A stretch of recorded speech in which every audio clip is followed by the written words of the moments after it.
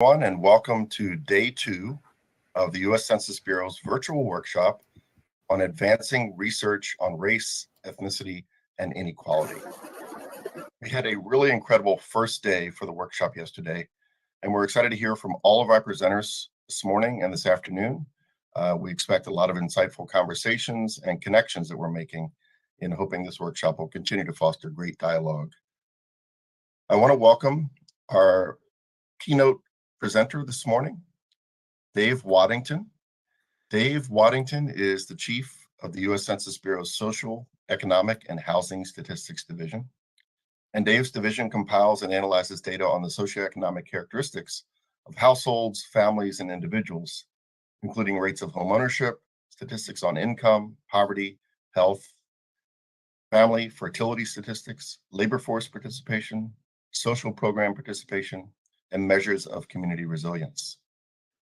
These are so important to all the ways in which we have been examining and talking about and thinking through ways to improve measures of race and ethnicity so that we can improve measures and our understanding of inequalities. Dave joined the Census Bureau in 1998 as the first chief of the Small Area Estimates branch, where he led activities establishing the Small Area Income and Poverty Estimates program, and later the Small Area Health Insurance Estimates program. He also was the chief of the Populations Projection Branch, where he led many projects to help produce population projections and intercensal population estimates.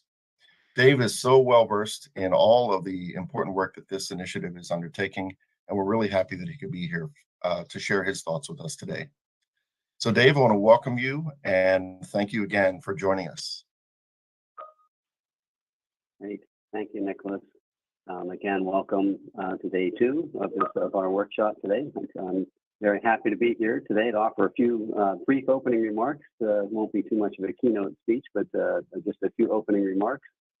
As Nicholas said, I'm the division chief for the Social, Economic, and Housing Statistics Division, and one of the partners in this effort. So again, I'm really excited to be here today. Yesterday, I was able to attend a few sessions. I've been on travel, so I wasn't able to go to all the sessions. But what I did see and what I saw and learned was just very informative, and it was just lots of insightful, lots of discussion, and it's great to see what's coming out of that.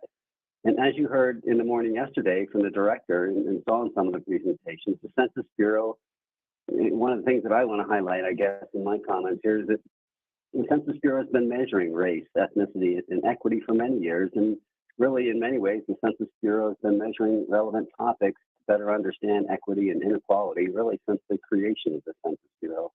I mean, it's been our mission to measure and provide relevant data to understand the population. So I do think at this time in our country and at this time in society, it's really especially good that we can be here today and have this virtual conference to support the research and share and shine a brighter light on some of these areas. And I realize I probably don't need to say this to this group, but as America undergoes these great social, demographic, and economic shifts, access to the data and the information is imperative to our understanding, not just what's happened in the past, but as we plan to the future.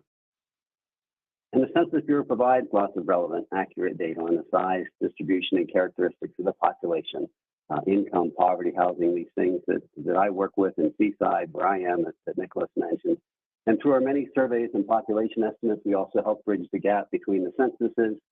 We provide our population estimates, and we provide information that helps in policy decisions and to promote the economic and social well-being of the country. So through this conference and our internal and collaborative research projects and our data projects, I'm just really happy to be part of Census, and the Census Bureau is helping to provide more information to advance this research, and especially today on race, ethnicity, and inequality. I just want to highlight a few examples of the areas that I work in. I just thought I would touch on some of the unique things that we're doing that really can help policymakers and the public in advancing equity. And some of those include some of our new estimates called the Community Resilience Estimate. We call them the CRE. And the CRE provides easy to understand metric for how at risk and how resilient neighborhoods are and the people in the communities throughout the United States and how resilient they are to impacts from disasters. The CRE dashboard now allows data users to drill down to community level, so we can go down to small geographic levels all the way down to the tract and look at resiliency by social and economic characteristics. In addition to the base CRE, we've also developed new CRE for equity that ties the resilience to the characteristics and the equity and the characteristics of the communities that we're talking about. And last summer, we also released the CRE for heat that looked a little bit more about resilience to heat as we look at climate change and the impacts of that. What areas are more likely to have better ability to deal with extreme temperatures. So I invite you to take a look at those. If you've not looked at those on our website yet, look up Community Resilience Estimate. Another program where we're trying to improve our statistics on well-being and understanding of things where it affects equity is our National Experimental Well-Being Statistics. And this is a project, a new experimental project where we had a release this past February, and we're using administrative record survey data and data sources from multiple locations to put together, for multiple sources, to put together the best estimates we can on income and well-being that then can help us better understand poverty and the characteristics of those people in poverty and to get a more precise and a more accurate measure of what's that. So that's the National Experimental Well-Being Statistics. Something we talk about a lot every year is our supplemental poverty measure, and that's the unique thing in looking at equity and understanding changes as it looks at the poverty of folks, and it's particularly useful in understanding the impacts of programs like Social Security and nutrition assistance programs on poverty. And this past year, as we put out a release, it was really useful in understanding the impact of the expiration of several pandemic-era programs and how those things are done. And we can look at those, again, by characteristics of the population to understand who is affected most by policy changes such as adding or expanding Medicaid or changing the requirements for food stamps. And then, of course, as we saw in September, taking away those benefits as they expired post-pandemic.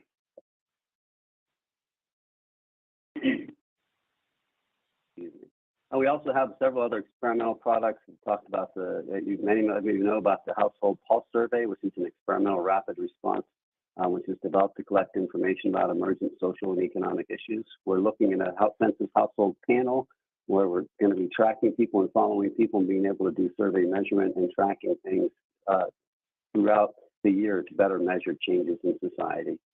An interesting thing, something that came up here yesterday at a conference here yesterday, we were talking about the Digital Equity Act Population Viewer, which is another product we've put out in the last couple of years. It's an interactive map that shows broadband availability alongside demographics for every state. And as I was talking yesterday to people about the digital divide and the importance the importance for work and our livelihoods to have access to broadband access. For instance, this conference, frankly, wouldn't be possible without it, as many of us are scattered about and able to log in and participate in the conference. And I'm sure there's some people who don't or can't be here today because they don't have access. So I think we heard earlier, it's good that we're recording this, so hopefully people can watch it later. But understanding that broadband access and the characteristics of who does and doesn't have that is important so we can, so policymakers can help to address those problems and to make some improvements. So the Census Bureau, again, provides a wealth of data on key demographic statistics. And you guys all know that. This is not something I have to educate anybody on here. But we have lots of surveys, American Community Surveys, the Current Population Survey, and I can't end any of my comments on any of these things without specifically mentioning the Survey of Income and Program Participation, which uniquely provides monthly longitudinal data on a panel of respondents over a 4-year period. And SIP is so unique in that it provides a lot of this information that's important on program participation, wealth, access to programs, and we can follow these people over a 4-year period.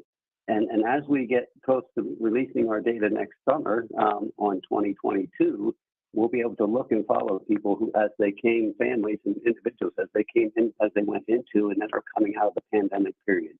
So as we start talking about well-being and equity and the impacts of things, the SIP is going to be very useful as we look at how things change for families and individuals through the pandemic period. So all that said, I talk a lot about the data, but research and data don't solve the problem of benefit inequity. But better documenting them and understanding the inequities, our work, your work, the work you're doing, can support long-term solutions. So today, like yesterday, you're going to hear from a variety of researchers and scholars whose work sheds a lot of light on economic and social drivers that contribute to the inequalities in these presentations will help us foster new conversations, as Nicholas is saying, about how to continually improve our ability to measure the differences across the groups. I was thinking yesterday about some of the goals for today's sessions, and I thought I'd just share a couple of them with you. These are fairly simple, but first, I hope that you see the value of census data and research with the mix of the many other data sources and research that's being done outside of census, and how that helps us understand race, ethnicity, and inequality, and how that can inform things going forward. Second, if you're not already abundantly clear, and I'm sure it is with this group because you're at this conference, I hope these sessions build on our understanding of the importance and value of this research and understanding the issues so that we can identify relevant solutions to some of the problems that are out there.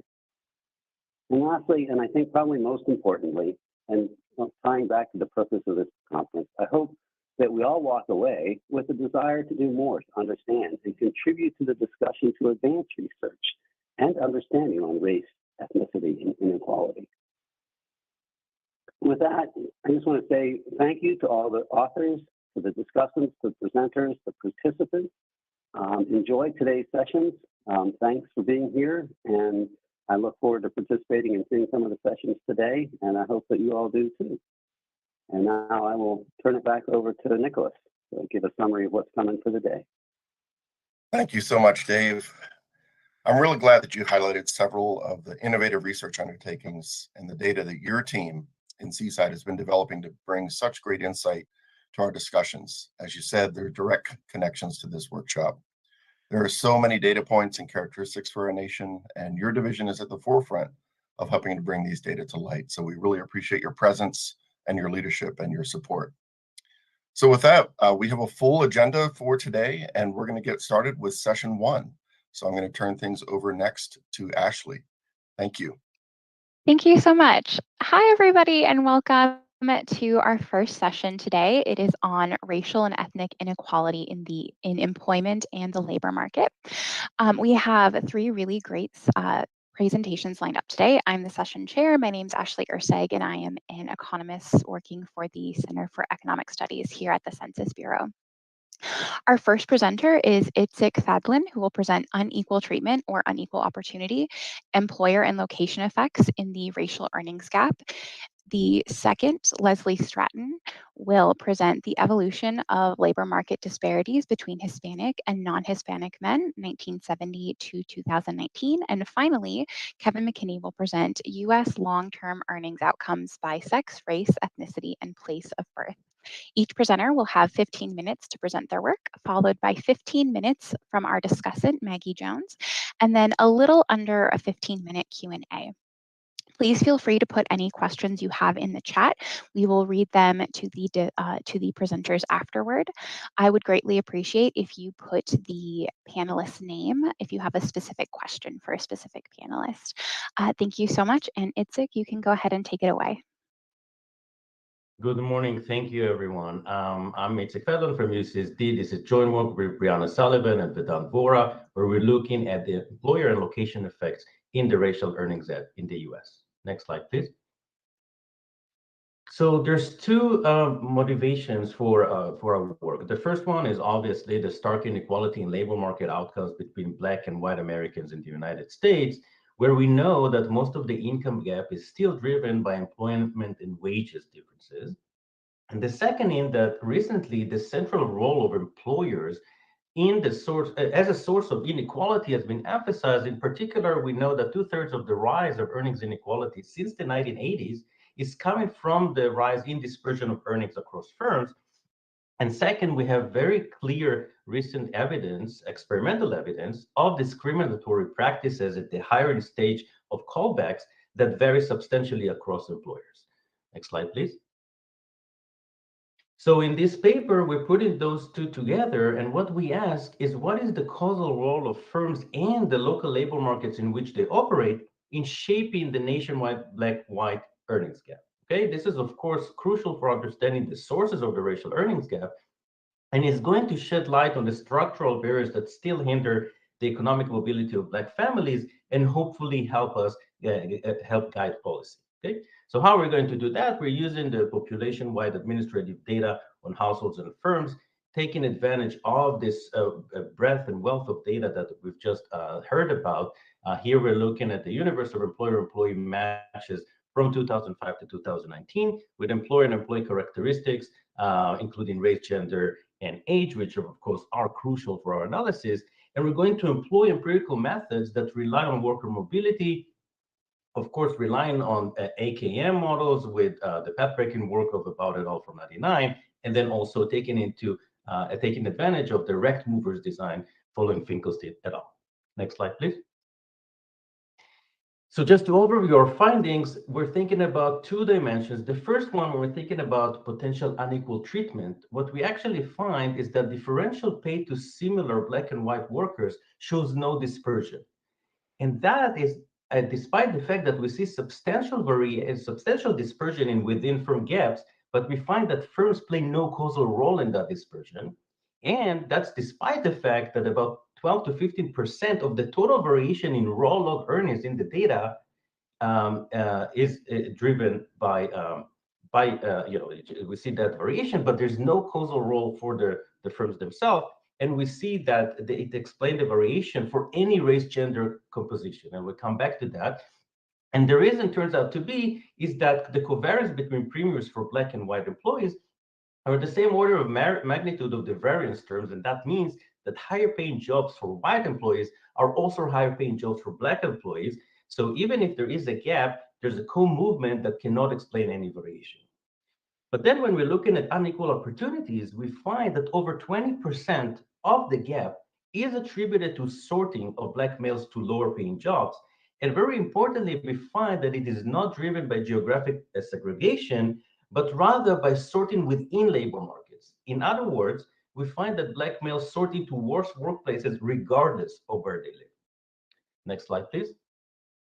So now let me dive into the analysis. Our data, we linked the numedet with IRS W2 form extract and the LBD. We look at the universe of employer-employee matches from 2005 to 2019. And importantly, we observe the history of job switches by looking at changes in EIN. That's going to be important for identification. And we're focusing on taxable labor earnings as the main outcome of interest. Next slide, please. Okay, this is just to give you a sense. You can look at your favorite summary statistic here.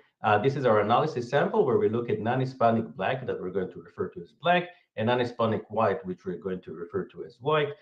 Ages are restricted to 25 to 59, and the years are 2005, 2019.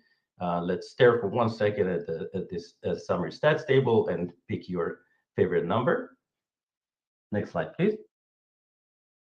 Okay, so that's our empirical framework. This is the AKM model, but adjusted to different social groups. Here, the social group G is going to be either Black or white, B or W. And that's basically just that the log of earnings in year T for worker I in subgroup G is going to equal the person fixed effects plus a polynomial in age and calendar year fixed effects to catch up some time varying components. And the most important parameter that was after here is the vector theta, which is the earning premiums paid by employer J to workers in group G. Okay, J itself is the index for the employer of worker I in time T, and epsilon is going to be the error component that captures all other factors. And as we know, now is the identifying assumption is exogenous mobility, which requires that mobility of workers is going to be uncorrelated with the time varying residual components of wages. And here we're going to rely on these extensive checks that were implemented in the US by Song et al. And Card et al. Next slide, please. So let's start with some preliminaries just to look at the role of firms in determining log earnings levels by race. Before we go into the gap itself, we're going to look at levels. Next slide, please.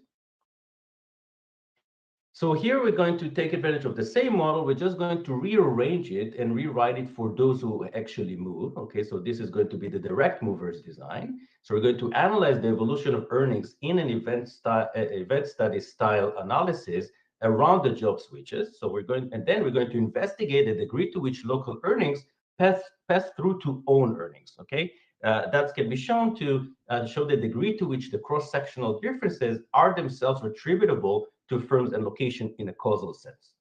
What we're going to focus on here is some new notation, but it's exactly the same equation from before, that are just going to be the time relative to the job switch itself. This delta component here is going to be the difference in workers' average earnings between the destination employer and the origin employer. You can think about that as a treatment intensity measure. And then lambda is going to be the share of the differential across workplaces that is causally determined by employers. So that lambda is going to capture the pass-through that we're interested in. Next slide, please. Okay, so this is how the figure is going to look, and that's the event study style analysis. Period 0 is when you switch jobs, and so that's, and then we're going to look at years -5 to +5. Next slide, please. Very importantly, first of all, we see very stronger consistent findings with the exogenous mobility assumption, basically here showing no differential treatments across people who move to differential intensity locations. So that kind of like gives us much more support in the design. Next slide, please. And then you see very clearly that as you switch to the new job, you start getting that pass-through from that new employer, and that is balanced out up to 5 years out to about 6%. Okay, so very clear that there's a pass-through of average earnings to own earnings. Now the average, that intensity measure, is in the raw data. Okay, that's very important for this. Next slide, please. And then when you split it by race, you see that there's no differential in the pass-throughs. There's some a little bit overshoot in the for Black workers, but in the as they converge, you see it's very similar. And actually, the difference it's not statistically significant. So that is not going to be able to explain sources of dispersion. Okay, next slide, please. Now we want to quantify what we just saw, so we're going to conduct the well-known AKM decomposition for each race and gender combination, and we see here that overall across gender and race, about 12 to 15% of the total variance in the raw data is attributable causally to firms. Okay, so that's the baseline showing that firms do have a strong effect for each and every combination. Next slide, please. Okay, so now we're moving from levels to the gap itself, and let's start by looking at geographic variation in within firm racial earnings gap. Next slide, please. So what we do here, we basically take the average gap between Black employees and white employees, which within given firm based on EINs, then we collapse them at the state level, and that now we map it here. So what we see here, first of all, we see that an enormous gap, 44 log points. And we see also strong dispersion with the observed standard deviation of 5 percentage points. And the dispersion goes from West Virginia being the minimal gap, which about 31%, but still enormous, and up to 55% in South Dakota. And this is going to be our baseline that we're going to try now to explain through the different routes of unequal treatment and unequal opportunity. Next slide, please. About 5 minutes left. Oh, thank you. So unequal treatment, we're going to look at the role of firms in explaining the gap dispersion itself. Next slide, please. Okay, so what you see here, now we added that covariance term, and we basically see that there is a almost one-for-one correlation between whether it's a high-paying job for Black employees or white employees, and that basically says that the gap, this theta W and theta B, this gap basically shows no variation. So although firm-specific premia explain 12 to 15% of the variation, firms themselves cannot explain anything of the dispersion in the gap itself. And the reason, again, is that it's higher-paying jobs for white employees are also higher-paying jobs for Black employees. Next slide, please. Finally, when we're thinking about unequal opportunities, we want to see the role of sorting in the racial earnings gap. Next slide, please. So what we're going to do here, we're going to investigate the degree to which the observed gap itself can be attributed to sorting of Black versus white workers across firms and location. The only new notation here is this pi sub j, which is the nationwide share of workers from racial group G employed by employer J. What you see here, this is just a weighted average of the difference in employer shares of white employees and Black employees. at different workplaces where the weights are just premiums for white individuals. So basically what you have here is the gap between the shares of white employees and black employees that are hired at higher paying jobs.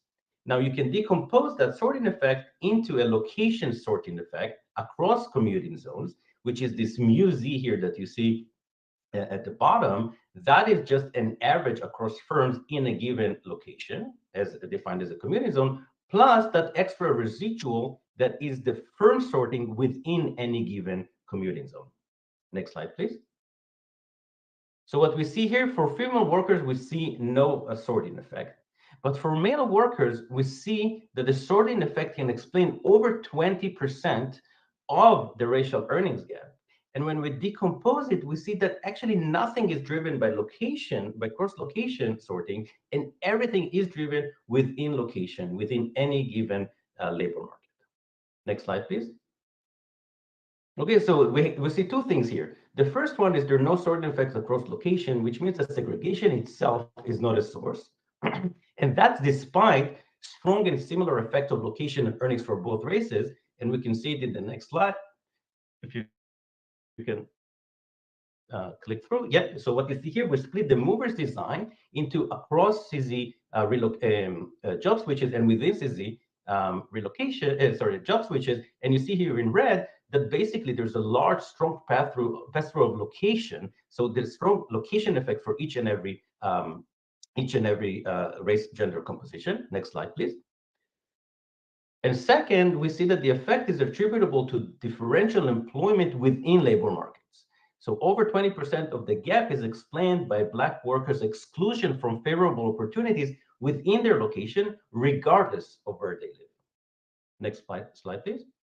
Okay, so just to conclude, we see differential pay to similar Black and white workers shows no dispersion. So there's a substantial dispersion in within firm gaps, but firms play no causal role in that dispersion.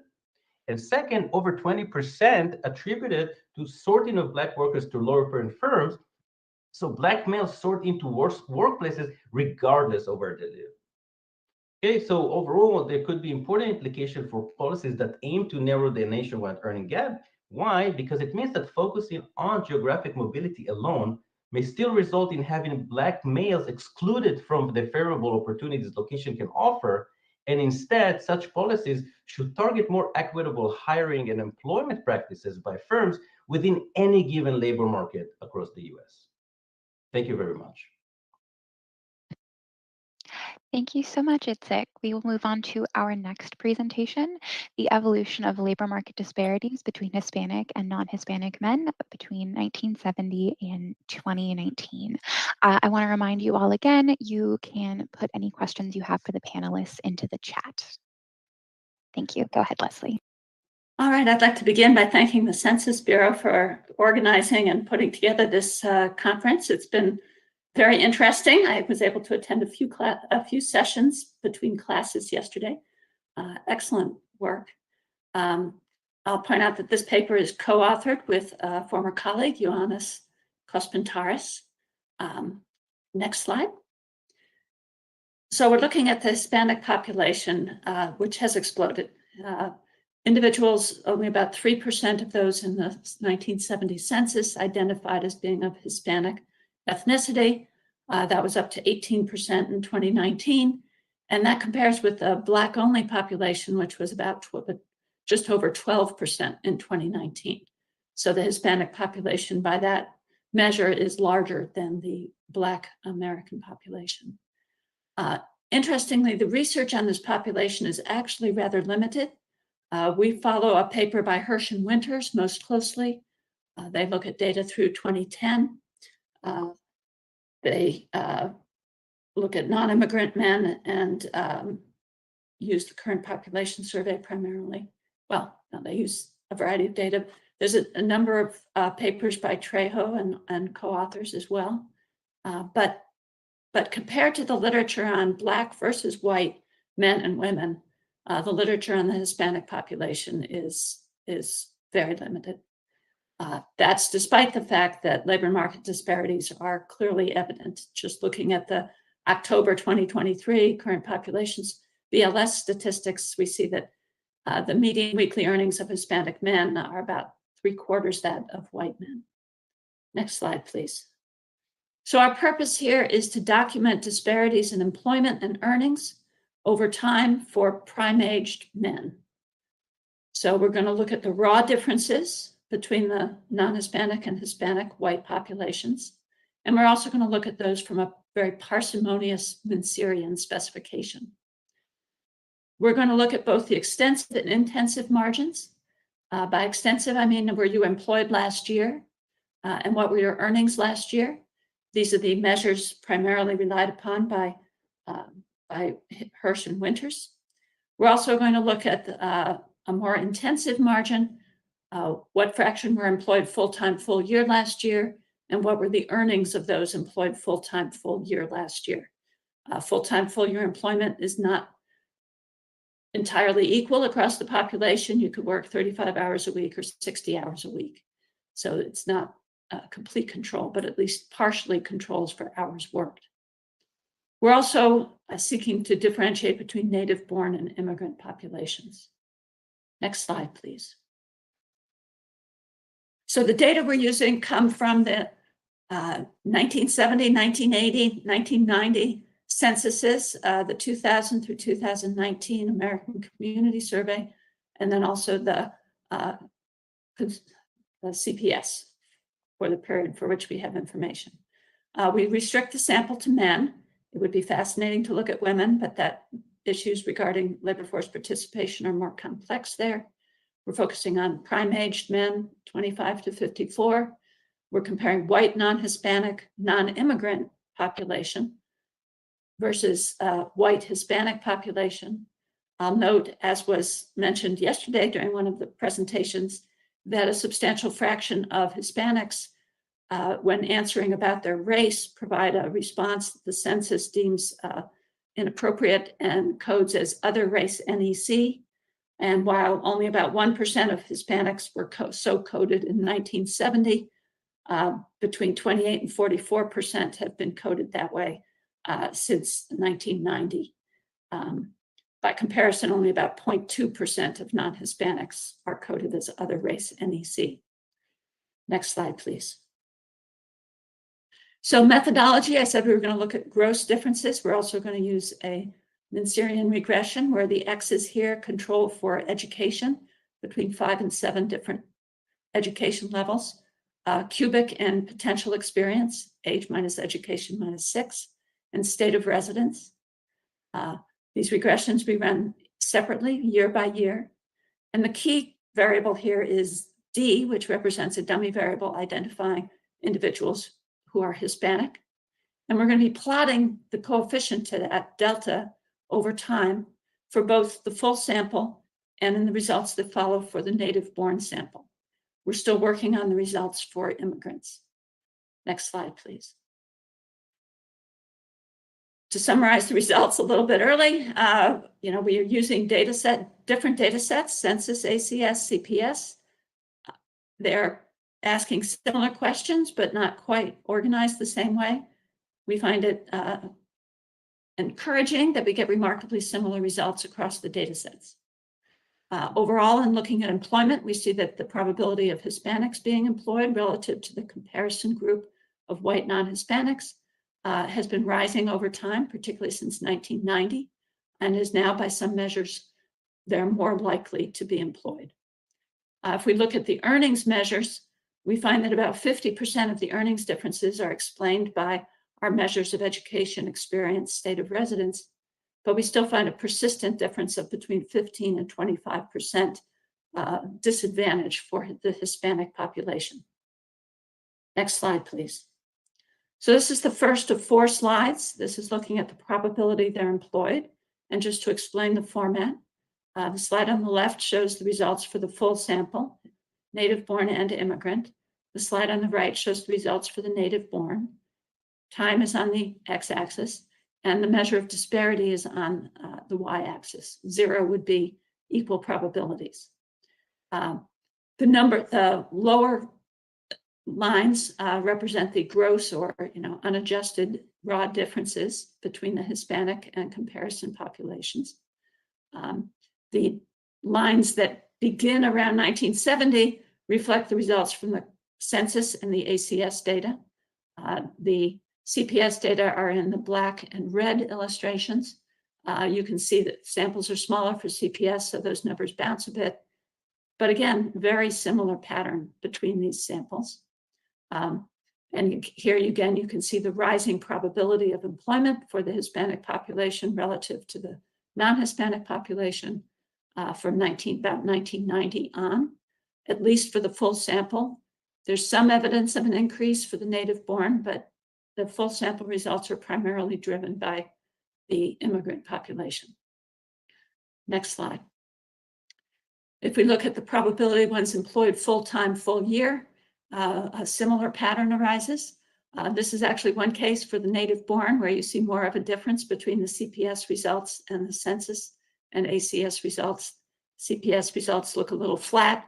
The census and the ACS there really are showing a rising trend.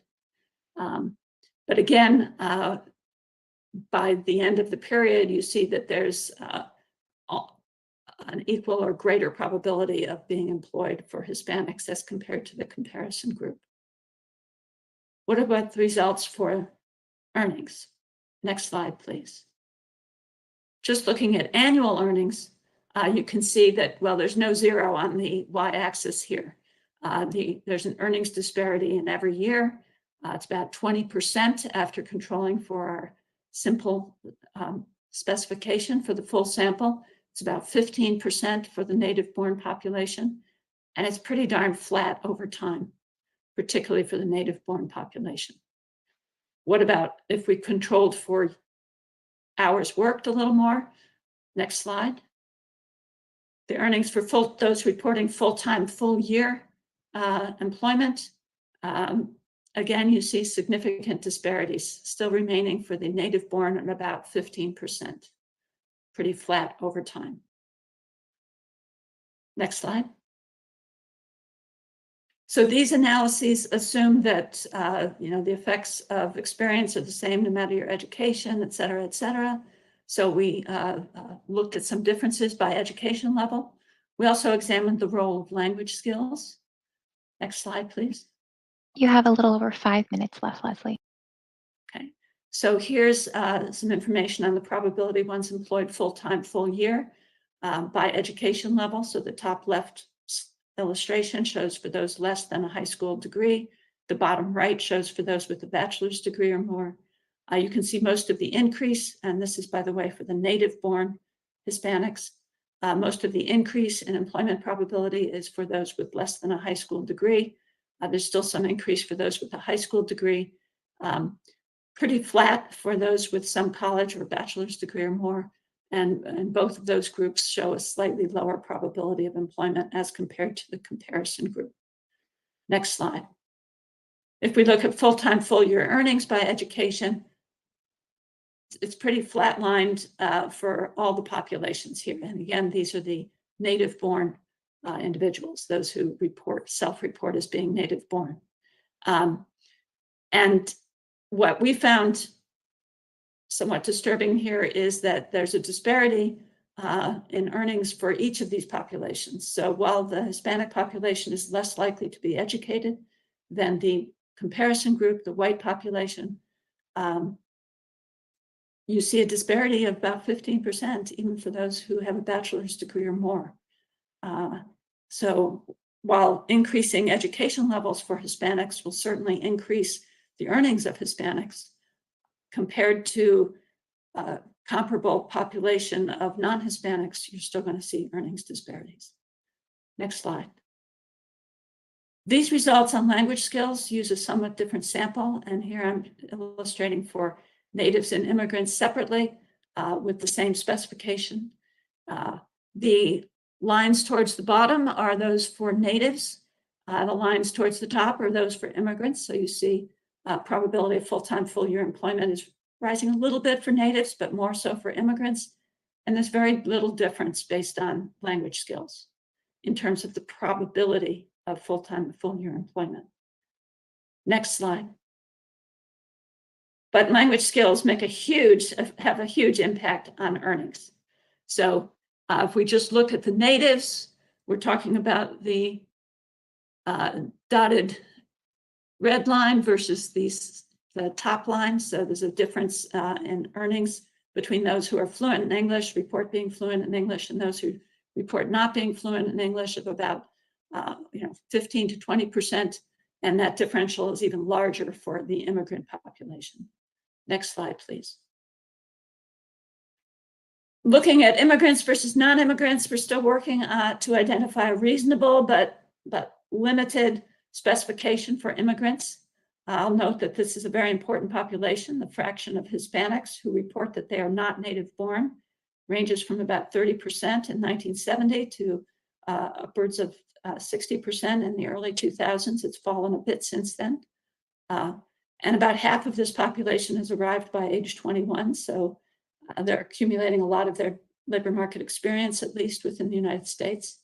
We would like in making this specification to account for where education and experience were obtained. But again, this is a work in progress, and I look forward to receiving some feedback. Next slide, please.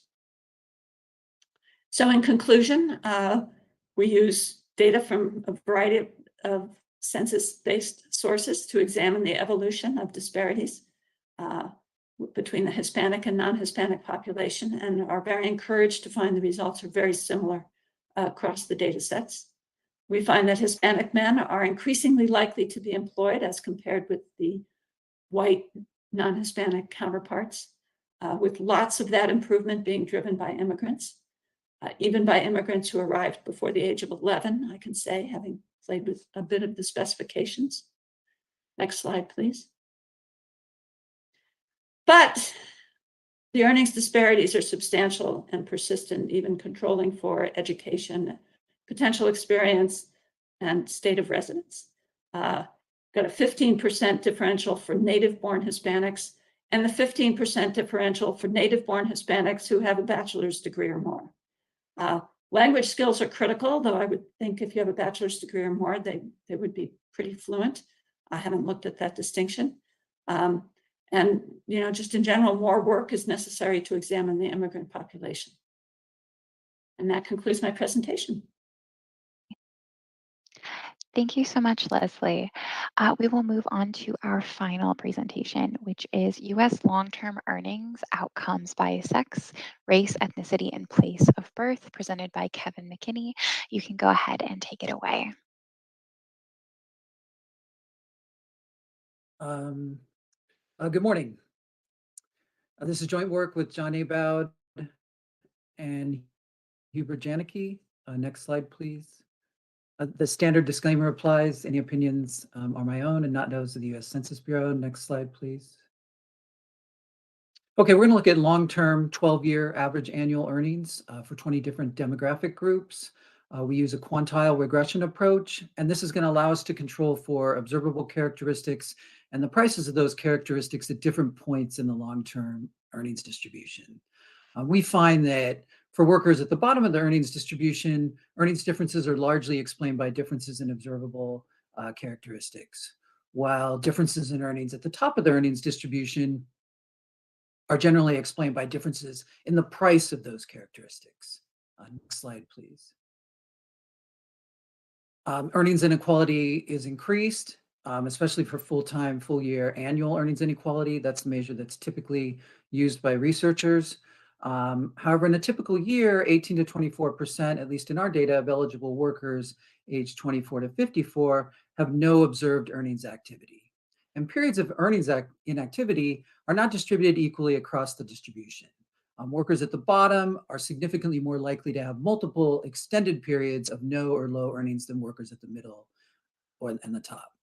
And so by excluding these periods of inactivity, it reduces measured inequality compared to what you would have if you looked over a longer period of time. Next slide, please.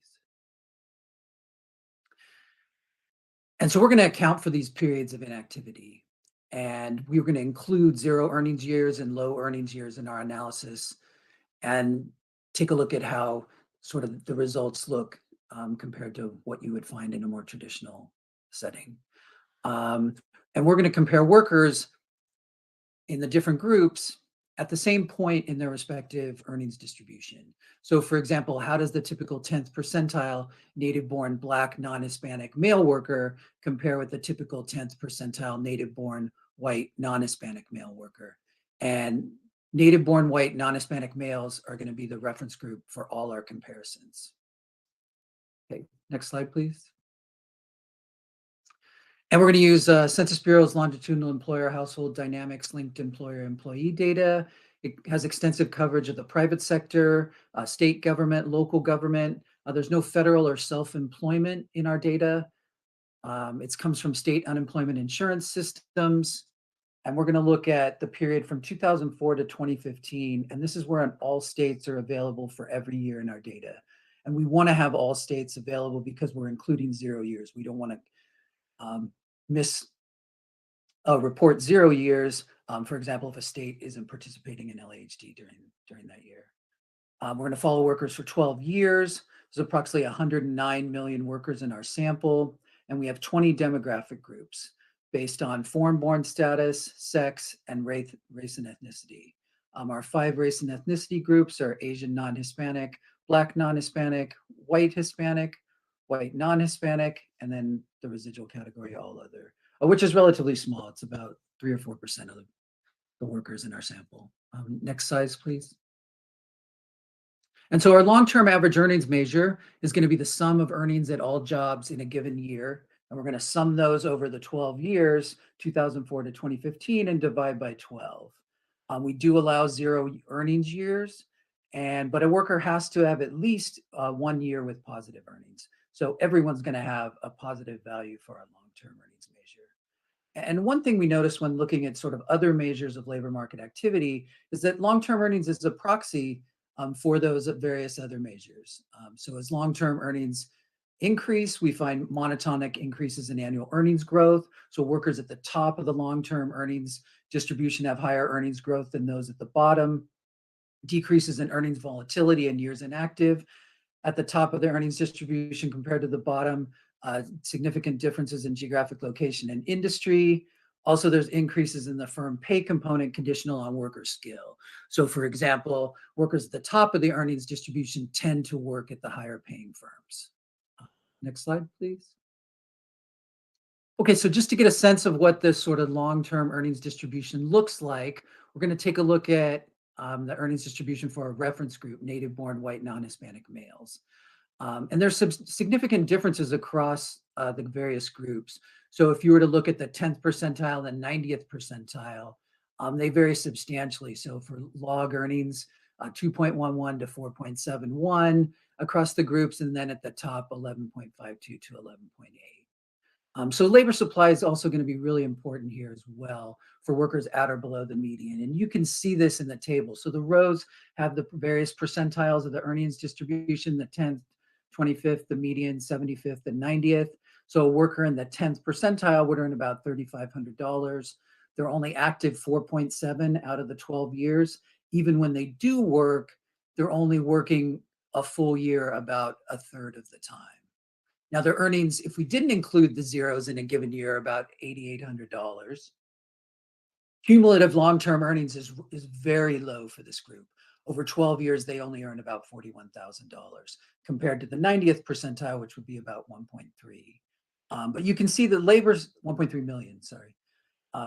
If they were to work every year during that period, their earnings would jump substantially to about 106,000 at the 10th percentile, an increase of $64,000 or about 2.5 times what they actually earn. So labor supply has a significant effect at the bottom of the earnings distribution, very little at the top, at the median and above, because workers are generally working every year and they're working 4 quarters during the year when we do see them, when they are active.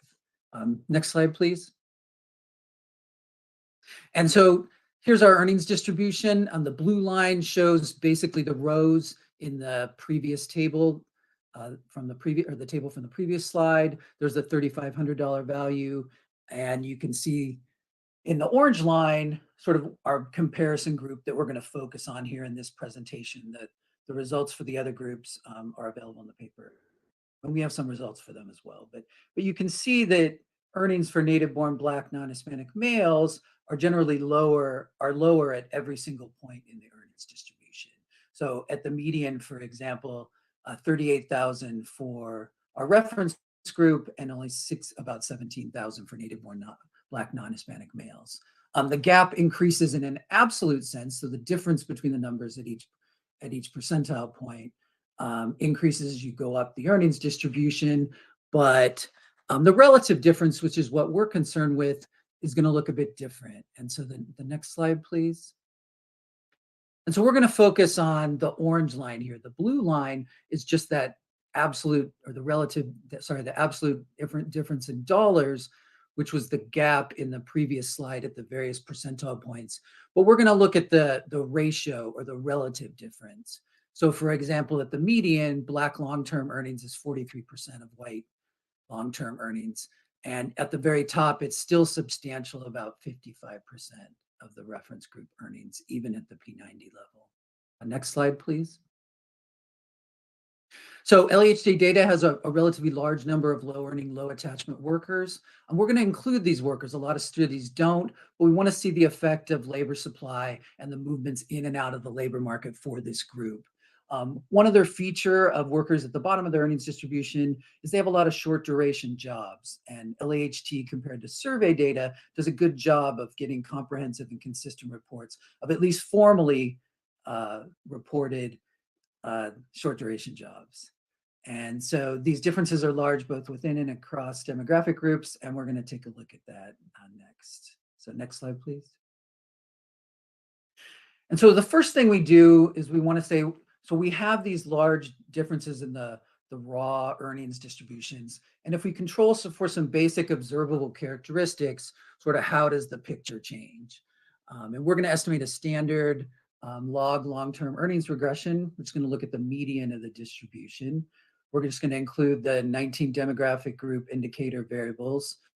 The reference group is excluded. And then we're going to control for the following observable characteristics. So a quartic in hours worked, partial years worked, and years inactive. That's sort of our labor supply controls.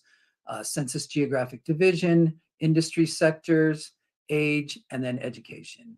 And then we're going to see how the gaps in earnings, at least at the median for this first approach, change as we control for observable characteristics. So the next slide, please. You have about 5 minutes left, Kevin. Okay.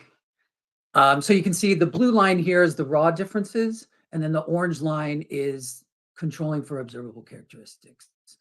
And so the groups with relatively small gaps, there's some labels there for the different groups, but generally it works pretty well, or it has a large effect. A large portion of the earnings gaps we see go away, at least at the median, once you control for observable characteristics. Next slide, please. And so that's looking at the median, but we want to allow a little more flexibility in our specification. We want to allow prices to vary for each of the characteristics at different points in the earnings distribution, and we want to allow a lot more flexibility in how the characteristics of the group impact at different points in the earnings distribution as well. Next slide, please. So we're going to take a quantile regression approach, and so we're going to estimate the impact of different characteristics and the prices of those characteristics, that beta theta G term there, at different points in the earnings distribution. So for each group, we're going to estimate 99 quantile regressions, and then we're going to use the method of Machado and Mata to simulate sort of the conditional long-term earnings distribution for each group. And we want to do this so that we can look at how the prices and of the characteristics and the differences in the characteristics themselves across the groups and across different points in the earnings distribution sort of affect the results here, and what's driving these earnings differences at different points in the earnings distribution across the various groups. Next slide, please. And so just to give you sort of an idea of what we're doing, imagine we had a characteristic labor force attachment and there were 3 groups. Well, the dotted lines there show the earnings or of the persons in the 3 groups. The overall earnings distribution would be the solid line. What we're going to do is take a look at how do those dotted line distributions vary, and also how do the shares of the people in the different groups vary across different percentiles and different groups. And so those are the margins we're going to sort of exploit here. Okay, next slide. Skip this slide, please. We'll move to the next one since I don't have a lot of time. And so what we're going to do is take a look at those relative ratios. So we saw the actual ratios in a previous slide, and that would be the ratios of a comparison group earnings to the reference group earnings W0. And we're going to create sort of simulated ratios where we first keep the covariates the same. So take a different specific group and assume that they, at a given percentile, had the same characteristics as the reference group, and see what the ratios look like. And then do another experiment where we say, okay, you still have your own group characteristics, but you get the prices or the returns to those characteristics of the reference group. And that's the last ratio there in the slide. Okay, next slide, please. So here's our native-born Black non-Hispanic males. And so the blue line shows sort of the actual differences. So at the bottom of the earnings distribution, native-born Black non-Hispanic males earn about 20-25% of what native-born white non-Hispanic males earn. At the top, it's a bit better, but it's still a substantial gap, only about 50%. So let's assume that we gave native-born Black non-Hispanic males the same returns or prices to their characteristics that the reference group has. Well, it doesn't do very much at the bottom. You can see that the gray line roughly overlaps the blue line, but at the top, it does quite a bit. The earnings gap falls from 0.55 to, let's say, 0.75. Whereas the converse, the covariates, does a very good job at the bottom of the earnings distribution. It's the differences in the characteristics of the workers at the bottom of the earnings distribution that's driving most of the discrepancies in long-term earnings. But as you get to the top, that sort of relationship changes. Sort of the next slide, please. You have about a minute left if you want to wrap up. Okay, skip this slide. We'll go to the last slide. Or not last slide, next to the last slide. And so here is foreign-born white Hispanic males, generally the same relationship, but you can see that the coefficients effect kicks in much earlier for this group. So even at the median, there's substantial differences in the returns to observable characteristics for foreign-born versus native-born white Hispanic males versus a reference group. Okay, and then I'll conclude. So differences in long-term earnings are large. They vary substantially both across and within the own group long-term earnings distribution. One thing to point out, that even the median worker spends significant time working less than 4 quarters a year. It varies from about 1.8 to 4.7 years during a 12-year period across the various groups. For workers with long-term earnings below the median, differences are largely due to observable characteristics. For workers at the top of the earnings distribution, they're due to the returns to those observable characteristics. Other results are available online, and thank you very much. Thank you so much. We will move on to our discussant, Maggie Jones. I want to once again encourage everyone to put any questions they may have into the chat. You can go ahead and take it away, Maggie. Great, thank you. Can you hear me okay? Yes, we can hear you. Okay, good. So thank you very much for allowing me to review these 3 really excellent papers. If you want to move to the next slide. I enjoyed reading all of them and just taking as my first step a sort of bird's eye view of what I read and what we've all seen today. It's obvious that the US labor market is marked by disparity by race and ethnic origin, and most of the historical reduction in the Black-white earnings gap at the median has been pretty much undone, and Hispanic earnings have stagnated compared to white earnings, with the possible exception of immigrant earnings that I'm going to talk about later. And the situation looks like it's potentially getting worse rather than better, which is really unfortunate. And the final thing that I took away from reading these papers altogether is that we continue to need really good data to measure general patterns, and especially to say something about the forces that drive them, and maybe come up with some ideas about what might change the situation in the future. So next slide, please.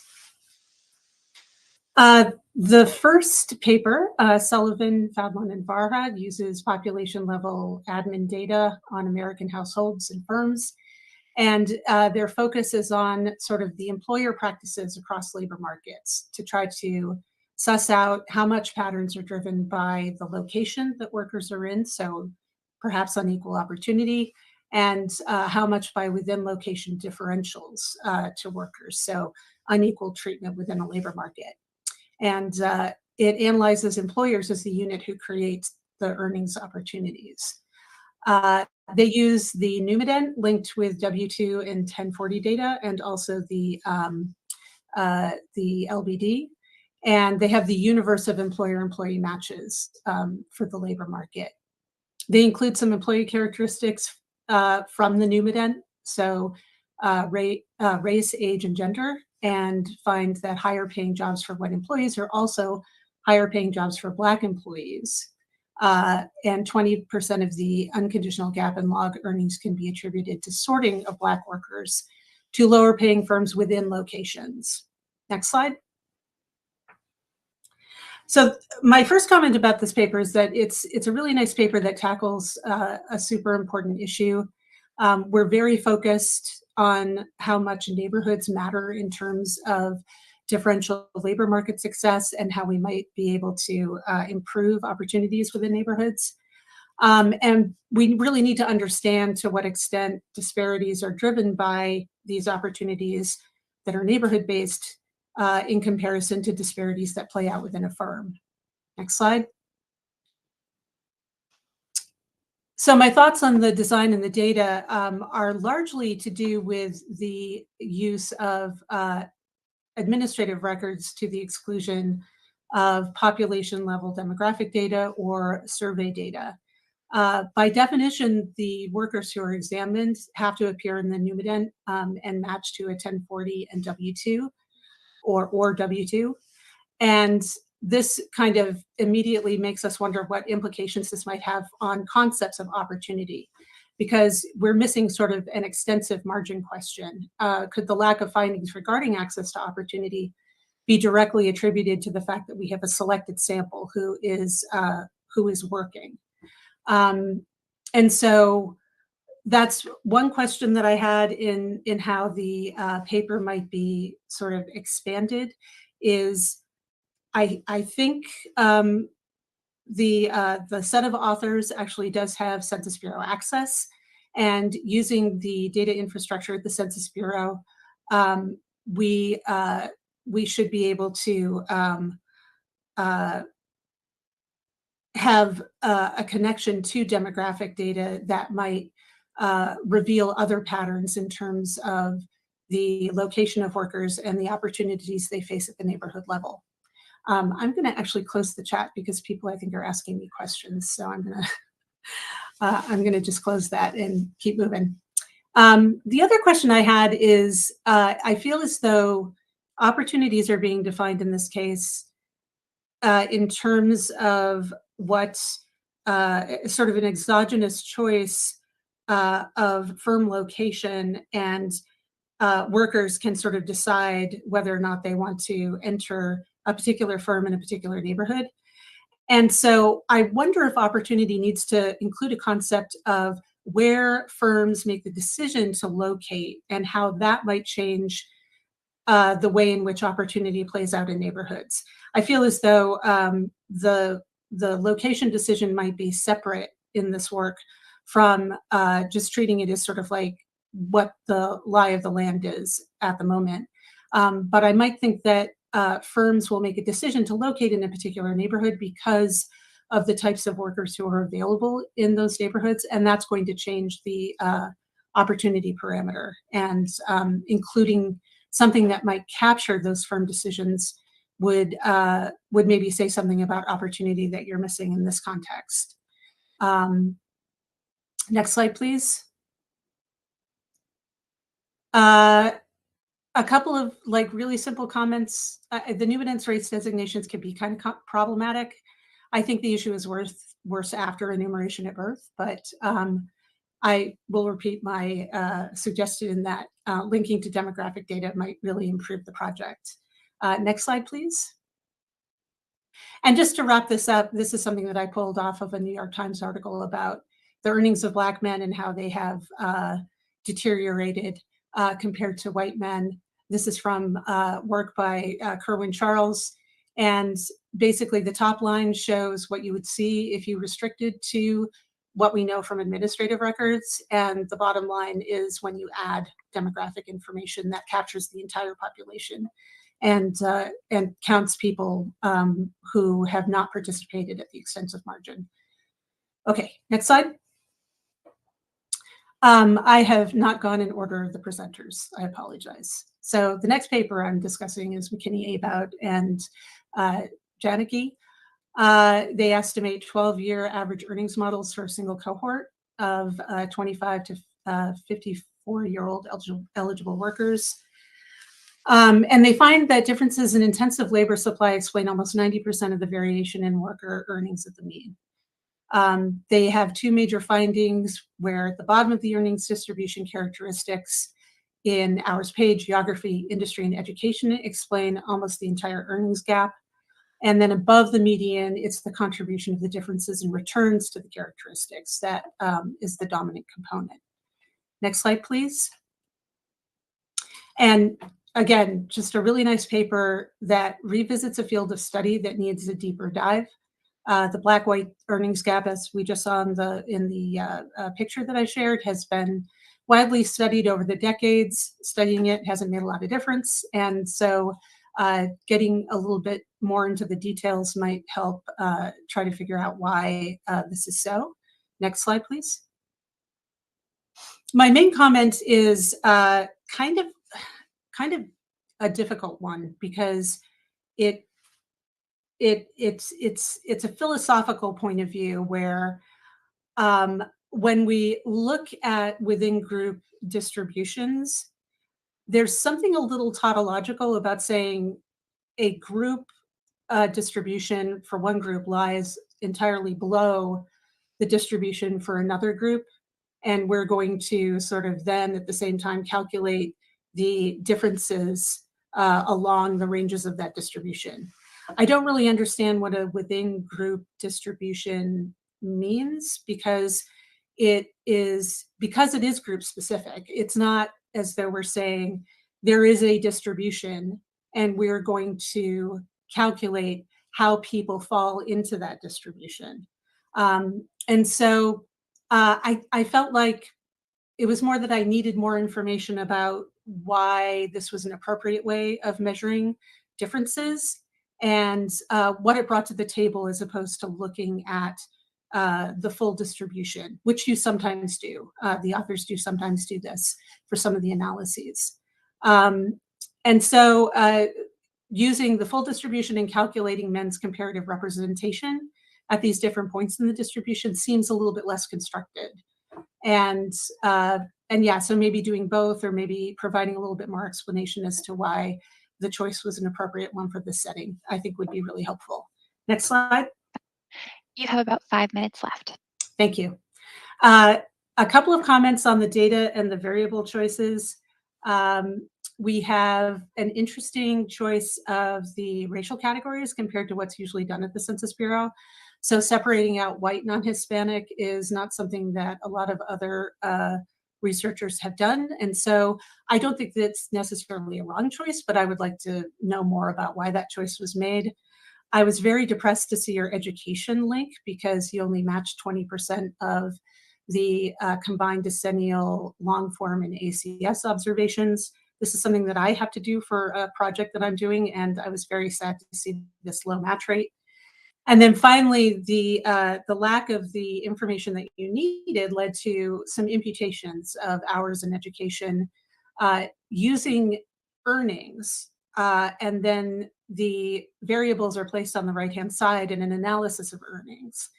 And I just wondered what happens when earnings are left out of the imputation because it seems like using them on both sides of the equation might not be the best choice. And I think I'm ready to move on to the last paper. This is the paper that looks at disparities in the labor market between Hispanic and non-Hispanic white men over the last 50 years. They show that Hispanics have experienced sizable gains to employment, but they do face a substantial negative earnings disparity between 20% and 30%, and the earnings disparity increases with education. Importantly, much of the employment and earnings gains that the authors find are attributable to Hispanic immigrants, and particularly immigrants not fluent in English. Next slide, please.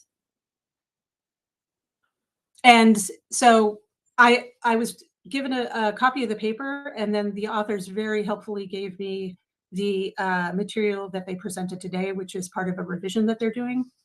And from what I've seen of those two components, this is a really well thought out piece of analysis, and it makes really innovative use of census data, which I was glad to see. The major issue that the authors face is the nature of the immigrant earnings, which has long presented a challenge in terms of figuring out the influence of selection into immigration.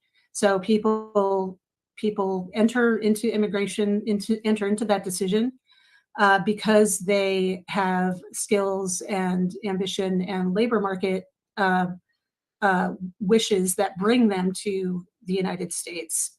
And it goes in both directions. So people select into immigration. They also select into returning when they are less successful in the labor market. And I'll show you a graph from some work that I've done with a co-author on that. And so this is going to be a very difficult, this is going to be something that's very difficult to work out in the paper. And so perhaps just leaving the immigration question on the table might, for other work, might be a good choice. Simply because I think your findings for the native-born population are really compelling and interesting, and I think stand alone. So if you could go to the next slide, please. This is sort of what I was just talking about, and I don't usually bring my own work into my discussions. This is not a common thing for me to do, but it's something that I thought was compelling enough that I wanted to share it with the authors. So this is work that I have with Randy Akey, and we use the American Community Survey and look at a selection of people who entered and report to the ACS that they entered the country to work. Maggie, you have about 1 minute left. Sorry. Yeah, thanks. I'm wrapping up now. And as you can see, the attriters, the people who return migrate based on whether or not we see them in W-2 data, experience increasingly declining earnings before they leave the country. And so what this is telling us, if you look at the top lines, is that the people who remain, who are going to be the people that you see in repeated cross-sectional data in surveys and in the decennial, is that's going to be driven by the fact that the people who are less successful go home. And so that is something that is always going to be a difficult thing to separate out in any analysis of immigrant earnings. And with that, I will conclude. Thank you so much, Maggie. That was an excellent discussion. We will go ahead and move over to the Q&A portion. If you have any additional questions, please feel free to put them in the chat. For now, I'm going to start with asking Itzik a question. Is there any data between native-born Black Americans and Black immigrants for employment, and do you plan on incorporating that into your analysis? Question we haven't thought about this angle, and now seeing those brilliant presentations, we will definitely look into that. My ever dedicated co-author Brianna, she was just checking in the data and she saw that we have that indicator, so we're going to look into that. Thank you very much. Excellent. Leslie, in your definition of employment, how do you treat undocumented individuals? So the census, CPS, ACS do not identify undocumented workers. It's to the best of my knowledge. I mean, I know whether they're resident, whether they have citizenship or not, but we have not controlled for that. Thank you. Kevin, the finding that the median male worker spends significant time not working seems surprising. Do you have any sense of the explanation for that? Yeah, good question. We don't cover federal and self-employment, so there potentially could be some workers moving in and out of the covered population. That's potentially one explanation. And then this is a long time period. So, for example, I was just looking at the median results for sort of the reference group, and theirs is about 3/4 of a year over the 12-year period. So you can imagine if someone had, 3 or 4 3-year jobs and had a gap of about a quarter between each job, that would sort of give you some reference for what we find. Yep. Excellent. Uh, Itzik, I'm curious. So we find that sorting isn't as good at explaining the racial earnings gap for women. Have you thought at all about what you're going to do to try to disentangle that? So we're actually, we wanted to have a focus of, gender versus race. So we're kind of like trying to think how to look at all the different combinations without overloading the paper. And we have now, we're starting a project that will be about the gender itself. And I also saw some question about the complexities of participation and maybe changing norms within the households that could affect can have interactions with all of this. So it's definitely something we're going to look into. But this is just to say this is a very preliminary stage of the analysis. Thank you so much. Leslie, I saw that you lost audio. Do you have it back or are you still? I seem to be back. Okay, okay. Um, Leslie, are there any thoughts on why earnings seem to drop significantly from 1970 or 1980 through 2000? We don't have a particular story for that. They've dropped. We have only the census data, so we're not sure what's going on between the census years for those years. So it's an open question. I have another question for Itzig. Could you please review what your paper can say about heterogeneity across locations and racial earnings gaps, or what assumptions would be needed to explore this further? So I think the question refers to the fact that we were talking about dispersion across employers throughout the country, and we haven't done the dispersion itself, the causal part of it with location. So we're still doing that. So we don't have answers to that yet, but still need to explore. Okay, great. For Leslie, could you elaborate on the reasoning behind selecting only white Hispanics for your analysis? So the population that we have captured for Hispanics constitutes 92% of the population who self-report as Hispanics. So we are including the other race NEC and the white other race NEC when they report two different races. So we really have the vast majority of the population of Hispanics. Okay, excellent. This is a question for all of the panelists. Was there any consideration for differences between blue collar and white collar jobs? We don't really have that in LAHD data. I mean, I think to the extent that earnings differences appear between the two different groups, we try to capture that by looking at different points of the earnings distribution. But it's sort of difficult, at least in the LAHD data, to have sort of occupation specific information that would let us know, or we could use potentially different firms, and the industries they're in. But even within that, even within an industry, there's a mix of blue and white collar workers. So it's kind of tough to tease out in the administrative data that we have. So we have done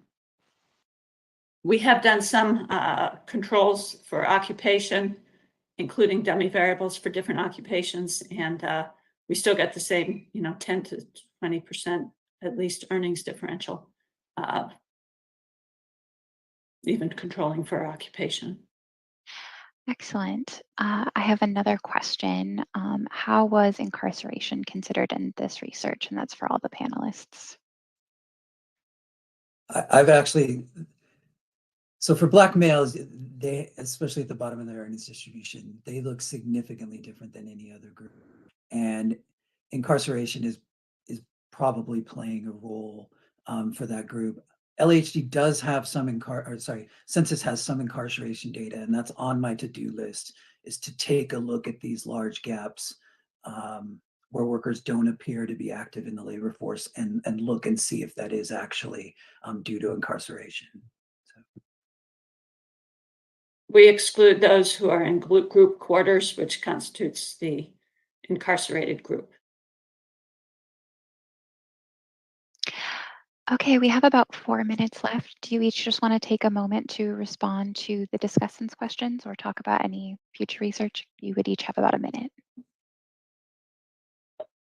I would just like to thank Maggie for the great comments and the suggestions, because I think the extensive margin is something we need to explore much further. It's not going to be the part of the demand analysis itself, because that's obviously, you know, all the AKM decomposition itself is for employees, active employees. But it's definitely, you know, especially the differential in participation and you know, how consistent your participation is, that has, you know, we know there's differences across Black and white employees. So we're going to dive into that. I also want to thank her for the comments, and we might choose to focus only on the native born, but this also suggests we do know when people arrived in the United States for the data. So we might be able to control a little bit in the sense of whether those who stay longer perhaps have higher earnings than those who have not been in the country as long, who are a bit more heterogeneous. We'll see.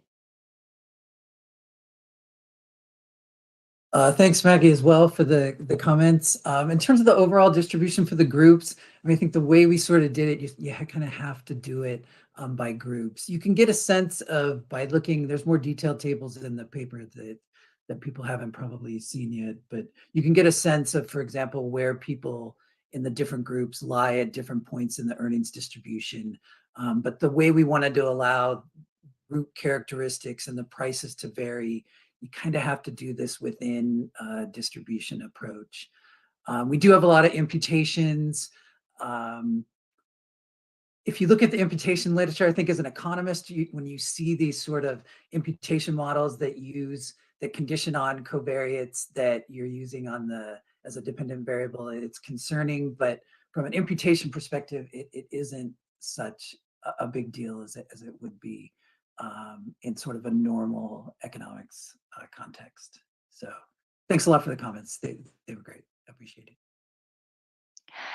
Okay, thank you all so much. And thank you all of the attendees for coming to this session. And thank you for all of your wonderful questions. The next session will start at 10:30 a.m. and is titled Measuring Within Group Diversity of Experience. And I will turn it over to Nicholas. That was a great session. So we're going to get started here in just a minute with our session number 2. And we're doing a check to see that we have all of our panelists and our discussant. So welcome again, everyone. My name is Nicholas Jones, and I'm with the U.S. Census Bureau's Population Division.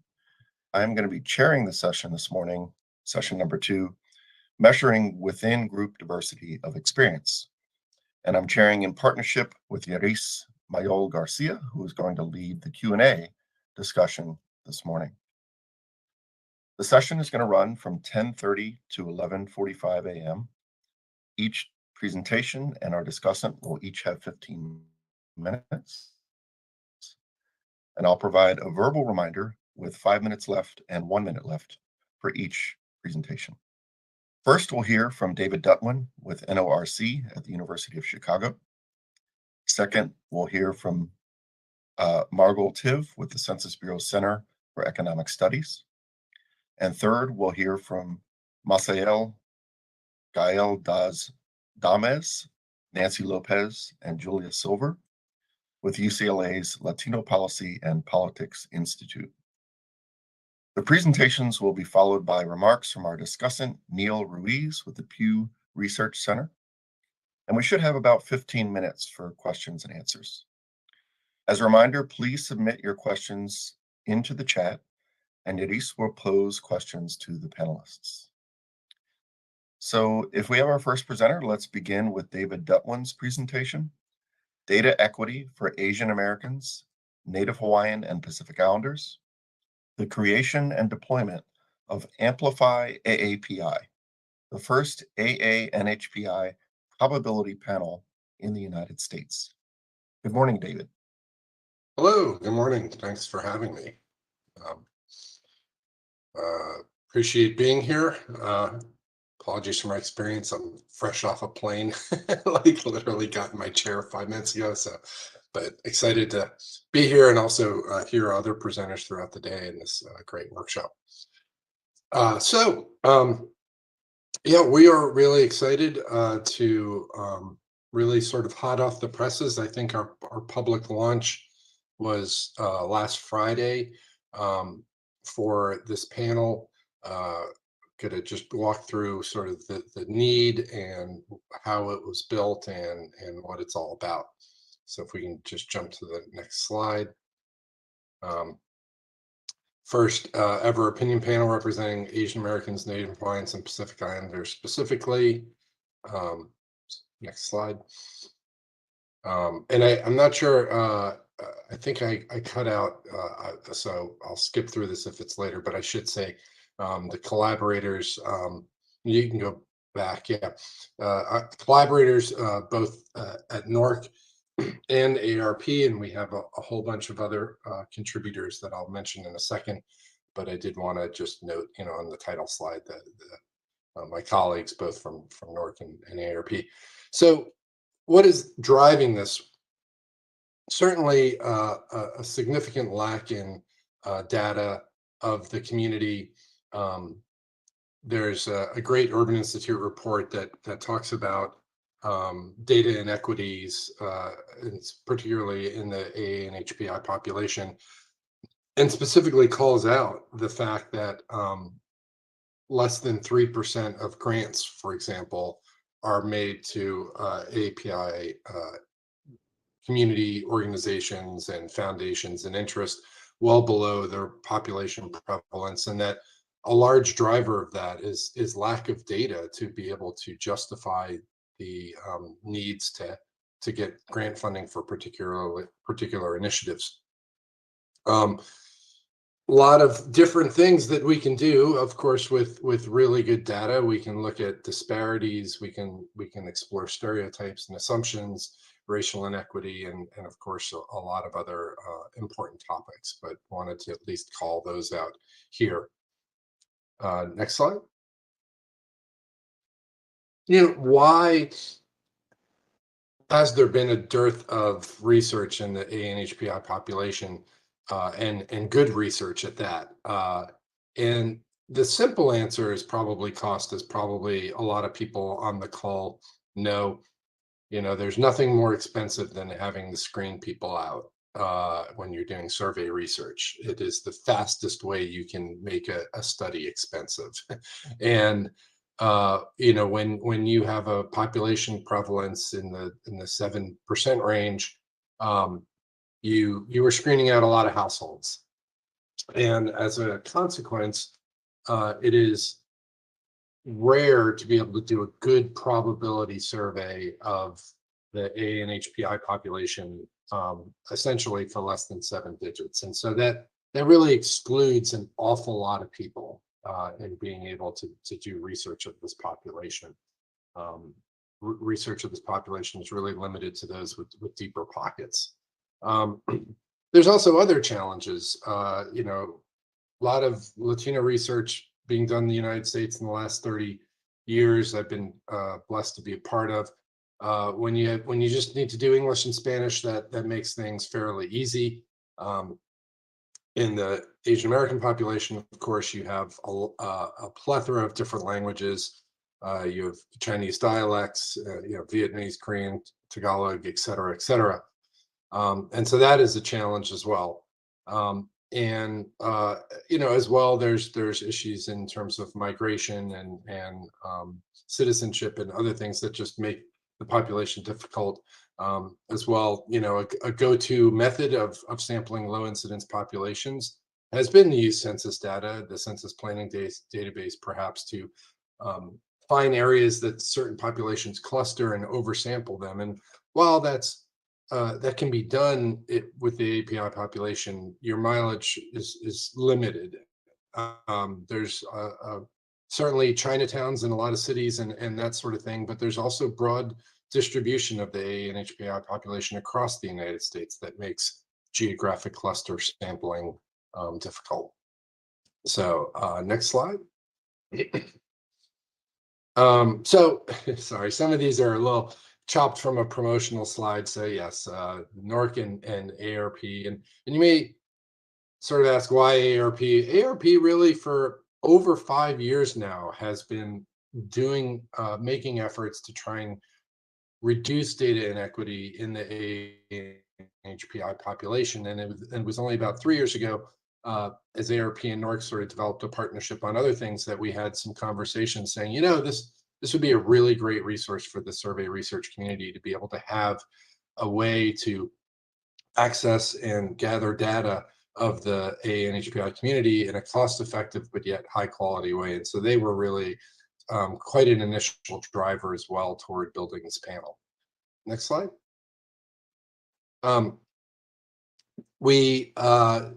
Building panels is very expensive. It's very difficult to do, and particularly a panel of low incidence population. So we needed partners. So of course we have our core partnership of NORC and ARP. We have had so far some initial flagship funders, Blue Shield California, Rockefeller, API Data, and also Pew's been very helpful. And that has allowed us to get this panel off the ground. We also have a lot of different community organizations supporting the cause. This is really just a snippet of some of the organizations that have been supporting us. And then, of course, hopefully it's a panel. We want users and stakeholders that are going to be utilizing the panel. As I'll talk about in a second, we are fielding surveys now finally, and things are going great. So we're finally have some users of the panel as well. Next slide. I'm sort of doing a little, cart leading the horse, but as I get to how this thing was built in a slide or two. But the process of building, we started with a pilot phase in 2022. We did a very small recruitment of about 150 households to test the design, to create the materials that would be culturally appropriate and engaging toward the community. In 2023, we got our initial funders to build the panel. We were able to build the panel out to be able to support a minimum of 1,000 interviews. Really, we're able to support about 1,500 right now. And then 2024 is really the scaling phase, we hope, where we're going to be able to build out to 3,000 interviews. I may be prefacing a later slide, but you may ask why be able to support 3,000 interviews? And the answer is data disaggregation. We want to be able to provide surveys that can provide stable survey estimates of at least the 6 largest API groups, Chinese, Asian, Indian, Filipino, Vietnamese, Korean, and Japanese, as well as NHPI. So 7 groups that we would be able to support at least 300 interviews in each of those groups, if not more. And to do that, we feel like being able to support 3,000 overall is a good balance between getting a representative sample of all AA and HPI overall, but also oversampling some of the smaller groups to be able to support data disaggregation of those groups. And then in 2025, the hope is that the need for funding and building is done, and we're sort of now in a maintenance stage where the panel is self-sustaining. Next slide. So how did we do it? This is an incredible oversimplification because I might have put on the next slide our more advanced sample plan. But the general sense is, again, so expensive to recruit populations with incidences under 10%.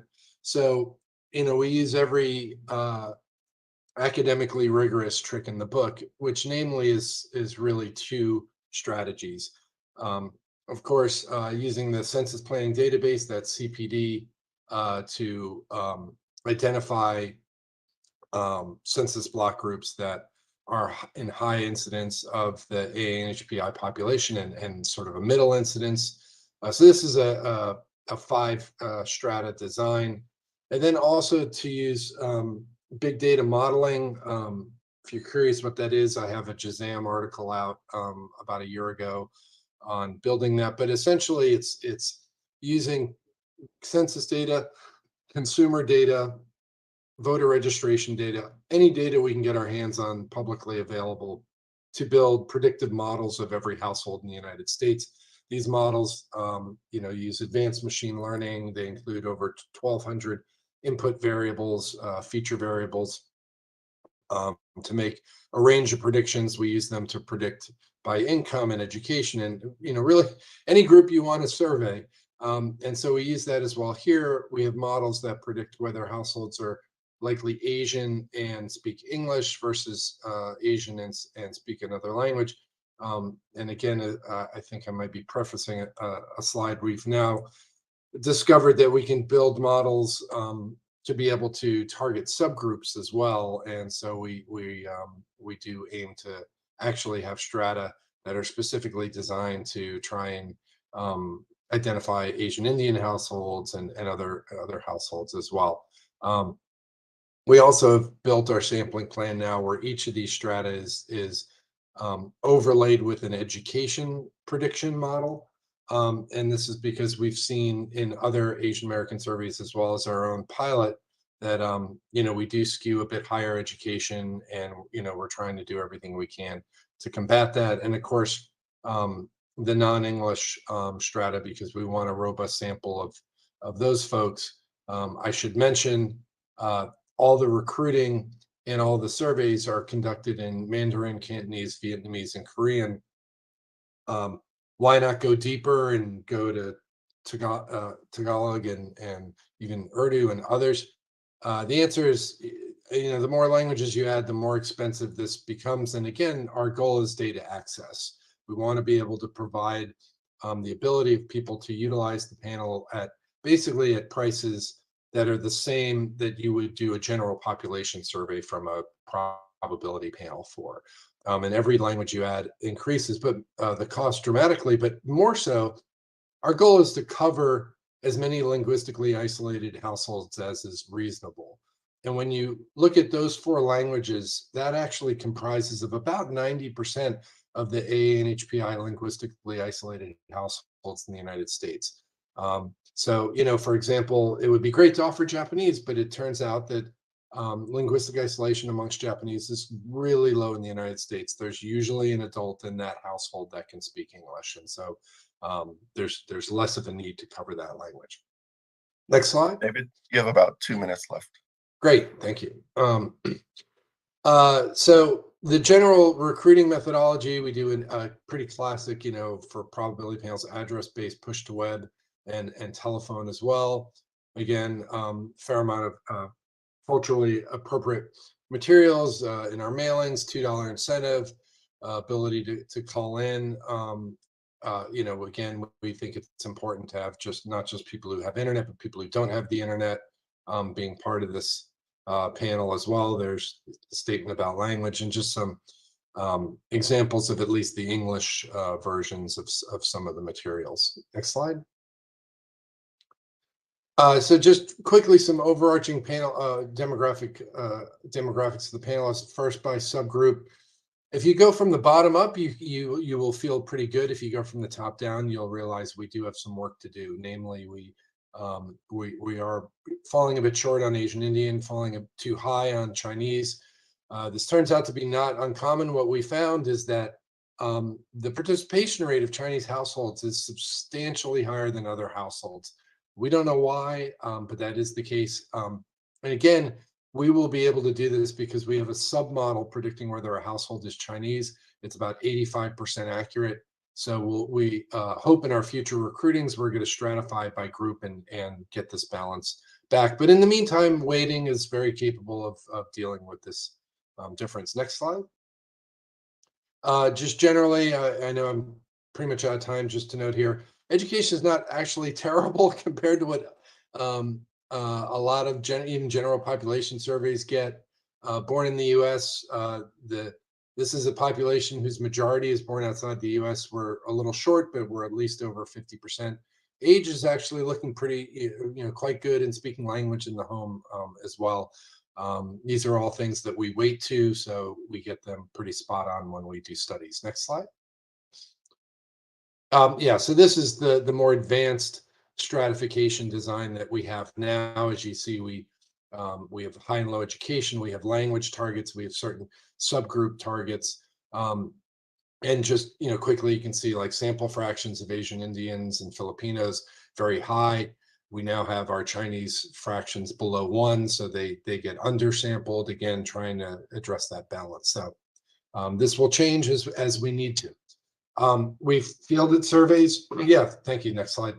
I think this is the last one. Or second to last one. We've fielded surveys with the panel already, just a handful. Our first survey was our omnibus. We do a monthly omnibus survey from the panel where people can purchase time into that survey.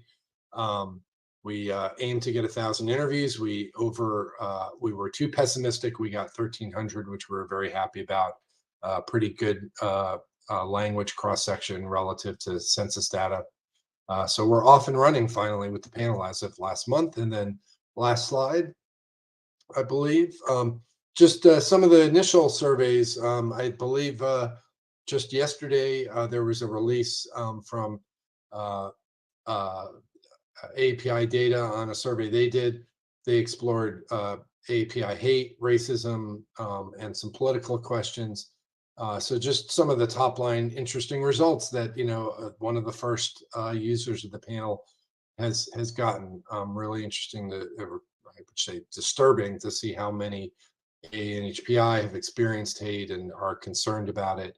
But these are the types of data that the community really needs and the United States really needs about this population. So we're really excited that we're off and running.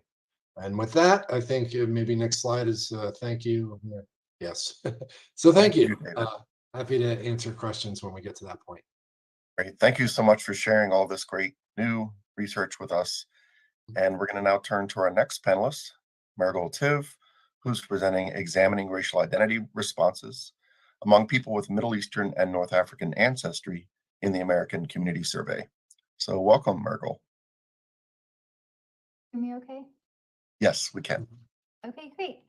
Hi, everyone. My name is Marigold Tiv. I work at the U.S. Census Bureau, and today I will be talking with you about Middle Eastern and North African peoples. Next slide, please.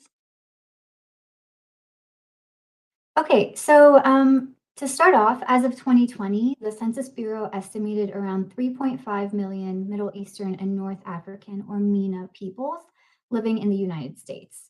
This is a fairly large community, making up about 1% of the total US population, and MENA people demonstrate vast diversity in terms of culture, religion, ethnicity, nationality, language, socioeconomic status, and much, much more.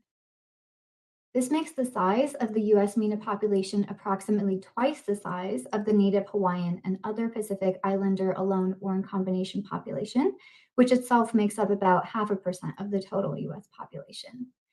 Yet, unlike this group and several others, there is a dearth of data on the MENA population in the US, which makes it difficult to measure and subsequently address issues of social and economic inequality among people of MENA ancestry.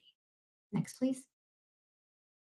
This is because in the US, MENA peoples are officially classified as white. And this classification stems from the Office of Management and Budget, which in 1997 set the standards for a minimum set of race and ethnicity categories for federally collected data. This directive established 5 minimum racial categories that are still in effect today, which, as you can see on the bottom of your screen, MENA peoples are grouped in the white category. Now, the classification of MENA as white is different from some other North American and European countries that also collect population level data on race and ethnicity, which you can see Canada is one example here. Next, please. Directly in contrast to this official classification, a growing body of evidence indicates that some, if not many, MENA peoples do not see themselves as white. And this sentiment has really flooded news publications. It has spurred grassroots initiatives from people and groups within the MENA community, and it's been supported through qualitative and quantitative scholarly research, including testing by the US Census Bureau itself in 2015 with a nationally representative survey. Next, please. Now, what happens if someone who does not self-identify as white indicates this on a Census Bureau survey like the American Community Survey? Well, here's an example where someone selected some other race and they wrote in a MENA response like Arab. In accordance with the 1997 OMB directive, this response has to be edited during the normal editing process and classified as white prior to public data release.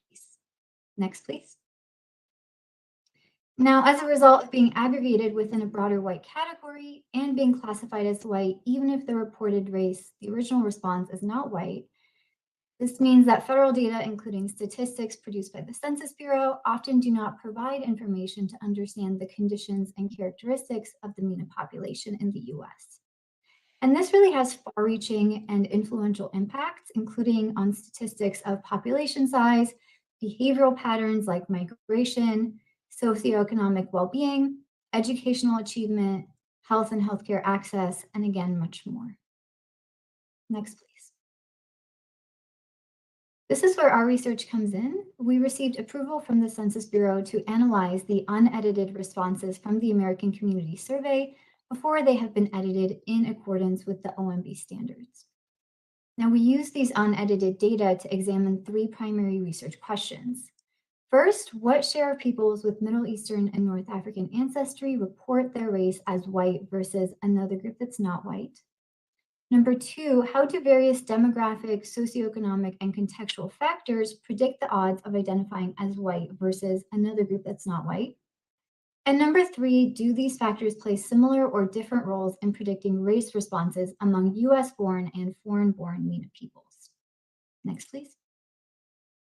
We use data from the American Community Survey, or the ACS, from 2005 to 2019. This is an annual nationally representative survey conducted by the US Census Bureau that targets about 1% of the US population each year. It measures socioeconomic and housing characteristics across the country, as I'm sure many people are familiar with. And for our analysis, we restricted to only housing unit responses. Next, please. We defined our sample based on responses to the ancestry question on the ACS. There are certainly limitations with this approach, which I'm happy to discuss later. It's important to note that the geographic boundaries of the MENA region are often ambiguous, and they usually vary based on the source that you consult. And in this work, we ended up blending definitions offered in the past by the US Census Bureau, as well as other definitions from the United Nations Statistical Division and existing scholarly work. With all of that together, we arrived at this list of MENA ancestries. Thus, for our analysis, anyone with at least one of these MENA ancestries was defined as in our MENA sample. And this resulted in a little over 600,000 responses. Next, please. Our outcome measure was original unedited race response, which consisted of 3 levels. The first was anyone who selected the white checkbox only, as is the current definition by OMB for MENA peoples. The second was anyone who selected the some other race, or SOR, checkbox only. Finally, we grouped together all the other responses, which includes people who wrote in a write-in response but did not select a checkbox, as well as people who selected a single non-white, non-SOR checkbox, or they selected multiple checkbox categories. We also accounted for missing responses, which there were very few of. Next, please. These are the unadjusted Oh, you can go back, thanks. Perfect. These are the unadjusted percents of the original responses to the race question. Consistent with other research, when MENA is defined under the white category as it is by OMB, about 73% of the respondents selected that option. However, a non-trivial share ended up selecting some other race, about 14%, and the remainder selected one of the other options. Our takeaway from this is that about 1 in 4 people with MENA ancestry do not select the white alone category, which indicates that the white response option does not fit how all people of MENA background see themselves. Next, please. From there, our second question was, what factors predicted these race responses? We pulled several variables from the ACS, and we used them to predict race responses using multinomial logistic regressions. These variables included some demographic characteristics, detailed information about ancestry and place of birth, as well as contextual characteristics of where the person resided. We also pulled some logistical components of the ACS itself, but for the sake of time, I will just focus on the first 3 categories of variables here. Next, please.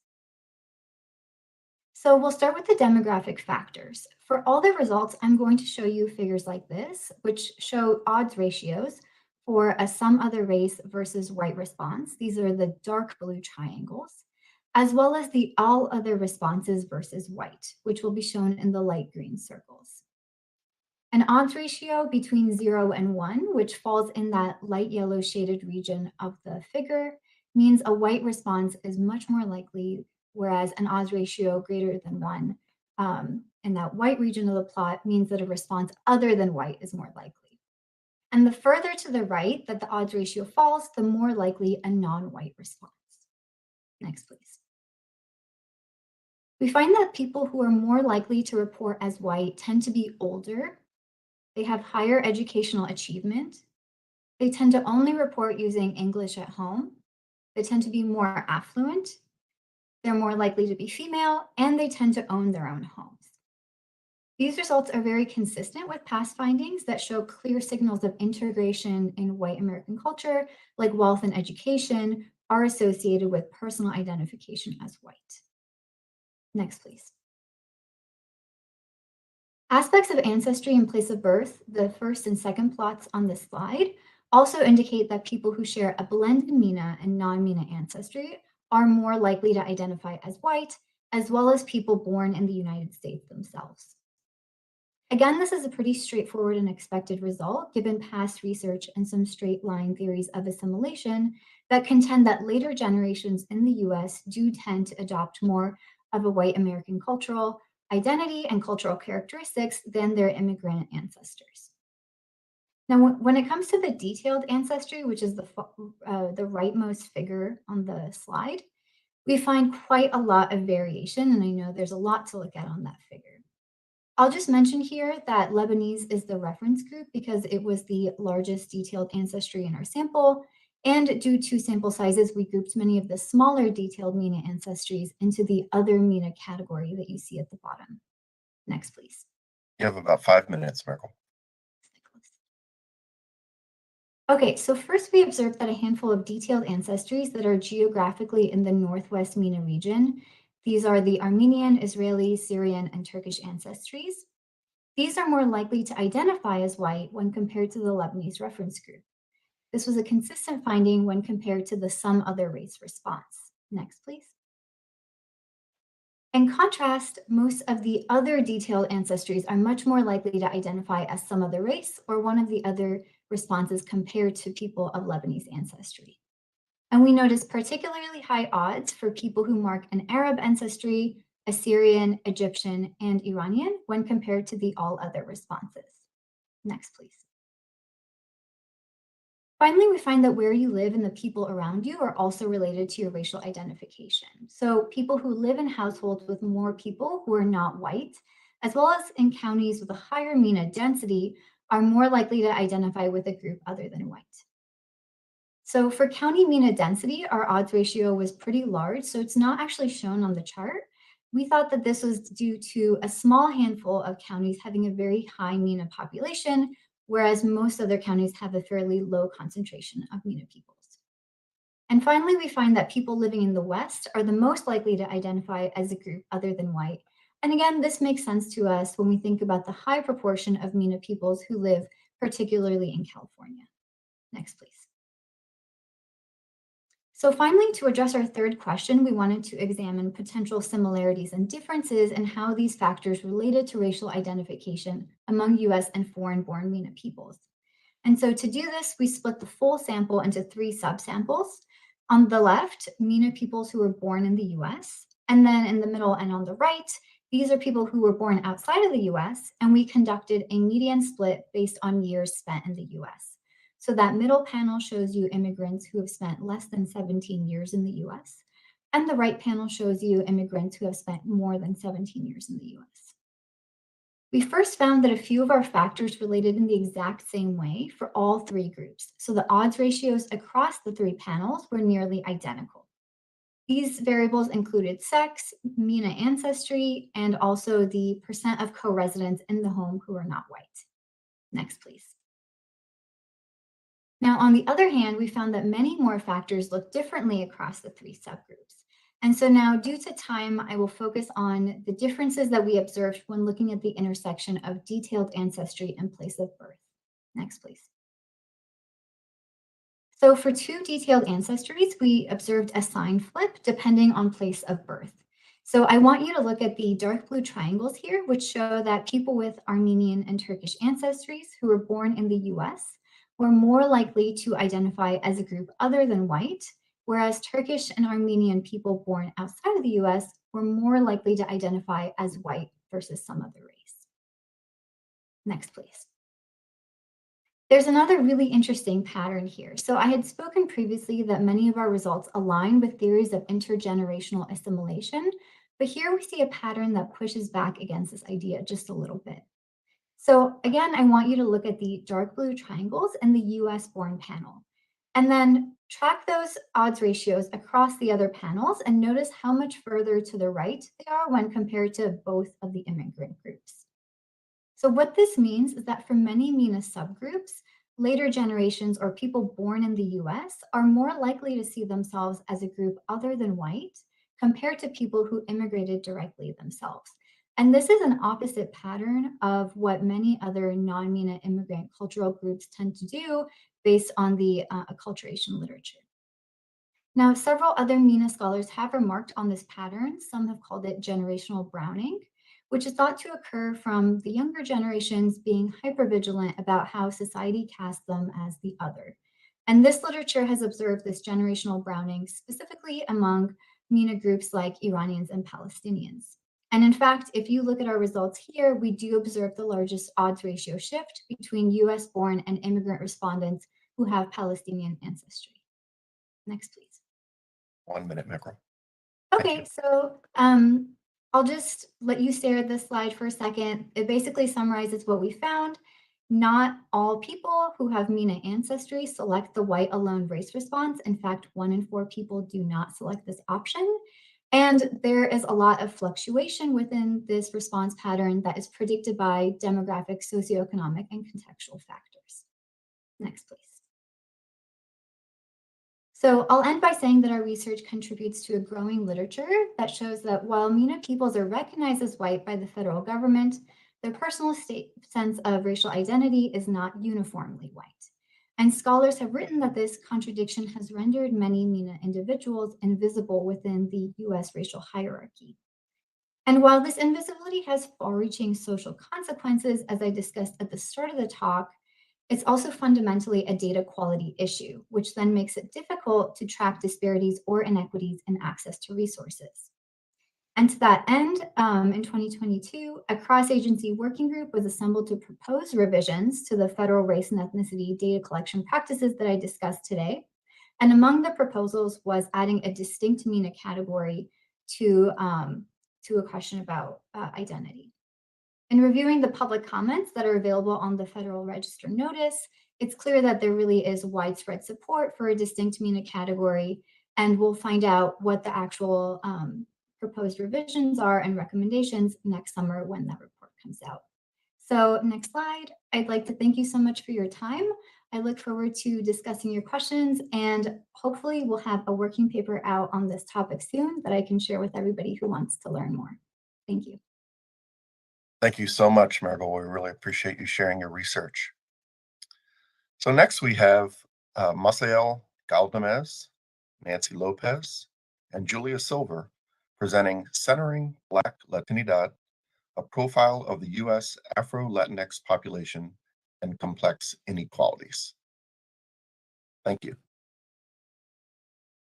Okay. Good morning, everyone. Can you hear me okay? Yes, we can. Thank you. Great. It's great to be with you. My name is Misael Galdames. I'm a researcher at the UCLA Latino Policy and Politics Institute. I'm joined here by my two colleagues, a fellow researcher at UCLA, Julia Silver, and Dr. Nancy Lopez, a professor of sociology at the University of New Mexico.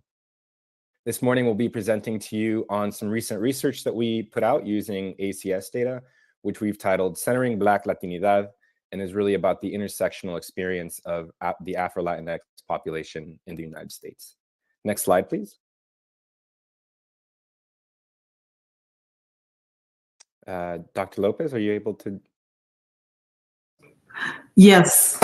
So, saludos familia, greetings family. We would like to invite you to reflect on the values that guide your research. Here I highlight attention to power, critical reflexivity at the individual, institutional, structural, and historical levels, and do no harm. And below you'll see some links to two resources. The first is Principles and Practices for Federal Agencies, and that's from the National Academies of Sciences, and then the Transdisciplinary Guidelines for Researching Race at the Institute for the Study of Race and Social Justice at the University of New Mexico. Next slide.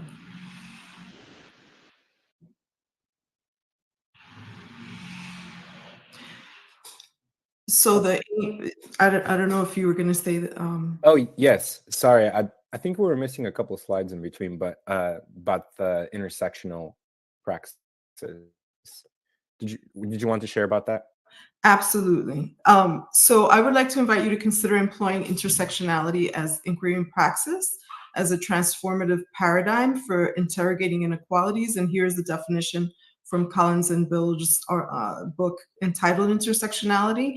And I quote, intersectionality investigates how intersecting power relations influence social relations across diverse societies, as well as individual experiences in everyday life. As an analytical tool, intersectionality views categories of race, class, gender, sexuality, nation ability, ethnicity, age, among others, as interrelated and mutually shaping one another. Intersectionality is a way of understanding and explaining complexity in the world, in people, and in human experiences. It's a new vision, and I end quote there. It's a new vision and a normative principle, a tool for change and action for social justice. So based on this, we, as a Latino-focused research center, wanted to provide a descriptive overview using quantitative data of the Afro-Latinx population in the United States. Based on this idea of intersectionality that Latinos experience the world differently based on their racial status. So to that end, there's not as much quantitative research out there on the Afro-Latinx population, and we really wanted to center their lived experiences and center their realities using American Community Survey data. So for the purposes of this brief, we use the 2015 to 19 5-year American Community Survey microdata to analyze this population and their unique trends across various indicators. I will note that for this research, we defined the Afro-Latinx population as those who identified as of Hispanic or Latino ethnicity, and also as racially Black in any combination, which includes those who select more than one race. We have important theoretical reasons for doing so, but in brief, those folks who do select Black, even in addition to other races, usually have a reason for doing so. As noted, we take an intersectional approach to highlight, to better understand how inequalities might remain invisible if we assume all Latinx people occupy the same racial status.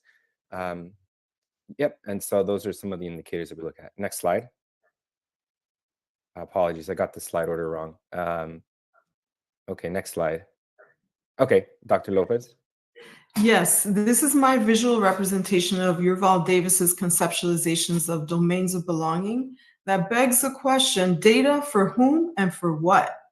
The first domain refers to your intersectional social status and grids of power. In this domain, we are talking about race, ethnicity, gender, sexuality, educational attainment, income, disabilities, citizenship status, as positions in society that are analytically distinct, require distinct questions, and are simultaneous. For example, in my publications in the sociology of race and ethnicity, critical public health, and Urban Institute, we employ a both and approach that includes measures of self-identified race and street race, perceived race, as two necessary data points for examining experiences with discrimination.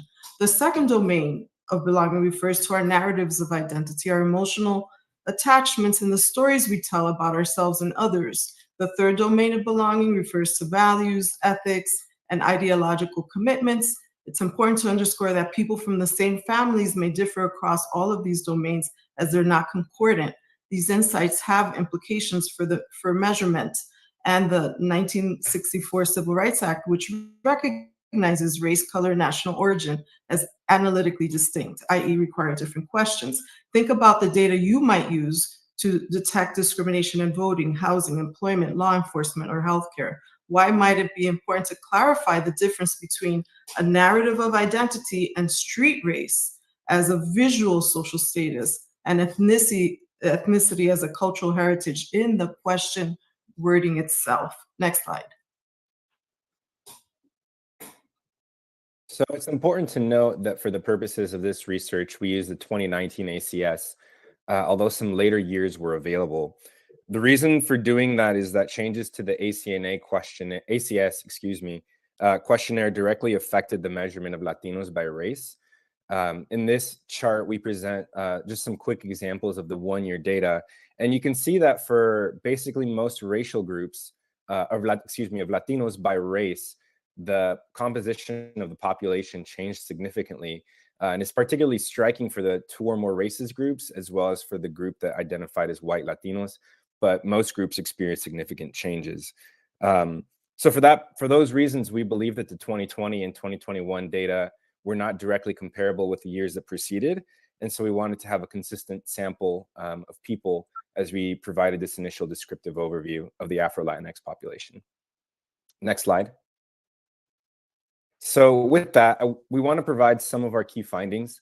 I'll note that our full report is a bit longer and is available on our website. So we'll present some high-level findings that we think were particularly relevant for this conversation. First, just looking at the population overall, Afro-Latinos total about 2.2 million in the United States in 2019. And they grew faster than the non-Black Latino population over this time, roughly doubling to reach 2.2 million. In total, they represent about 1% of the US population in 2019 and 4% of the population of US Latinos. I think we can also expect the Afro-Latinx population to continue to grow. They are a very young population. The median age of the Afro-Latinx population is 21, which is 8 years younger than the median for non-Black Latinx folks. And additionally, 43% of the Afro-Latinx population is under the age of 18, versus only 31% of the non-Black Latino population. Next slide. Another really key and important finding is in the realm of education. The Afro-Latinx population, both male and female, has higher levels of educational attainment compared to the non-Black Latino population.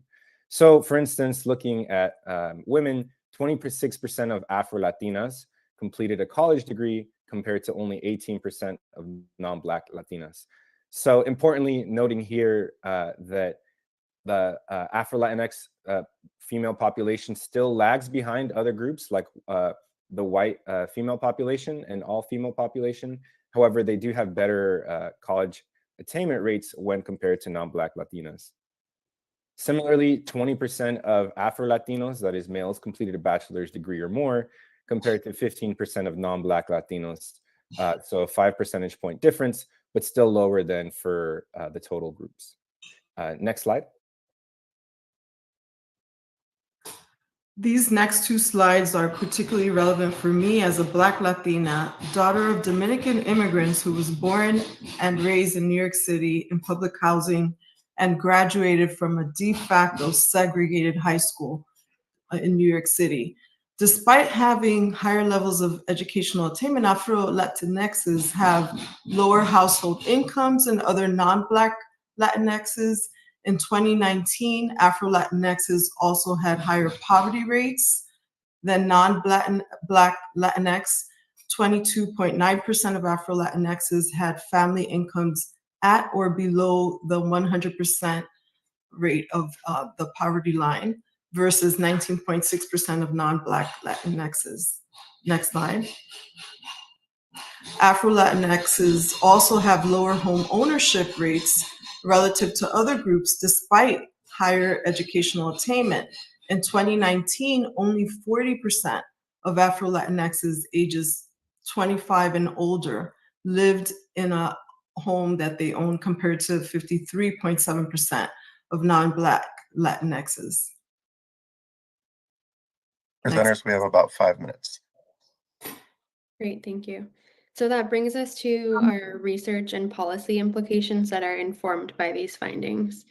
So we want to accentuate that being Black and Latino are not mutually exclusive, ameliorating the difficulties that Afro-Latinxes experience in society, whether that be in housing, lending systems, the labor force, or health systems, begins with recognizing how race and ethnicity are very distinct conceptually, especially when we consider systems of power and inequality that influence the way that our lived experiences play out. This becomes especially clear when comparing Black Latinos to non-Black Latinos, as we did during this presentation.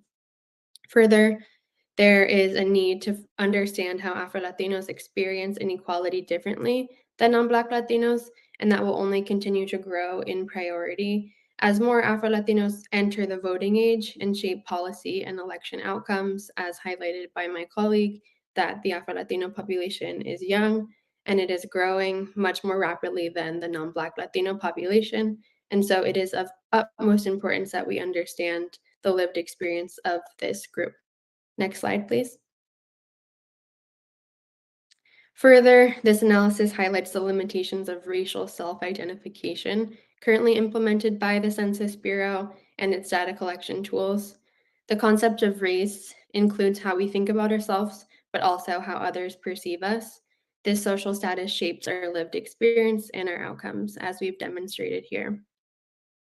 Rather than flatten distinctions between groups, researchers should provide survey respondents with enough questions, perhaps including questions on perceived or street race, to understand social positioning. If we assume that all Latinos are racialized in the same way, or only provide data on aggregate Latino outcomes, many inequalities like those that we presented here today will remain invisible.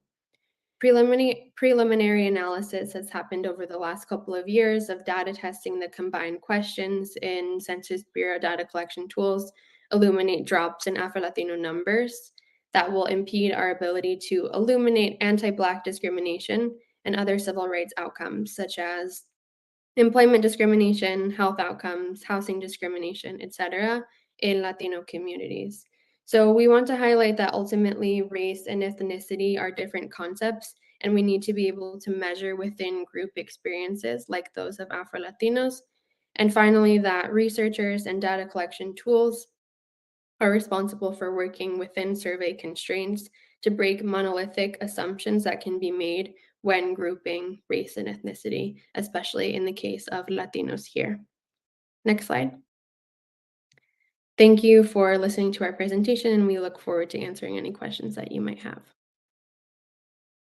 Thank you, Ms. Al, Nancy, and Julia for your great presentation and sharing your research with us today. Now I'm pleased to welcome Neil Ruiz for his discussant remarks. Good morning, Neil. Hey, good morning, everyone. Thank you so much. It's a pleasure to be part of this wonderful workshop with experts that I admire for their innovation and helping us to problematize, but also find solutions to racial and ethnic identity in the United States and how we measure it. So overall, today's presentations really advance our understanding on race, ethnicity, and inequality. I think collectively, these three presentations help us understand a number of ways. One is it helps us be inclusive of populations that are been historically neglected in public opinion and demographic research. Second, it helps us understand the limitations of current ways that are being asked from the Census Bureau or government categories that are in place that are currently in place, as well as our survey instruments that we have had in the past. It also highlights the diversity of from within the racial and ethnic categories and how sometimes if you just focus on the aggregate, could actually hide what's going within and all the challenges within each population. But also these papers provide practical solutions to solving these limitations. So let me first start with the NORC Amplify API panel that David Dutwin presented. And it's really interesting. I'm excited because I do a lot of work on Asian Americans here at Pew Research Center that the NORC panel has launched. This is, again, the first probability-based panel available. I wish we had this 2-3 years ago because we are at Pew Research Center just coming off of doing an address-based sampling survey of Asian Americans that was very expensive to do in the multi-million dollars. And we're proud that we were helped contribute to the recruitment to this panel.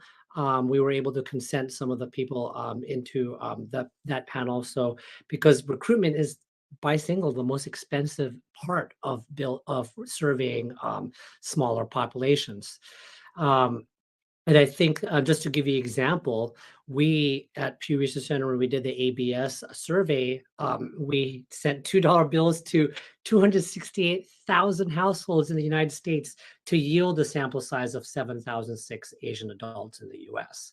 And that was a very expensive endeavor. And so it's so exciting to have a panel that reduces the costs as well as reduces the field period, because an ABS sample took 7 months to go into the field, whereas I understand it could just take 10 days now with the NORC panel.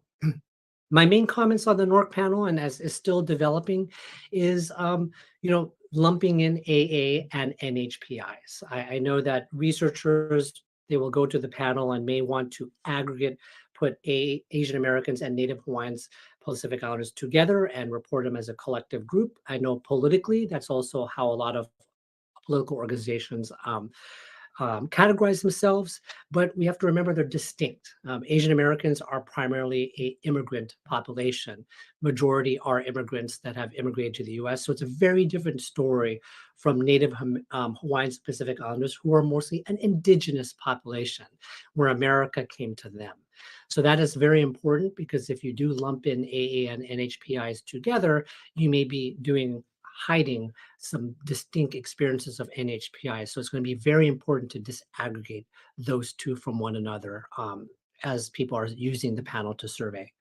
Who is AA? Who is Asian American? This is interesting, because I know that the Census Bureau has been dealing with this, has switched actually, and even us in our survey, the definition of who's Asian American has also changed. So in our survey, we did not include many Central Asians, and when we actually surveyed Asian Americans, majority of Asian Americans don't consider Central Asians as part of Asian Americans, except with the exception of Indian Americans. So just thinking about what is the universe of who is in this panel, and how do we, knowing that the Census Bureau also adjusted to include more Central Asians, are they part of this panel as well? And also, I noticed also the panel right now as it stands, of course, it's still in the still beginning, but it has more US born than foreign born population. We know that the foreign born Asian American population is majority, about 70% foreign born. When we did an ABS survey, we actually got close to that, about 71% foreign born in that sample. So that is something that I know that the panel, I'm sure David Dutwin will be working towards trying to figure out to get more foreign born Asian Americans into the panel. But now turning into the next two papers, the next two papers, in my view, kind of highlight the importance of not just self-identity, but also perceived identity, or what people just call about street race, that I know that Nancy Lopez and a lot of other scholars have used a lot in their work and advancing that work. So first, the paper on centering Black Latinidad. I think this paper, I really enjoyed reading this. It made me realize that this intersection of Black and Hispanic population is something that we at Pew Research Center, our Hispanic work, have been really trying to explore. I noticed that this is a question the Census Bureau asks, and how do we get to that population? You have a ethnicity, the Hispanic ethnicity question that has been there for a long time, that's there, but we also have the race question with your Black, Hispanic, Asian, and some other race and white as part of those categories. But as they duly noted here, my team actually did ask that question of, do you consider yourself to be Afro-Latino, Latina, or Afro-Caribbean or not? And that yielded a very different number.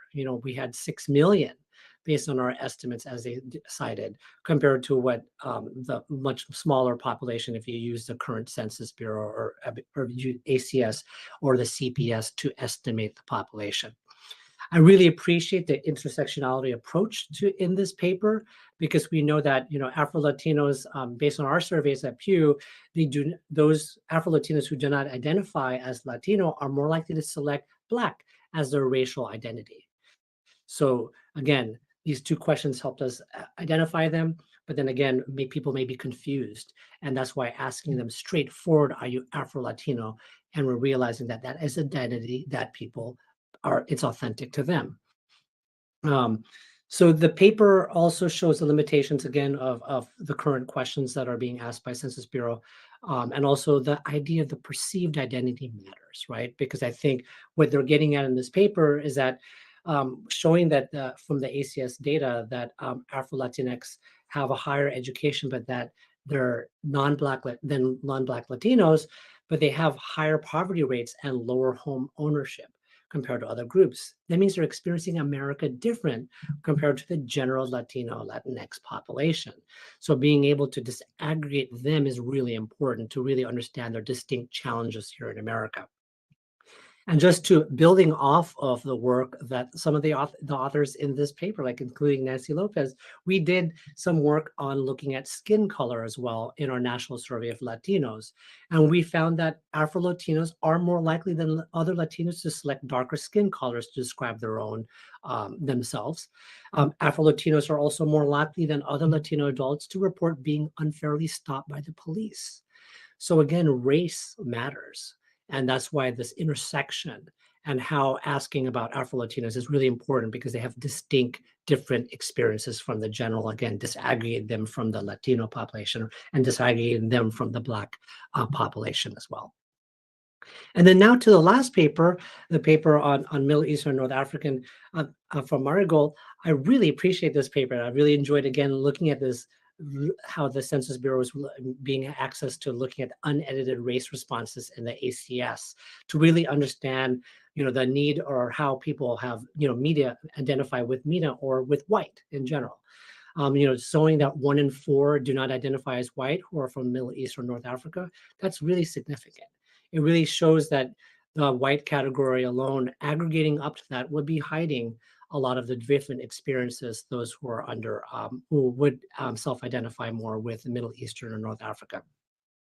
I like how the paper kind of contextualized how, compared to Canada, England, and Ireland, who already have categories on MENA, but how the US does not have that. And I know that they've been, 2020 was supposed to be the year we're having the MENA category, but now with the hope of maybe 2030 in the next round.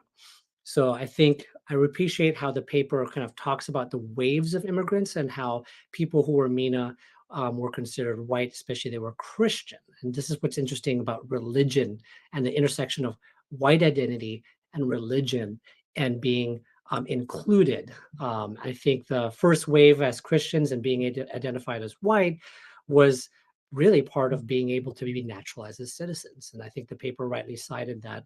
And this was a big deal with Asians and being categorized as Asian, because there were Supreme Court cases that actually defined those who were Asian. And I think what happened here with many people who were MENA were categorized as Asians, especially when they were non-Christians, and therefore couldn't be naturalized because of laws before 1965 of not being able to naturalize as US citizens. So I think this paper really problematizes and really shows kind of how the MENA category is a distinct category and is problematizing just to continue them as just only being considered white. I really like how the paper kind of looks at the nativity, how nativity and language matters, how those who speak other language other than English have weaker association with a white identity. And also I like the what the presenter also talked about, generalizing about trying to figure out about Browning over generations, which is interesting. And this brings to one of my comments is, and I know that the government can't ask religious identity. We do it here at Pew Research Center, and we do a religious landscape study where we do a big study to get the religious landscape identity of all Americans. But I know that it would be nice to actually be able to see how by religion, because I think that would matter. I think people, religious identity probably will matter in how people identify with white or not, meaning those who are Christian, those who are non-Christian. In particular, I know that those who are, based on our surveys at Pew Research Center, we know that 1% of the US population are Muslim. And we know that there's a more likelihood that those who are MENA are Muslim Americans or are Muslims living in the United States. And based on our surveys of Muslim Americans, we know that those who are US born Muslims are more likely to have seen or experienced more discrimination, are more likely to also it kind of contributes to what Marigold was talking about, the Browning impact, where you see those who are US born Muslims are more likely to see discrimination, more likely to experience or kind of more of the Browning effect than those who are foreign born Muslims. So there's something there that can contribute to that hypothesis. So overall, the three papers really help us understand, this self-identity and perceived identity matter in experiencing America. And I like how people are posing and using this two different ways, not just self-identity, but also the perceived identity matters. Data disaggregation is important, and as well as having a representative probability surveys are really important and really accurately depicting the populations that we want to talk about to understand their challenges, solutions, and really just capturing the American experiences to really understand how the landscape of different racial and ethnic identities in America are experiencing America differently. And that's all. Thank you so much for having me, but I look forward to this discussion.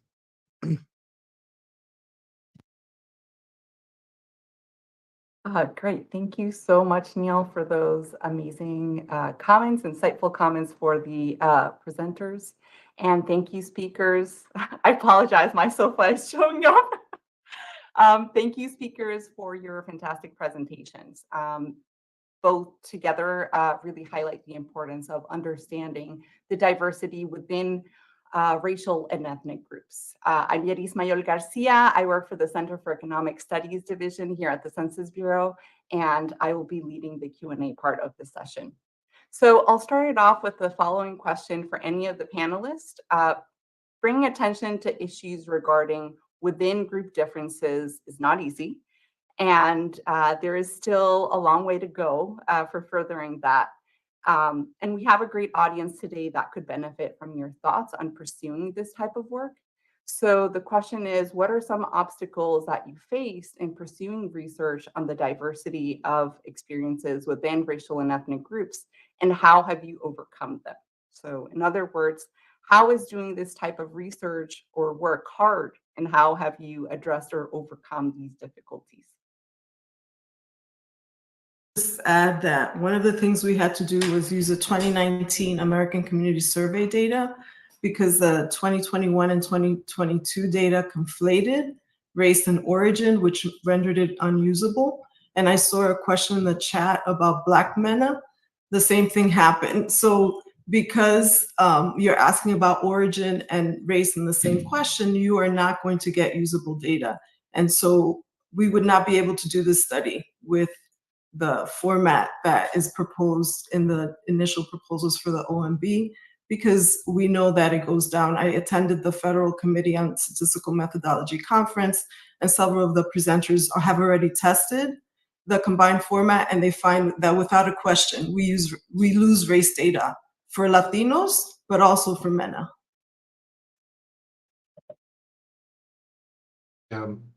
in terms of researching diverse populations in the United States, I've definitely seen a lot of challenges in the past 5 to 10 years in particular, that you have populations that it's so critical to get important data on to understand and help those communities, and yet in some ways they're so difficult to survey, not just because they may be smaller population prevalences and language challenges, but we find that there's often lower trust and lower participation rates in these populations.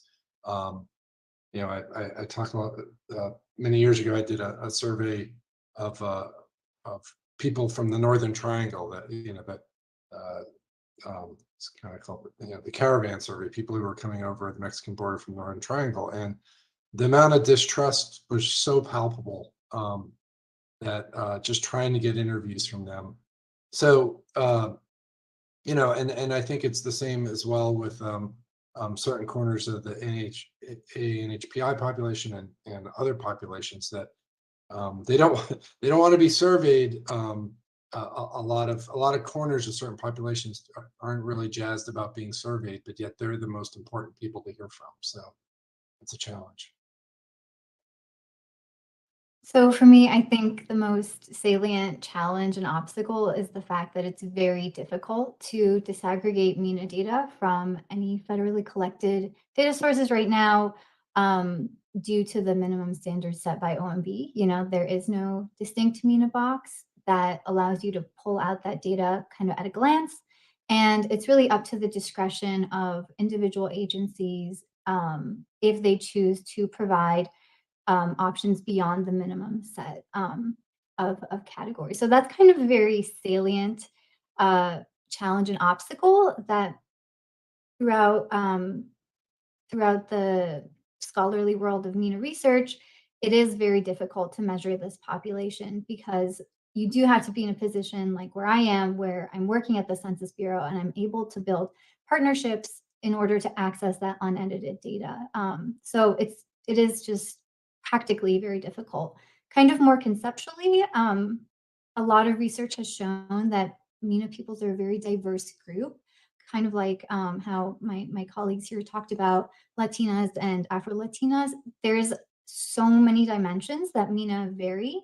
And so it's very difficult in some senses to figure out where to draw the boundaries of this group identity. On the other hand, there are a lot of unifying experiences across the MENA community. So in that sense, there is cohesion, but it's kind of a double-edged sword. So that's something to balance and definitely take into consideration in research practices. Excellent. Thank you so much. Through the chat, we received a couple of technical questions. So I'll start with a couple from Marigold. So I'll ask two questions kind of in a bundle for you. First is, would Jewish communities fall under the MENA category as well, assuming race, ethnicity are folded into one question? And then why did you group Chaldeans with the Assyrians? I thought they were more identified with being Kabile or tribe. I'm probably mispronouncing that. Thank you for those questions. So as Neil, I think, mentioned, the federal government cannot really collect data on religious affiliation. And so as far as I understand, write-in responses that are tied to religion, like Jewish, Muslim, Christian, what have you, I don't think that they get coded into the race and ethnicity questions. This might be a good question for even Yaris or Nicholas to add to.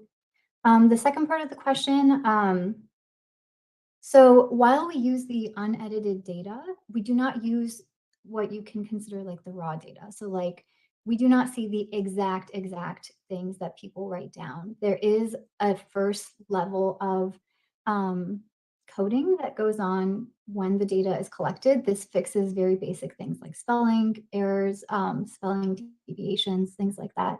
And so the data that we get, it's still unedited, but those codes that we receive, they group together Chaldeans with Assyrians. And so that we were not able to break that down into the distinct subgroups. So that was the only way we were able to work with those data. Excellent. And one more technical question for you, Miracle. Why were there no odds ratios for the Lebanese group? We ran multinomial logistic regressions, which for categorical variables like detailed ancestry means that we had to set one of the groups as a reference level. We chose to go with Lebanese because it was the largest subgroup in our sample. I think there were about 18% of the total MENA respondents were marked a Lebanese ancestry. So we chose that group as a reference level. If we chose another group as a reference level, we would be able to come up with an odds ratio for Lebanese. So it was merely a modeling choice. Great. And my next question, well, from the chat, is for David. So in the chat, a person asked, was the CDC social vulnerability indexes linguistic isolation variable included in the big data modeling? And also, how accessible have you found administrative data to be during your data source identification? Great, thank you. I'm not 100% sure. So the census data that's used in the big data model is census planning database. We don't, so how big data models work basically is we have a very large probability survey training data set that we do have self-reported information on. So in this example, we know somebody is identified as an HPI, and then we layer on all the big data. But census data, of course, we're not able to get at an individual level. So we don't know, like this household in particular in the training data set is linguistically isolated. We just know the percent within the block group that is linguistically isolated. And so that's the way census data is used. So I'm not 100% sure if I feel like linguistic isolation is not in the planning database. I'd have to double check. But if it's not, it's certainly still attainable at the aggregate level. And I think that's a great idea that it should be included if it's not already. Gosh, I've blathered to the point of forgetting this part two of the question. Just trying to... Part two is how accessible have you found administrative data to be during your data source identification? Yeah.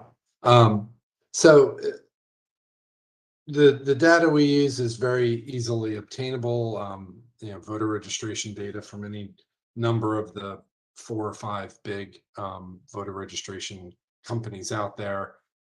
There are dozens of consumer data companies now that offer all sorts of data on people. It's actually a little bit scary if you've ever seen these data.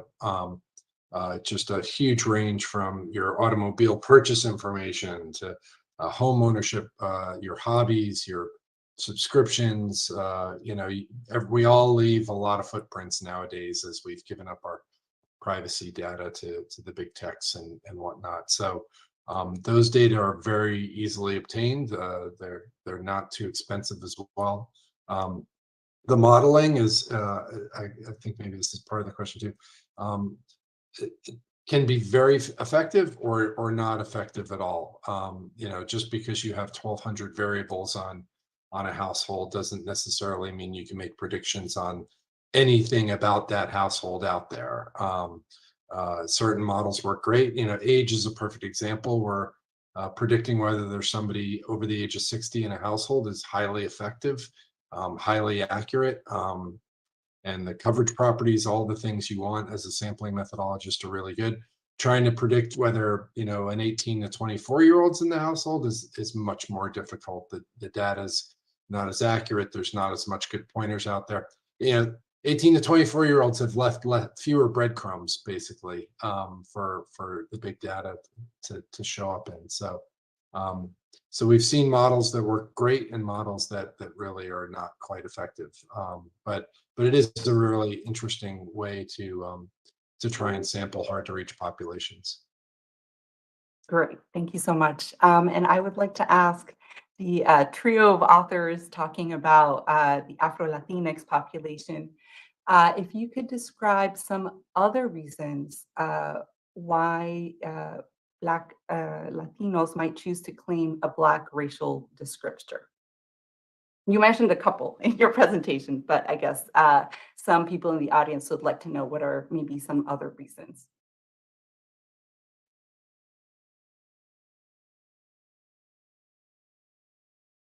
Based off literature and lived experience that we have seen, a lot of it, as Neil Ruiz and the discussant pointed out, has to do with like the actual pragmatics of life in America. As he noted, Pew found that those people who do identify as Black or Afro-Latinx tend to have a darker skin color, were more likely to have been stopped by the police than other groups, and were also more likely to have experienced discrimination.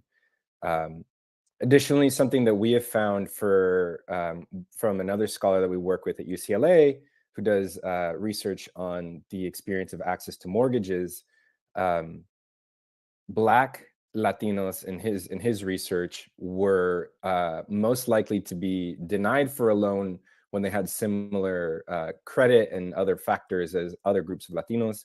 They were also more likely to receive worse loan terms, whether interest rate or outcomes. And so there is this sense in which those people who do choose both Black and Hispanic, or Black and Hispanic or Latino, compared to another designation, have a lived experience of life here in America that like necessitated that choice, and that to them made them make that choice. So there are real reasons behind people making those choices. Absolutely. Well, thank you so much to the speakers. Thanks for your great responses, and thank you for Neil's comments. We are going a little bit over time, so I'm going to wrap it up. But again, many thanks to everybody. This is the end of this great session, and that was focused on the within group experiences of racial and ethnic categorizations and groups. So now we're going to go for a 13-minute break and coming back at 12 p.m. for the next session. So we'll put in the chat at the time that people should be logging back, but that should be at 12 p.m. We're going to be hearing from a great panel focused on racial and ethnic inequality in educational experiences and outcomes. So thank you so much and have a good break.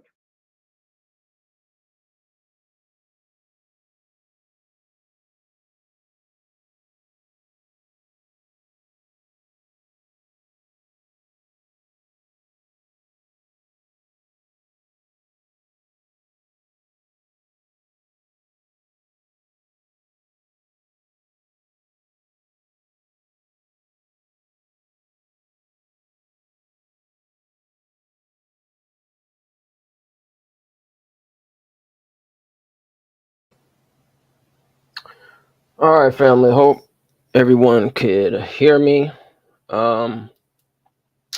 So we'll probably come back for the 12 o'clock. I think they mentioned that they're going to be back at 12, which is going to be obviously East Coast time.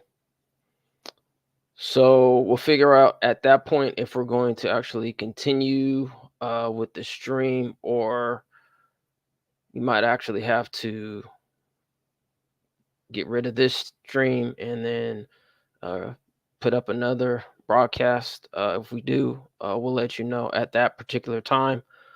But in the interim, we are going to take a break, and once they'll be back. Either way, we'll continue the coverage of the U.S. Census Bureau workshop on advancing research on race, ethnicity, and inequality.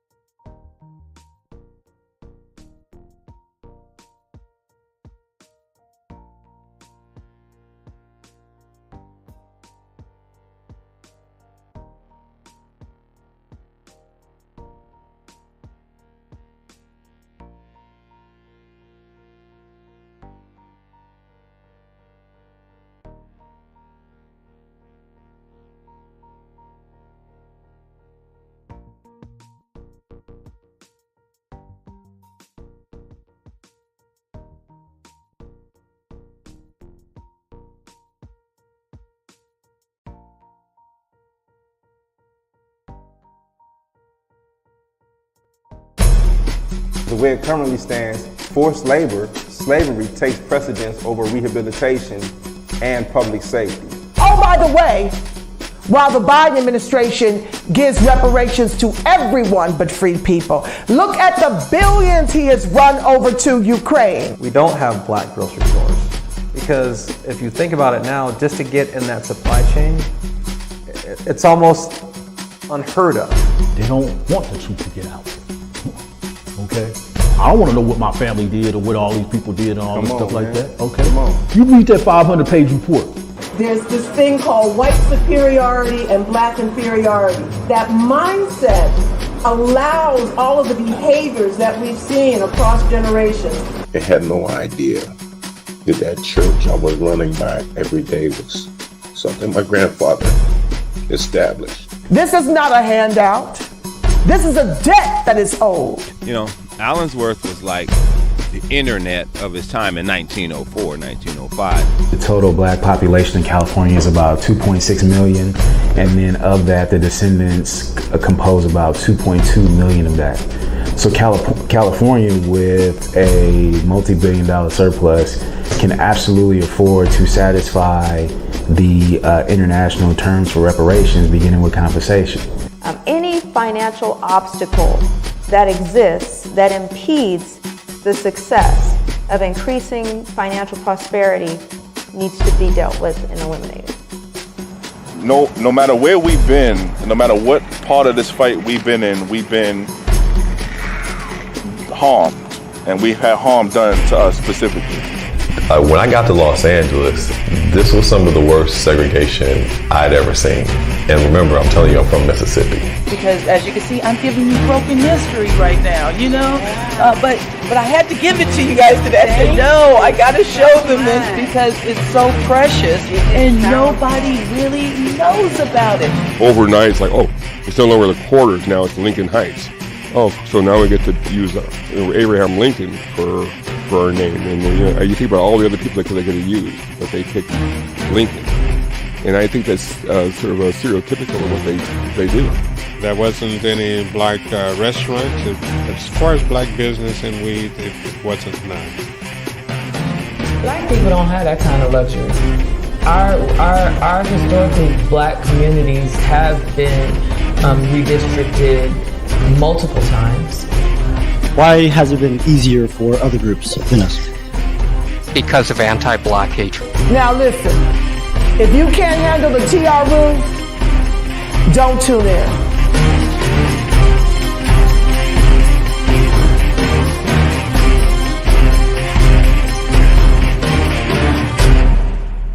Hello, this is Mehlika Soy. I'm a PhD student in economics at Graduate Center CUNY. And today I'm going to present our paper, COVID-19 and Academic Performance in Higher Education, that we wrote with Professor Nuria Rodriguez Planas, who was also from CUNY. In this paper, we look at whether different population and minorities got affected from pandemic disproportionately.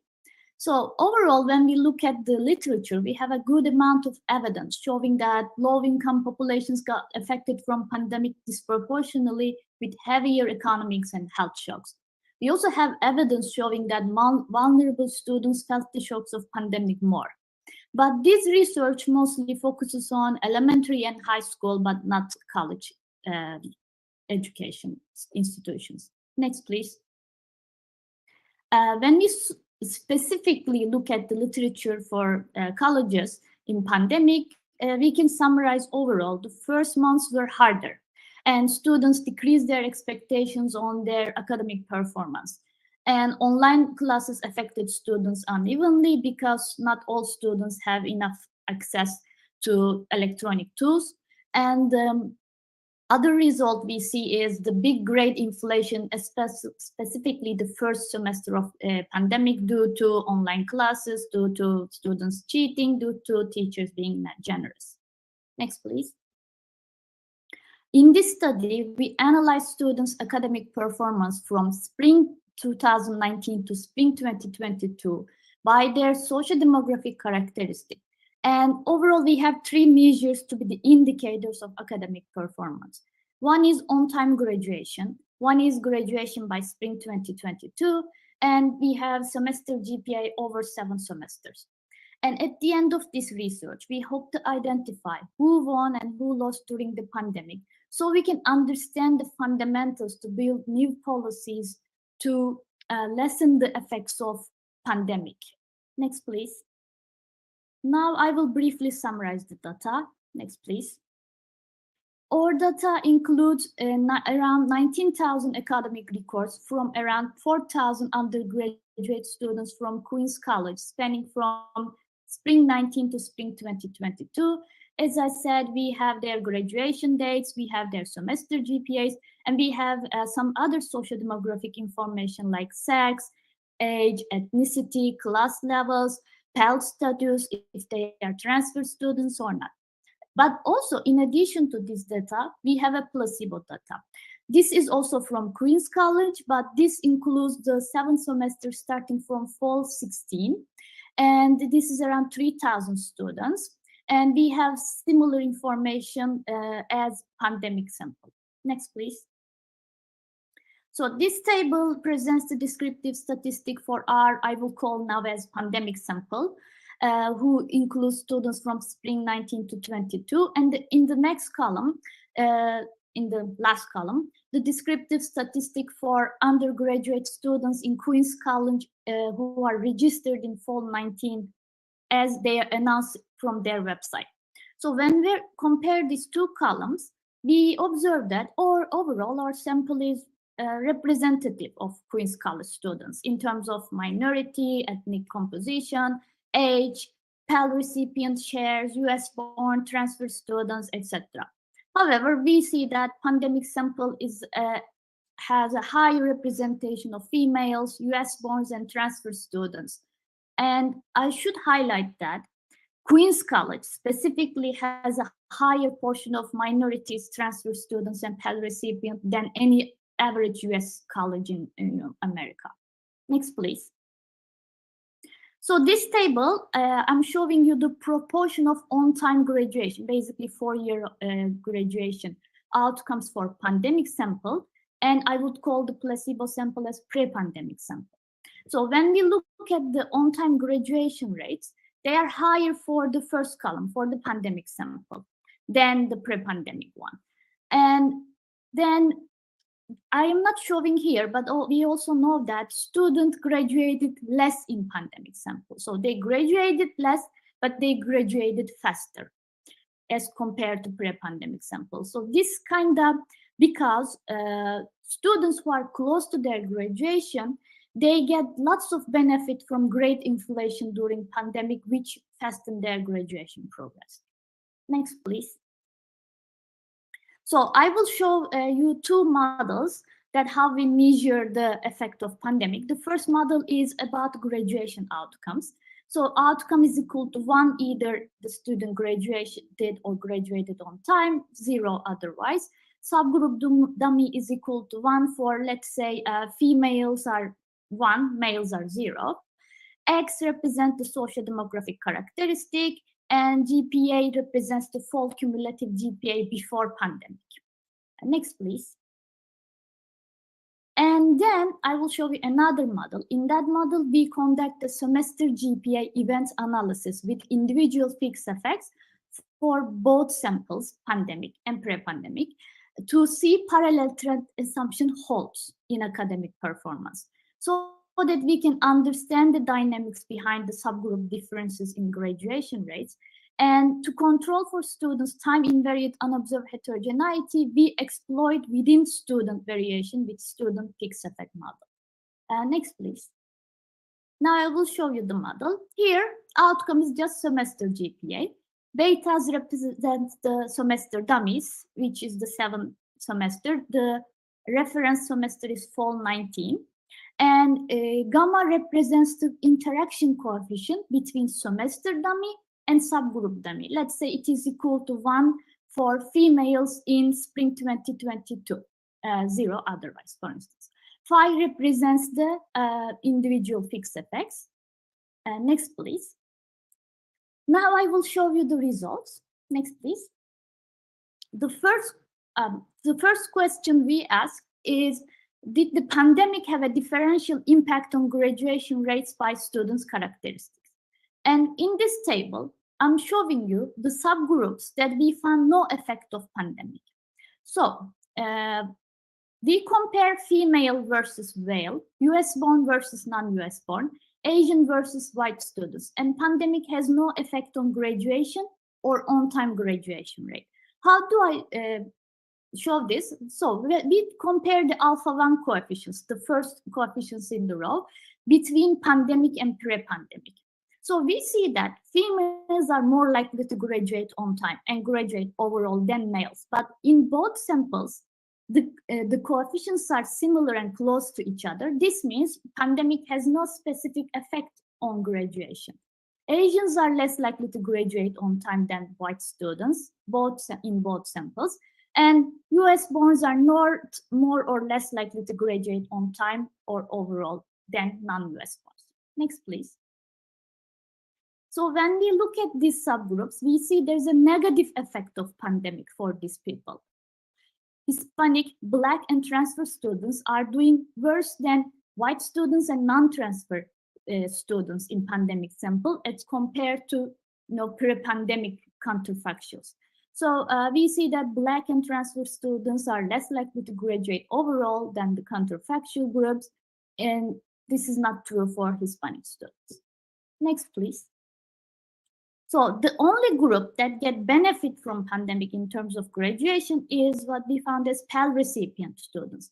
Pandemic actually had a positive effect on their on-time graduation. They graduated faster than non-Pell recipient students in pre-pandemic sample.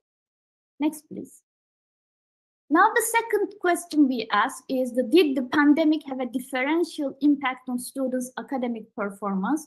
Semester GPA basically as academic performance measurement by students' characteristics. So in this figure, I'm showing you the events analysis for pandemic sample for Pell and non-Pell recipient students. The red line represents the Pell recipient students. The blue line represents the non-Pell recipient students, and the green line represents the gap between those two groups. So the jumps we see during the pandemic, the spring 20 and fall 20 semesters, this is due to mostly grade inflation that we documented in our other paper, and also explained by flexible grading policy a little. So what we see here is Pell recipients did better during and after the pandemic than non-Pell recipients. Also recall they were doing better in terms of graduation as well. Next, please. However, when we do the same analysis for the pre-pandemic sample, we don't see any differential gap between Pell and non-Pell recipient students. So there is no differential gap here. After this slide, I will just show you the gap between subgroups to make it more simple for you. Next, please. So in here, again, red line represents the gap just between female and male students in pandemic samples. As you can see, gap is almost zero until the last semester. And when we look at the pre-pandemic sample, in next slide, please, we see that females were doing better academically than male counterparts. So, but this academic performance has not reflected on their on-time graduation as compared to pre-pandemic male students when we compare these two event analysis and graduation outcomes. Next, please. In this figure, I show you the gap, semester GPA gap between transfer and non-transfer students in pandemic sample. As you can see, transfer students are doing better during and after the pandemic. However, next slide, please. Next slide. Oh, okay, thank you. Here. No, previous, I'm sorry, 23. Yes. However, when we look at the GPA gap between transfer and non-transfer students, we see that this gap is higher in pre-pandemic sample. After the fourth semester, we will look at the data. And this indeed reflected on their on-time graduation performance, showing that pandemic transfer students are less likely to graduate, if you recall, than the pre-pandemic non-transfer students. Next, please. Now I will just show you the semester GPA gap between Hispanic and white students, but this applies to Black and Asian students as well. So we see that there is a little short-lived performance during pandemic that Hispanic students did better in terms of semester GPA than white students, but that success died after the pandemic over. And when we collect the other results from Asians and Hispanic and Black students, so we cannot say that this short-lived success did not reflect with an improvement in their graduation rates, because recall they were not doing better than white students in terms of graduation. Next, please. So when we look at the pre-pandemic sample for Hispanic versus white students, the race gap actually do not exist in that sample at all. Next, please. Just a reminder, we have about 2 minutes left. Okay, thank you. So overall, how can we explain these differences between semester GPA success, but sometimes not success in the graduation rate? So for the short-lived higher performance with no positive effects on graduation, we have another paper with Professor Rodriguez Planas. We actually show that using high flexible grading policy is associated with a lower likelihood of graduation and graduation on time. And when we look at who is using the flexible grading more, we see male students are using it more and minorities are using it more, which makes sense that they also graduate less than the females and white students. Next, please. So the only winners of the pandemic seems like Pell students, Pell recipient students, but it is not going well for transfer students. Why? So also Professor Rodriguez Planas has another paper showing that Pell recipients during pandemic, they still kept receiving their financial aid, right? But transfer students who rely on out-of-campus works, they lost their jobs and this affected them economically and also affected their academic performance as well. Next slide, please. So overall, we can say that winners of the pandemic are Pell recipient students, and losers of the pandemic are minorities and transfer students and female students. Comparing to pre-pandemic sample, they didn't do any better. So we want to highlight that a policy like flexible grading policy or any other policy that we apply during these hard times shouldn't be applied for all groups, but it should be specifically tailored for specific social demographic groups. And that's what we aim to tell our lawmakers in Queens College. And that's the end of my presentation. Thank you for listening. Thank you so much, Malika. As a reminder, everybody can please feel free to send any questions to the presenters in the chat addressed to all panelists. Next up, Venu Kakur will give their presentation titled, Could the Public Service Loan Forgiveness Program Mitigate Racial Wealth Gaps?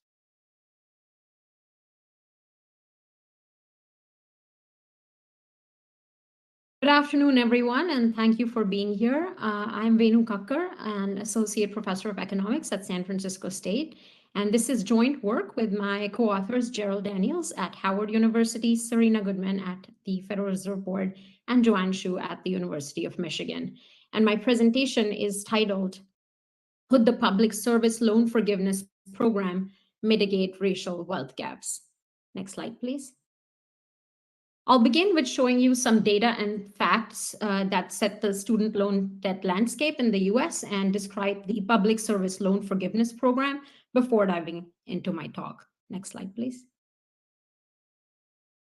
So here's a chart that shows this unprecedented rise in federal student loan debt, particularly after the Great Recession of 2007 and 9.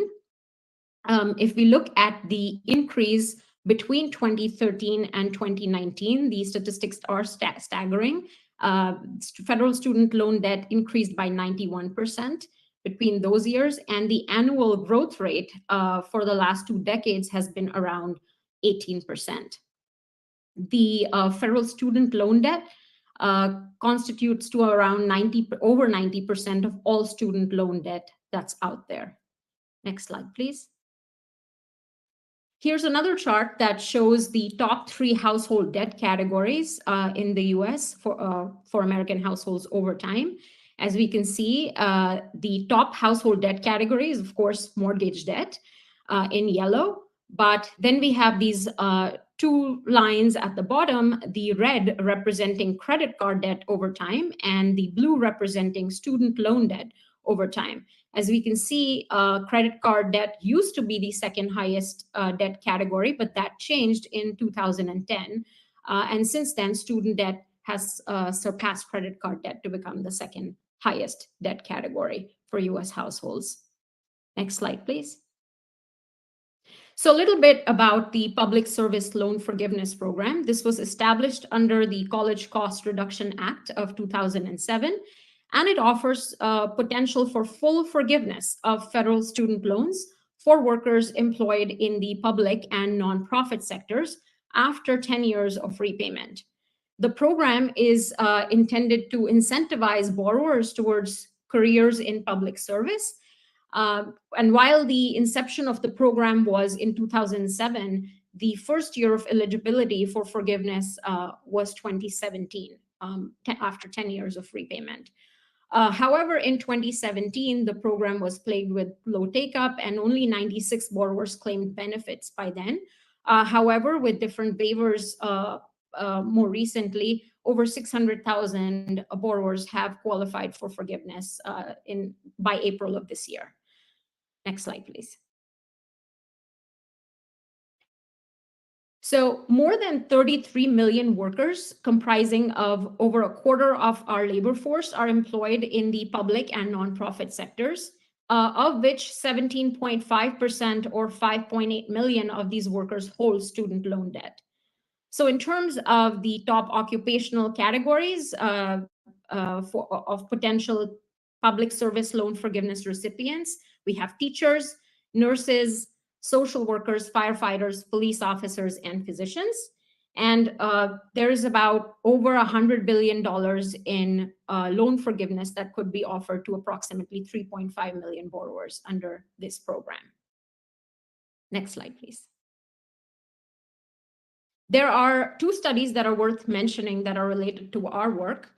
The first looked at how the presence of student loan debt alone is associated with net worth loss across the wealth distribution, and these net worth losses were amplified at the bottom of the wealth distribution. And the second study is our study that looked at the extent to which the differences in the presence of student loan debt contribute to explaining racial wealth gaps. And we found that the differences in the presence of student loan debt contribute to explaining somewhere between 3 to 7% of the white-black wealth gap, but not the white-Hispanic wealth gap across the wealth distribution. And so ours is the first paper to evaluate the impact of the public service loan forgiveness on racial and ethnic wealth gaps across the wealth distribution. Next slide, please. There are a few studies that look at the effects of student loan debt on home ownership, on retirement savings, and financial distress. But in the interest of time, I'll move on from here. Next slide, please. So our data comes from the Survey of Consumer Finances. We look at the 2019 wave. This is interesting because it is the first set of data that is available after 10 years after the borrowers become eligible in 2017. The Survey of Consumer Finances is a triennial cross-sectional survey of US families, and it is the most comprehensive microeconomic data set on asset and liability positions of US families. It offers detailed information on income and demographic characteristics, which was useful for us. The survey is a representative of US families in the given year, And in the 2019 wave, we have interview responses from over 5,700 households. Next slide, please. So in order to determine who might be eligible for public service loan forgiveness, we had to look at the eligibility criteria. So in order to qualify for PSLF, federal student loan borrowers must be employed by a US federal, state, local, or tribal government, or a not-for-profit organization. We used industry codes and types of retirement account to determine this. Federal student loan borrowers must also be working full-time for that agency or organization, and have direct loans or be able to consolidate other federal student loans into a direct loan, repay loans under an income-driven repayment plan, and make 120 qualifying payments. So this is 12 monthly payments in a year, and over 10 years, that's 120. This is something we can't consider because we don't observe this in the Survey of Consumer Finances data. However, with other eligibility criteria, our model is able to estimate the potential forgiveness under the impact of potential forgiveness on racial wealth gaps under this public service loan forgiveness program. Next slide, please. So our methodology has two steps. In the first step is looking at a measure of wealth and transforming it. So the measure of wealth that we focus on is assets less liabilities, but the liabilities portion excludes the amount of student loan debt. Next bullet, please. The inverse hyperbolic sign is a type of transformation that allows us to estimate a percentage change specification on data that includes non-positive values. So net worth, as you can imagine, can take positive or negative values. So this transformation helps with that. And also in the US, the distribution of wealth is left skewed. So this type of transformation also helps us in dampening the effect of outliers and tackling heteroscedasticity. The second step is using decomposition methods proposed by Forpo and others, which are an extension of the Oaxaca-Blinder decomposition methods. Next bullet, please. And these methods are useful because we can discuss the contribution of explanatory factors in accounting for racial and ethnic wealth gaps across the wealth distribution. Next slide, please. Next. So our model looks like this. So we have on the left-hand side, the racial and ethnic wealth gap at the Towith percentile. And on the right-hand side, this is decomposed into two parts. So the first part that you see is the explained or the composition effect, which is governed by the differences in covariates. And the second part is the unexplained or the structural effect, which is explained by the differences in racial or ethnic groups. So our vector of covariates, the most important covariate that we are interested in is student loan debt. And here we have decomposed it into forgivable debt under the PSLF program and non-forgivable debt under the PSLF program. And we have a bunch of other variables that are important for wealth accumulation. So we have home ownership, pension, income, and other factors that are important and established in the literature. Next slide, please. So here is a dense table with summary statistics, but the first two numeric columns in the table are about our characteristics of households that have student loans, and the last two columns represent characteristics of households without student loans. And we observed that about 14% of households are eligible for of households that have student loans are eligible for forgiveness under the PSLF program in the Survey of Consumer Finances data. What's interesting is that when we look at differences by race and ethnicity across these two groups, holders of student loans are more likely to be Black and less likely to be white or Hispanic relative to those those households that are without student loan debt. We also see in the last bottom panel that the median amount eligible for forgiveness for households with student loan debt is $20,000, which is not trivial. And we also see that the average age of respondents from households with student loans is much lower at 37 years versus 56 years for households without student debt. Next slide, please. So again, this is a dense table because we are looking at the effects across the wealth distribution. So when you look at these numeric columns, you see the 15th percentile of wealth, and then the last column is the 85th percentile.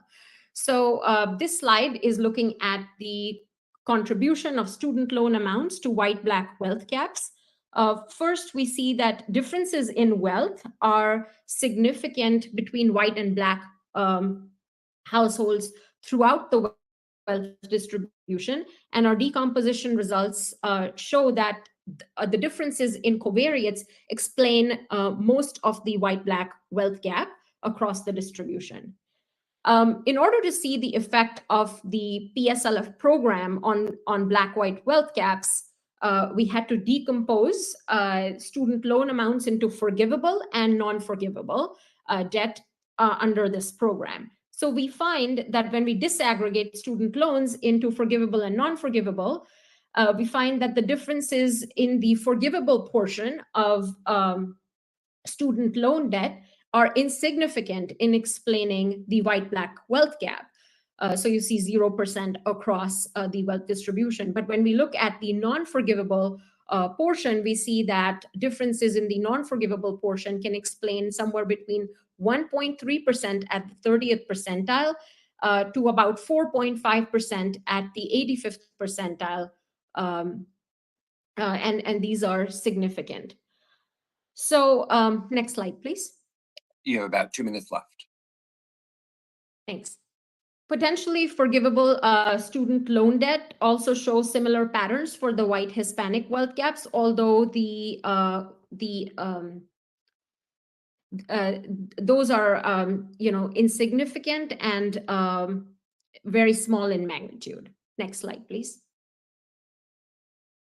So there are certain tables I did not show, but in our paper, we find that the size of the student loan balances is associated with a statistical widening of the white-black wealth gap and a narrowing of the white-Hispanic wealth gap throughout the wealth distribution.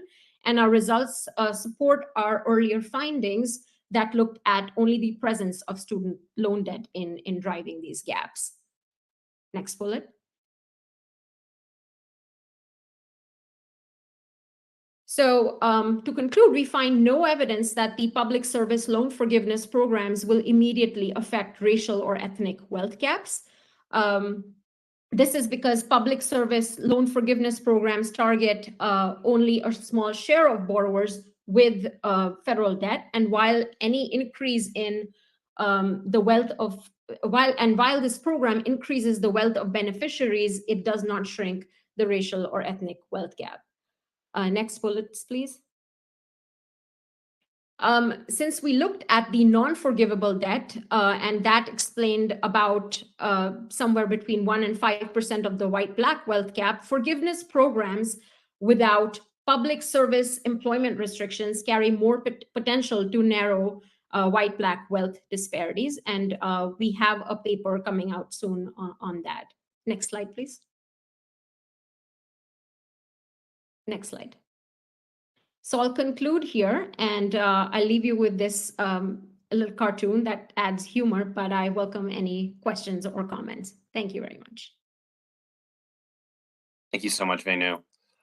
We will now move on to our final presentation of the session, AJ Alvaro with Income and Campus Disparities Among Hispanic Identifying UC Applicants, Implications for Hispanic Serving Institution Designation. 1 second. Okay, there we go. Hello, everyone. Happy to be here. I also just want to give a quick shout out to my co-authors who are not in the audience, as well as Nancy Lopez, who is in the audience and alerted me to this opportunity. Next slide. Oh, so I had little animations, but I guess they're not going to pop up. That is okay.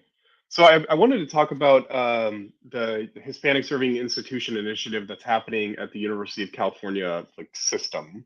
So Hispanic Serving Institutions, that is an official designation granted by the Federal Department of Education, where if a university has at least 25% Hispanic enrollment, using the traditional definition of that term as used by the U.S. Census, universities can have access to millions of dollars in grants. So in California, in particular, this motivation and this initiative is also not just in response to this opportunity to get grant money, but also in response to demographic shifts in the state. It's also the case that Hispanic students in general have been there's a longstanding well-documented literature on inequality for Hispanic students in particular, and also just in general, the amount of Hispanic representation in terms of personnel, not just in education, but in businesses and nonprofits, is a key diversity metric that's used often in discourse. Next slide. Oh man, I'm so sorry. I had animations, but I guess they did not translate. That is too bad. So anyway, so I'm just working from the left-hand side. So this idea that the amount of people or the number of people who count as Hispanic is an important question that a lot of colleges and universities want answers to. The way that data is collected is essentially questions like presented here on the left-hand side, where organizations generate aggregate statistics of all of the people who answer affirmatively to questions like this. Are you Hispanic, Latino, or Spanish in origin? You can identify as Mexican, Puerto Rican, Cuban, or other. But as studies have shown, and I know it's hard to see, with the images on the right, there's notable inequality for members of certain subgroups of the Hispanic category. So in the back there, it's actually a snapshot from the old Ford Foundation doctoral fellowship, and they note these disparities in their recruitment. So there specifically, they note that Mexican and Puerto Rican students in the U.S. Academy, relative to their population size in the United States, are acutely underrepresented. On the other side, it's also the case that people from Argentina and Costa Rica and Spain report the highest average incomes of these different subgroups in the United States. But it's that last row there in that image where people with Spanish heritage, being referring to Spain, the reporting some of the highest average income, kind of that was the primary question that drove this paper, which was this idea or this kind of paradox where on the one hand this key ethno-racial diversity metric includes a European identity. So there's this or in terms of or heritage. And sorry, again, very sorry about the images here. Let's go to the next slide. That brings us to our questions. So, given this paradox where, essentially white European identity can also count towards this, these broader kind of diversity initiatives and metrics, how prevalent is European identity in the composition and creation of Hispanic serving institutions? And we focus specifically on the University of California system. And we also want to know, is the amount of European identifying Hispanic students, is it a large number? It's a small number. This information is generally not known or used in social science. Oh, and as I noted in the previous slide, we do know from data disaggregation that there are stark disparities within these different subcategories. So that's also kind of motivating our thinking here. And that, which kind of combined leads us to this primary question of what does data disaggregation reveal about disparities within Hispanic identifying college applicants? We go to the next slide. So in terms of organizing our thoughts, our theories and perspectives, on the left-hand side, we thought a lot about colonial legacies within the Hispanic category. So there's this long-standing idea that one of the unifying characteristics of people within this pan-ethnic category are their colonial ties and heritage to Spain and Portugal. And we take that kind of that common justification and ask a kind of a question back in terms of like, how might that actually contribute to forms of inequality? We also think about Hispanic serving institutions, as this, broader, like as an example of broader organizational diversity initiatives and incentives. So, for example, the University of California system is ethno-racially stratified, but it now, again, given these population shifts, every UC campus is close to attaining HSI status. And we want to know, like, in terms of, again, how does the stratification of the UC system mirror or map onto potential stratification of students with European versus non-European kind of like justification and heritage. And then in general, I think like this disaggregation approach in a way is also kind of thinking about, coloniality and decoloniality. And what we hope is that, this work can kind of encourage other studies that take this more disaggregated approach, kind of thinking about the subcategories, how they experience things, relative to other people within the same broader ethnic category. So, for example, similar arguments have been made for Pacific Islanders in the AAPI kind of pan-ethnic umbrella. Could you go on next slide? Oh man!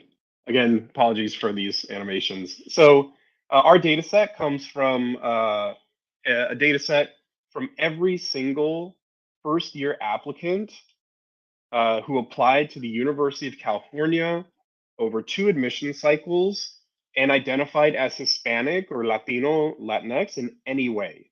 So this is, over 90,000 applicants over 2 years. And importantly, we know not just that they identified as Hispanic, we also know how they identified as Hispanic.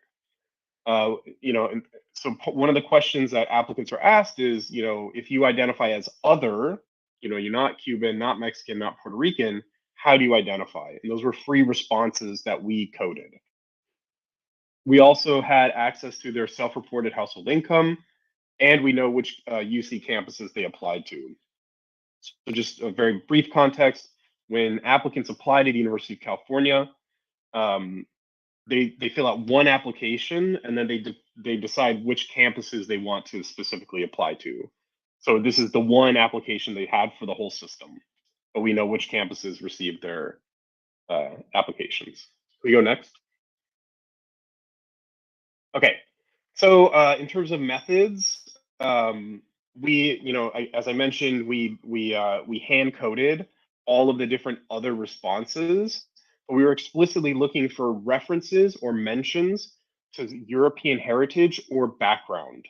So, and this included responses where students would mention multiple identities. So, for example, one student wrote in Mexican and Spanish. We would give that a 1 for mentioning, Spanish as in Spain. Everyone else who did not mention, again, some kind of connection to Europe in terms of heritage or background, they were the other groups. So basically here, what we're doing is, the rest of the analysis were essentially descriptive statistics to compare the patterns in reported income and the campuses that they applied to between this European mentioning group of students and this non-European or not European mentioning group of students. You go on the next slide.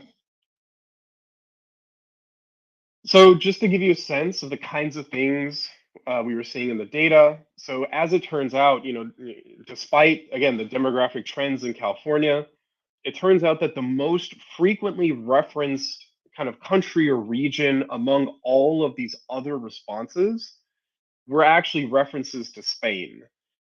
There were actually more references to Europe, including Spain and Portugal, than there were even Central America. And of course, this also went beyond, you know, students just writing in that, you know, they have Spanish heritage or their families from Spain.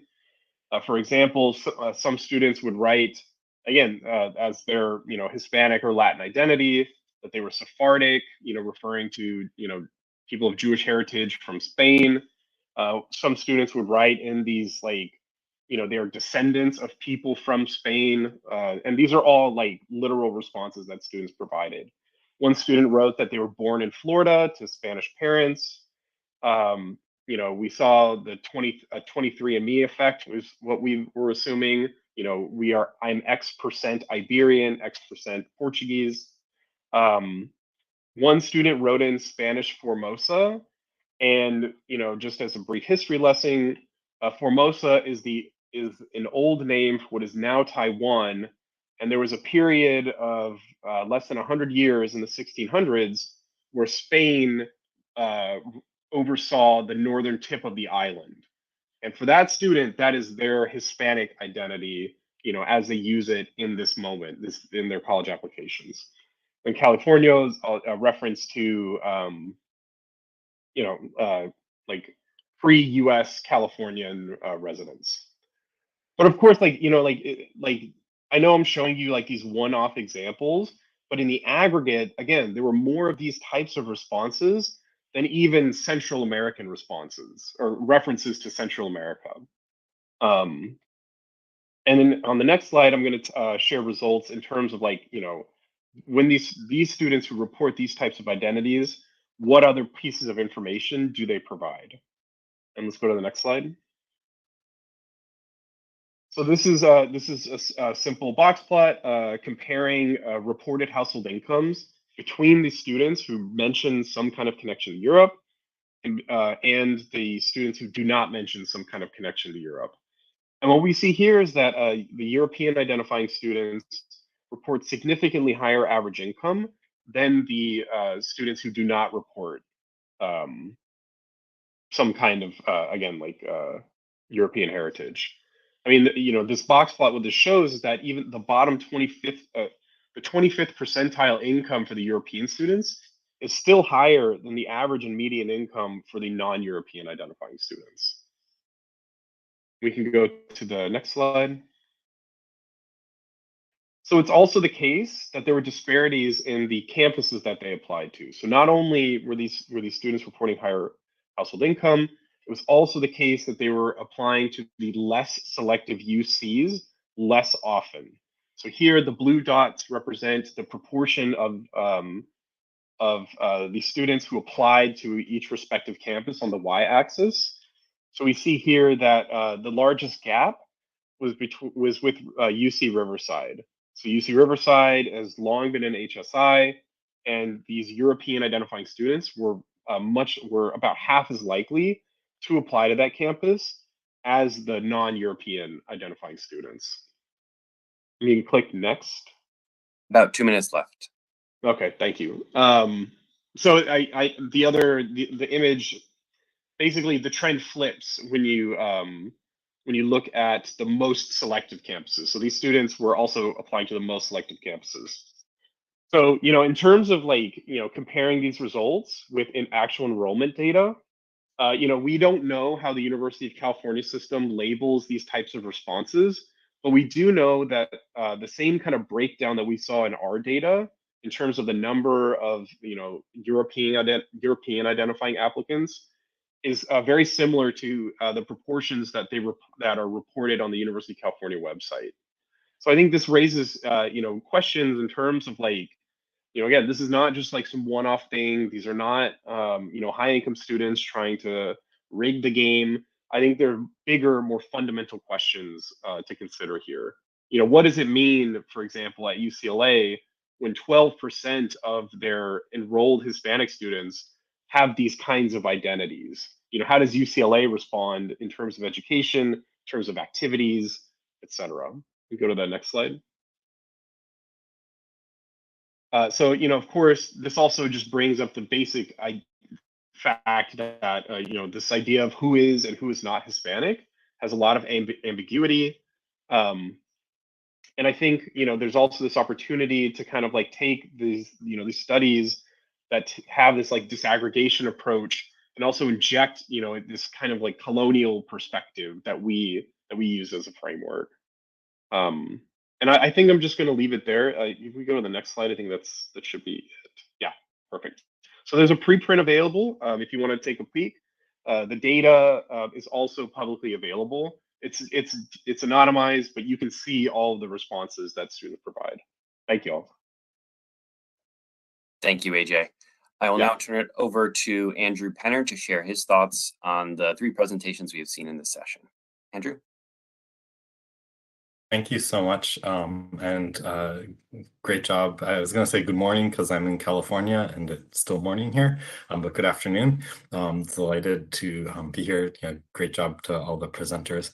I'm just going to note, normally when I serve as a discussant, I update my slides as people are talking, because that enables me to sort of match it, not just to the papers, but to what you all heard. That isn't an option when you have to send your discussant slides in advance.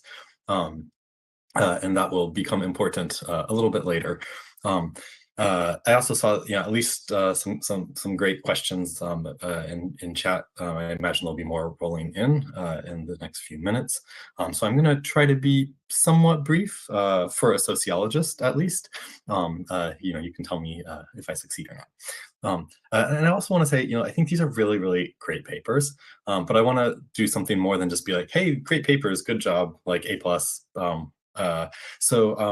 What I've done is for each of the papers, I have sort of talked about one thing that I liked, one thing that I disliked, which was hard to find, and then sort of one kind of bigger picture question and one sort of attempt to say something that was a little bit more concrete. And I'm not actually seeing my slides. I don't know if other people are seeing slides from me, but if we could get my slides up, that would, I think, be helpful.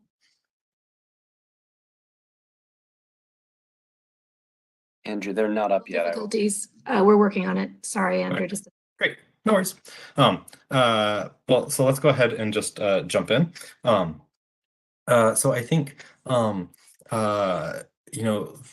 sort of start with the first paper on the sort of COVID-19 pandemic and sort of what this meant in CUNY. At Queens College, I think the thing that I found really fruitful and exciting there was sort of the diverging patterns, right, for Pell Grant recipients and transfer students. And I feel like this is sort of a really fruitful space to sort of understand the processes, as the authors do, that are sort of involved in, what the pandemic means. And I think, it's nice that I like the way, if we can go ahead and perfect, excellent. I liked the way that sort of the story changes over time, right? So, this, I think, really challenges us to move beyond this kind of, one size fits all silver bullet approach that, to sort of think about, how things are changing over time. And I think that the sort of over time piece is really useful also for thinking about, I guess one of the things that I found myself struggling with was sort of the causal language. And I think the fact that you get these different patterns, for transfer students and for Pell Grant recipients and some of the other groups is helpful there, because if everything was driven sort of, by some very naive selection process, then we might expect the Pell and transfer students to have a similar pattern. So I think that, at the very least, this suggests that the processes here vary. Either it's the selection processes change, or sort of the effect is somehow different. And that made me sort of wonder, can we sort of think about like changes in selection, what, even if it's sort of all driven by selection, which I don't think it is, can that sort of be somehow an effect of the pandemic too? And I should note, I have some friends who talk about the identification police, and I don't consider myself a member of the identification police, but it seemed like the paper was sort of at its strongest and best as sort of a exercise, sort of saying, here's here's what we see happening over time in this really important context. In terms of what it made me wonder, I was really curious, how this is going to change over time. It reminded me of a conversation with an ethnographer friend of mine who was, finishing up writing their book, and it's sort of about homelessness, and every time they would go back and sort of do like a one last visit to the site to see how various people were doing. Different people were doing well and different people were struggling, right? And so there was sort of this tendency, right, to sort of read back into our story, like, based on what we're seeing at, a particular endpoint that we sort of pick artificially. I think you use, like, we want to sort of see like who the winners and losers are. And I wonder how that will change over time, right? And it made me wonder if there's space in economics for this kind of, quantitative, thick description, because I think that would be really cool if there was. And then sort of the final thing in terms of, one sort of concrete thing that I found myself thinking about was, just trying to figure out, in terms of like the magnitude of the effects, if we're sort of thinking about them as effects, or, sort of the changes that we're observing across time, putting them in, even if we're not sort of thinking about this in like a causal framework, just getting a sense of how large are these, right? And I think, like Ken Frank's work is useful for that. There's, some analogous work in economics that, given that you're economists, that's probably, like, there's like different groups, do and don't get points by, talking to people outside of their discipline, and versus, more people inside their discipline. So maybe you want to go with so sort of within economics approach versus Ken Frank's approach. But, Ken is the person I sort of talked to first. So, yeah, so I think that's sort of my thoughts on that paper. If we can go to the next slide, on loan forgiveness. Here I think my favorite thing is, in the circles I run in, like, everyone talks about like wealth is super important, right? But then like very few people study it, and those that do, or not very few people, a large number of people study it, but like, given how important everyone says it is, like, you would expect more than the large number that are studying it. And I think, among the work that does, at least in, sort of the work that, the people that I talk to who are doing work on wealth, most of it is describing what wealth inequality looks like. And it's not sort of trying to think about, what policies might do, right? And I think that's really important. How can we sort of, get analytic purchase on how to change this? Because I think that's really super important. So I thought that was really fantastic. My least favorite thing is sort of the how race is constructed, and I suspect that this is sort of by necessity from the data, but I think sort of saying that we're going to take the sort of man, or if there's in sort of mixed sex couples, in a case where the same sex, we're going to take the older partner. That felt like something we could hopefully do better than. And that was, I think, the thing that I found sort of most frustrating. And then in terms of sort of a bigger picture thing, what it made me wonder was, I kept thinking about how, like, what part of the wealth distribution do we actually care about? In particular, I'm thinking about I think the processes at the bottom of the distribution and the top of the distribution are likely to be very different.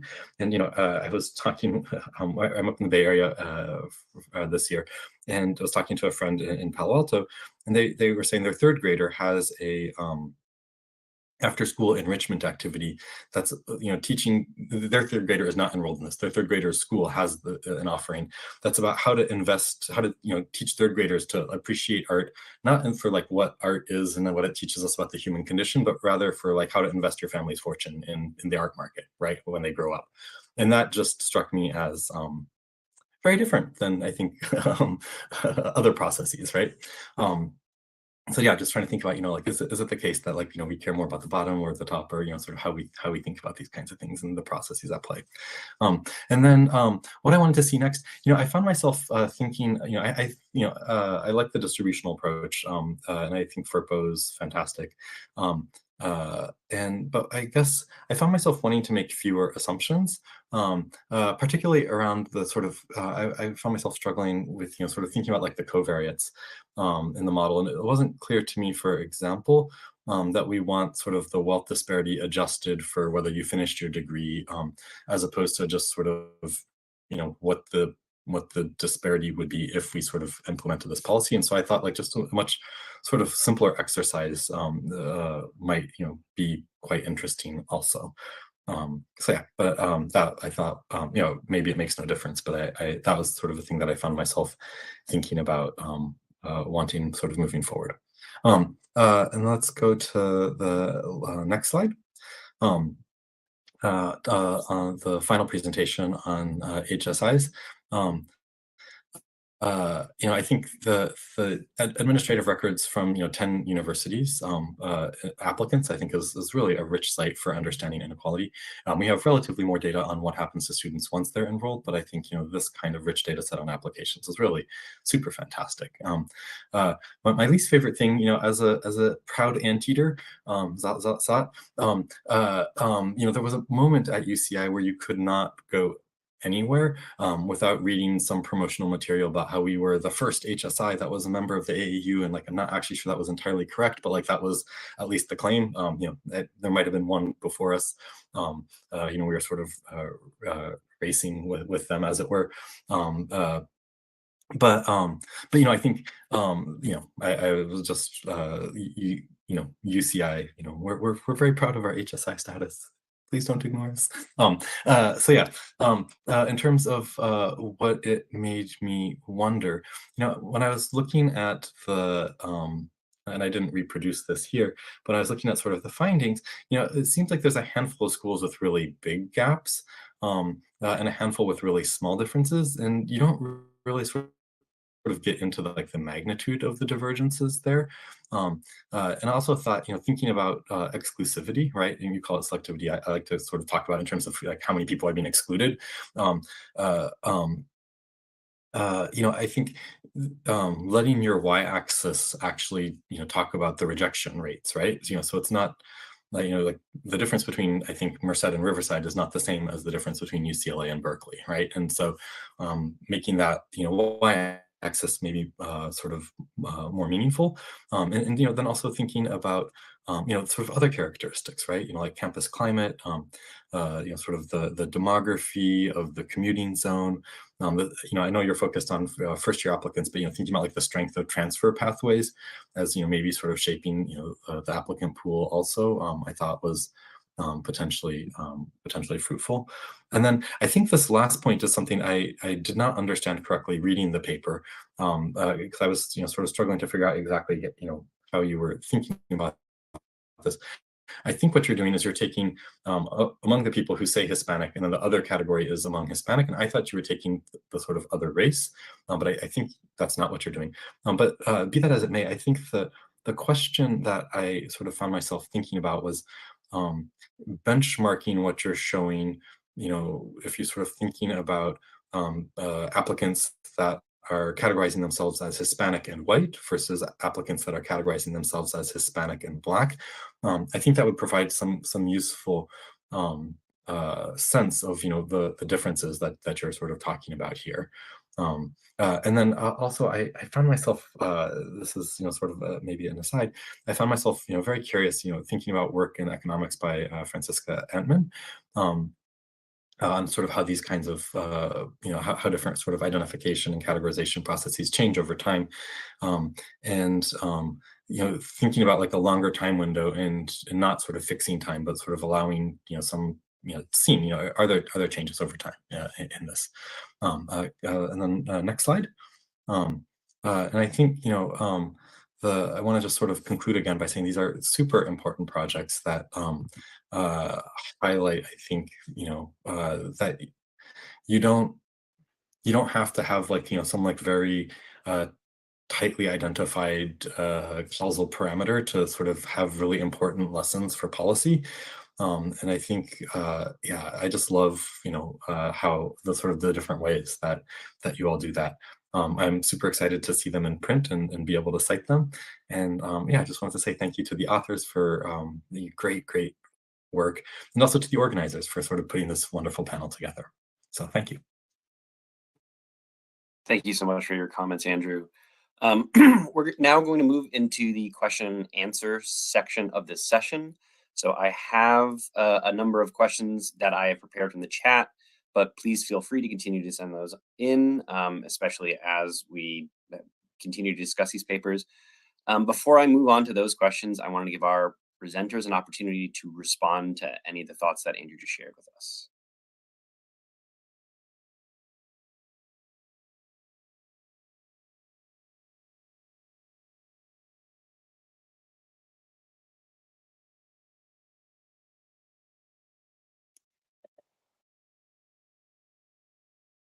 Okay, if there are no direct responses to Andrew's comments, I can go through a couple of questions we've gotten. So one question for Malika was whether or not you considered employing intersectionality as inquiry in praxis for examining outcomes by race, gender, and Pell recipient as an intersectional social location. Thank you for the question, Professor Lopez, I believe. So I just had a quick peek to that paper, and we don't do that, but like you specifically specify some groups like Black, Pell recipient, this, that, very specific groups. We don't do that, but whenever, let's say, when I'm looking at the difference between Pell recipient versus non-Pell recipients, I actually control for other socio-demographic characteristic in that regression as well. I do with or without, I just show the ones with all controls in this presentation. The results are not changing much, but it can be really interesting to look at very specific groups. Maybe we will have less number of observation then. I don't know how precise it will be, but I will definitely have a look at the paper. Thank you for the question. Thank you. We also had a question in the chat for Venu about the different types of decomposition methods you considered and what you ended up using. Yeah, thank you, JJ, for sharing that paper. The paper that we are, the method that we are following is something I shared with you as well. The advantage of this type of method is that we can decompose non-sequentially in the same way as the conventional Oaxaca blinder method. So when we use the techniques by FORPO, we can do that, and we can look at the entire wealth distribution.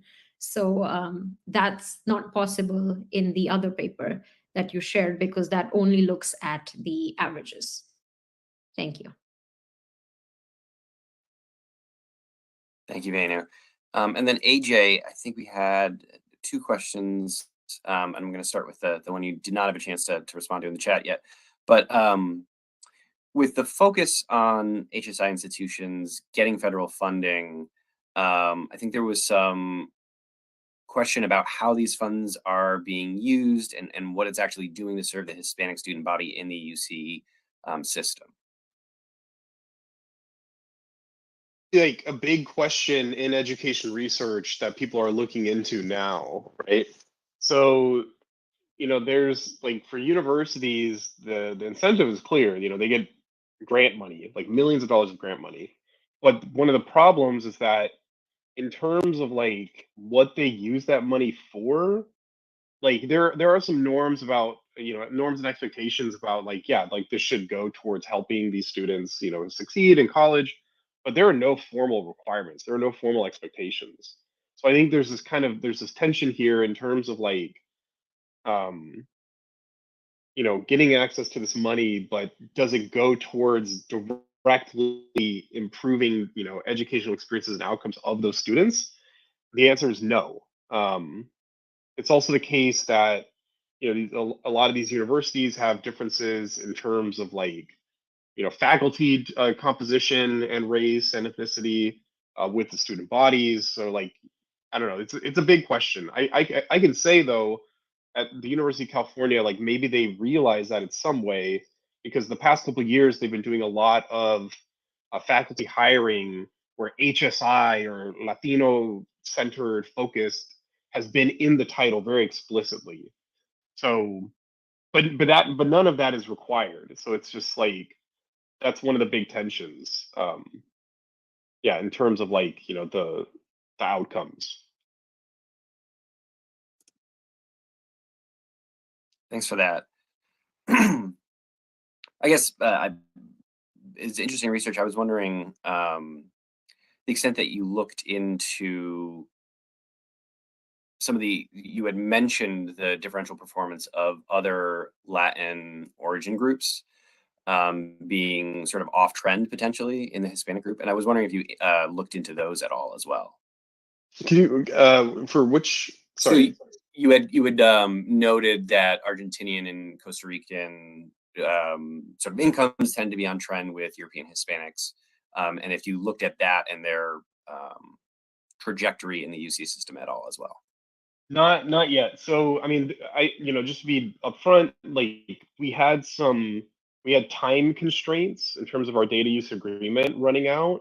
There were also a lot of like pieces of information about what happens to students after admissions that we also didn't have access to. So we were somewhat limited, and like us like trying to coordinate the actual enrollment trends is that's us trying to like kind of like work around that, but we are not totally sure. But I mean, like there's so many. I mean, even beyond like these specific like sub-ethnic subgroup categories, it's also the case that Black, Latinx people and individuals and communities, they don't have as many opportunities in terms of like educational access, etc., as non-Black Latinx people. Same for indigenous, indigenous people who fall under this pan-ethnic umbrella. So we do know that there are very stark trends, but we in the context of the paper, we were somewhat limited in what we could and could not say. Great, thank you. So I guess I'd like to give our panelists just one more opportunity to talk about where they feel their research can lead. So what is this leading to? What is the next step in the work that you've shown us today? Are there follow-up projects that you're considering? Where are you taking the analysis? We can start with Milika. We are still working in our other paper with Professor Rodriguez Planas, including this data set, but more. We received recently more semester data and we received more graduation outcomes so that we can follow up the students more. But we do a little different things there. We are looking at the effects of flexible grading policy affecting how it is affecting the overall students, not like this gender or ethnicity subgroups. This is where we are headed now. Thank you. Venu? Yeah, thanks, Mike, for that question. I touched upon that in my last slide, so thanks for giving me an opportunity to talk about that. We're going to be exploring the role of broad-based student debt relief in potentially reducing the racial wealth gap across the wealth distribution. The case is stuck in the Supreme Court and it's been struck down after a while, but I think it's important to see the different types of ways in which student debt relief will be able to impact racial wealth gaps. So if there was a policy, what are some of the counterfactuals that we can present? So that's what we're focusing on. And also a second line is focused on looking at how student loan repayment policies are affecting wealth accumulation for American households. Thanks. Thank you so much, Venu. And AJ. Yeah, I guess I have two things. One is just, in the California context, there are so many Mexican and Central American students. And I'm just, I'm very basically concerned that, like if potentially, these trends that we note in our analysis have this downstream implication of like, and it's also the case that fewer Mexican, fewer Central American students have access to these universities. There was one study that showed that once universities hit that 25% Hispanic enrollment rate, Hispanic recruitment just kind of like dies, like it just falls off, and like our work is done, right? So I get concerned, particularly for Mexican Central American students, because again, like all these trends of social inequality are acute for them in particular. I'd also say just kind of like way out of this conversation, when we talk about things like AI bias in data science, we tend to just use Hispanic as like, a race category. But what happens when you disaggregate, like which of these subcategories are most acutely impacted by these types of biases? And my guess is it would be, Mexicans, Central Americans in the California context, maybe Puerto Ricans and Dominicans in the Northeastern context. I think it's a really important question moving forward. Great. Thank you to all of our panelists. I think that you all presented very interesting research today, and I can echo Andrew's comments that we're excited to see where these go and cite them in the future. With that, I believe we are up against the break for lunch today. So we will close out the session and return at 1:45 for a session on racial and ethnic inequalities in homeownership. So thank you everyone for attending, and hope to see you later this afternoon. Thank you all. Thank you all. Bye.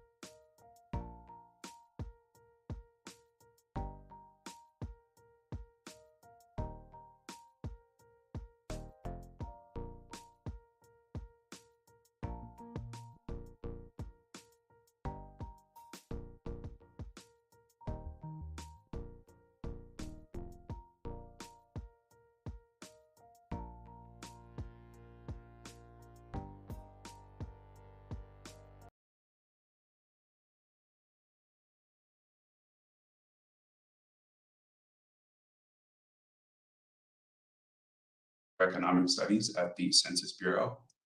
And today we're going to hear from three presenters. We have Scott Wetland of the U.S. Bureau of Economic Analysis. We also have Brittany Almquist Lewis from Washington University in St. Louis. And we also have Inwa Kim from Haristo State University. After the presentations, Michael Neal of the Urban Institute will give a brief discussion of the presentations. And then finally, we will have a Q&A session at the end. And in the meantime, if you're in the audience, I invite you to submit any and all of your questions to the chat, and then we will take them at that time. So first up is Scott. And the floor is yours, Scott. Thank you, Kyle. Again, my name is Scott Wetland. I'm from the BEA, and this is I'm presenting joint research from Marina Gandelsky, Jeremy Moulton, and Kelly Wetland, titled "Returns to Homeownership and Inequality: Evidence from the First-Time Homebuyer Tax Credit." Next slide. I'll also briefly mention the disclaimers, as I'm sure you've heard many of them, that these are my own views, my co-authors' views, and not the views of BEA or our data providers like Census and so on, and Zillow. So I'll just offer a couple motivating comments and thoughts and facts before we jump into our research question. Homeownership is, tied to the American dream. It's within our sort of fabric that that we have this, sort of bipartisan support for homeownership and homeownership affordability. And it was pointed out by a couple authors in the Journal of Economic Perspectives a few years ago that that really for decades it was taken as a given that the increased homeownership rate was a desirable goal. And then, of course, we saw the boom and bust, and we had a re-examination of homeownership, and to the extent that it has helped some build wealth. And that's something that we're going to dig into more in this paper. Next slide. So, as we know from, many of us know from our experience the last couple of decades from looking at the housing market, that this has been a volatile one in terms of home prices. But there are also some sort of notable differences, not just in the market dynamics, but also how the housing market is experienced by various households, including by racial and ethnic group. In this graph, we just point out in the paper that there are large differences in this market, that the white homeownership rate is much higher than the homeownership rate of Black and Hispanic households. Next slide. And even recent research has pointed to looking at the role of owning a house in Black versus white households' portfolios. Recent research by Durenencourt and others had not only quantified the wealth differences among Black and white households, which happen to be considerably larger than income differences, but another important finding that they have is that they've relayed is that the returns on the assets themselves on their portfolios actually matter a lot. That they document that the wealth gap has been declining over time, but it has been pretty steadily large in recent decades. And one of the facts that they point out is that Black households have a much larger proportion of their asset portfolio is concentrated in their house as their main asset, whereas white households have a more diversified portfolio, including stocks, which have higher returns or have had historically higher returns. And so they point out this sort of general point that economists often emphasize in economic growth is that returns and growth often matter for when you're thinking about countries getting rich or households getting rich. So next slide. So this motivates our sort of our research questions is that can we look a little bit deeper into the data to first ask this basic questions about returns to homeownership, and to what extent buying a house and then through homeownership, to what extent can you build wealth, and does this always this time tested, always and everywhere good asset return, or do we have some variation in these returns that we need to examine more? And so we look precisely at the rate of return on housing, in particular the price appreciation that homeowners receive when they buy and subsequently sell a house. And we look at this over a period from 2000 to 2016, so at least that's where our sample covers, using a unique linked data set, which I'll talk more about. That's sort of one of the themes of this conference, where we're linking Zillow data, Zillow microdata, to ACS internal data. And we provide some descriptive causal analysis of this. And then we dig a little bit deeper. Descriptive non-causal analysis. And then we turn to a sort of more of a causal analysis of looking at the role of upfront capital, and to what extent does upfront capital pave the way to building wealth through homeownership. And in particular, we look at the 2009-2010 first-time homebuyer tax credit as an empirical setting to examine the extent to which upfront capital, or a policy that would help defray upfront capital for putting money towards a down payment or closing costs in the form of a first-time homebuyer tax credit, had helped people achieve a higher return and success in homeownership. And in particular, did this have a differential impact on minority households? Next slide. So in this paper, one of our contributions is the data that we were able to take some data that we're all very familiar with. If you've ever been on the hunt for a house, you guys are well acquainted with this kind of picture, where we have, if you put your address into Zillow, or if you go on the housing market, look at a neighborhood, you'll find all kinds of characteristics about a particular home that is not only available on Zillow's website, but in other websites as well. Next slide. So we have more or less the universe of property transactions going back for most of 2 decades in states where sales of homes are publicly disclosed in the county tax assessor's office, and those you'll often find in the price history on Zillow's website itself, as well as the property characteristics and the things that you're used to seeing on Zillow's website for most properties, for the vast majority of properties in the US. And so we have this massive data set, which we then subsequently link with internal ACS records, so that we can look at this price history and know more about the household, demographic factors, and so forth, to examine how some household characteristics both determine that price appreciation they receive when they buy and subsequently sell a house, as well as look at some the causal analysis that I mentioned, first-time homebuyer tax credit.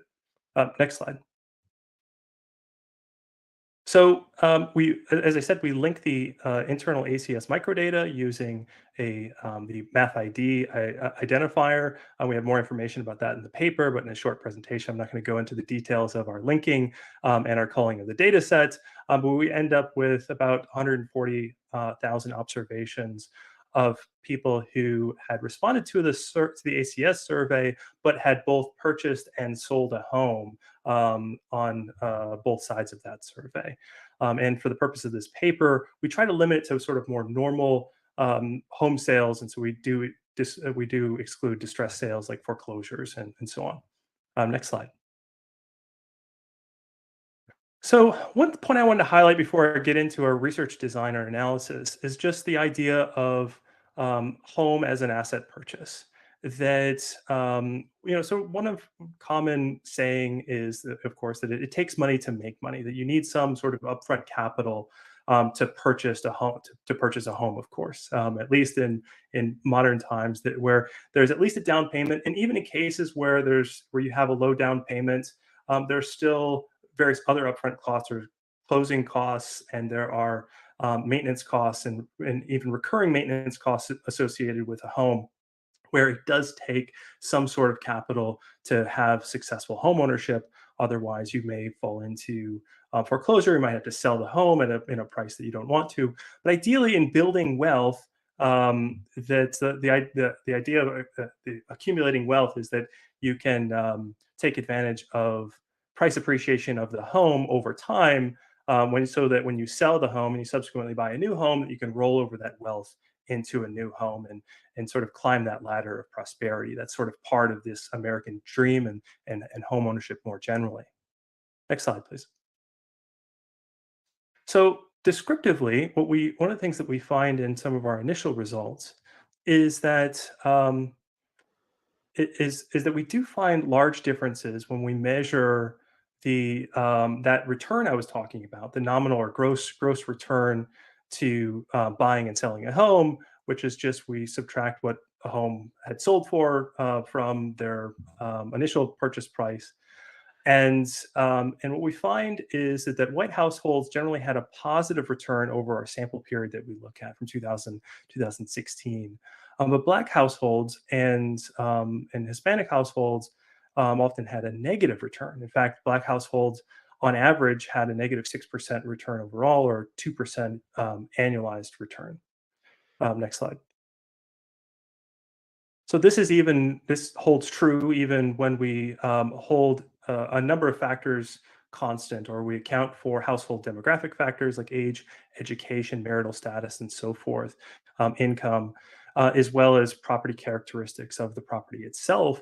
And once we account for those factors, the fact that households are different along a number of observable factors, we still find this difference that Black households tend to do worse in their investment in homes in terms of realizing price appreciation, and we find that also for Hispanic households and so forth. Next slide. So even with the rich data that we do have, again, which there's more details in the paper about our data, which I'm just quickly going over here.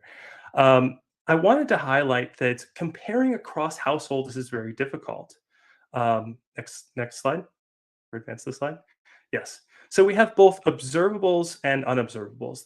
We have in our rich data, as I mentioned, we control for all these other factors like demographics, location, these sorts of things, and we still see these differences in household outcomes. But can you advance it one more? That there's also these unobservables that we might be worried about in this descriptive analysis, that perhaps what we're missing is there's other differences like family wealth differences and credit history and different things that may be contributing to some of these differences, different experiences and realized gains. Next slide. So ideally, what we would like to see is some policy shock or some policy variation that's exogenous to the household, that gives us some exogenous variation so that we can compare homes with, let's say, additional upfront capital in the form of a first-time homebuyer tax credit, and compared to those who do not get it.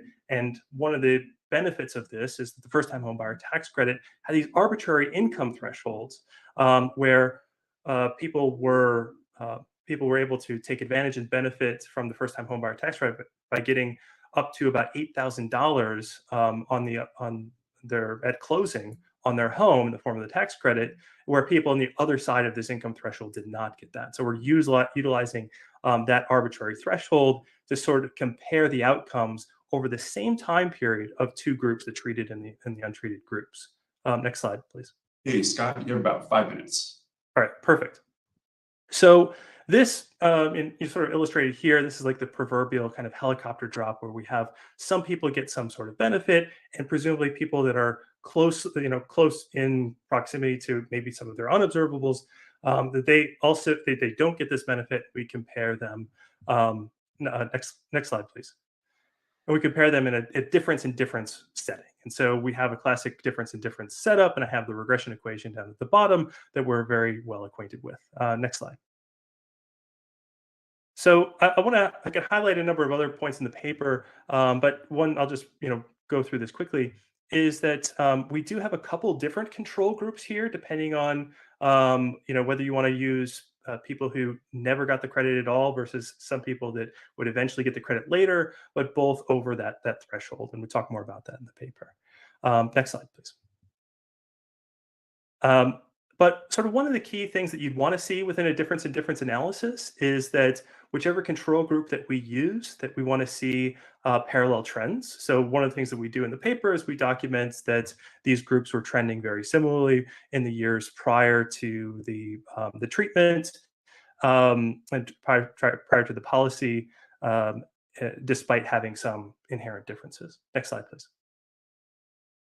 So ultimately, our findings for this set of analysis is that the first-time homebuyer tax credit, whether you use one control group or another control group, that those either never eligible or those not initially eligible but later eligible, had significantly increased the return. This upfront capital was able to give start these homebuyers on the right footing, and they were able to realize about a 1 percentage point annualized increase in returns over the policy period. Next slide, please.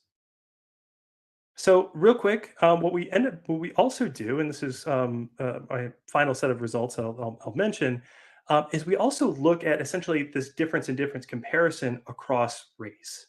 And so one of the things that we find, actually go to the next slide, in our difference in difference in difference, or triple difference analysis, by comparing these different diffs between white households and black households, that actually black households benefited even more than white households, substantially more. So about 3 percentage points.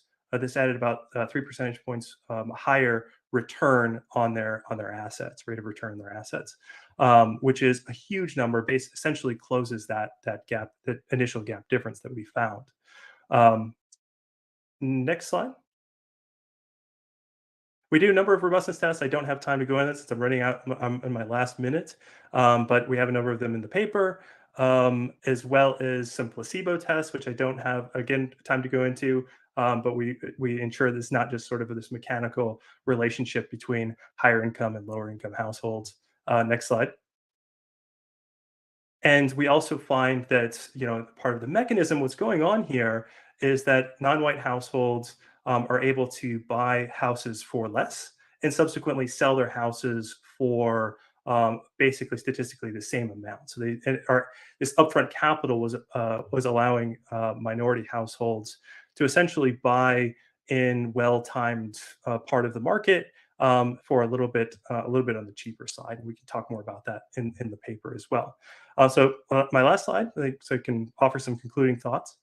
So in conclusion, our paper essentially has these two main findings, is that one, as we look at sort of the broader sample for the 2000-2016 period, is descriptively we find these household differences, demographic differences in returns to buying and subsequently selling a house. That the price appreciation for white households is higher than Black and Hispanic households, and it's about the same as Asian households.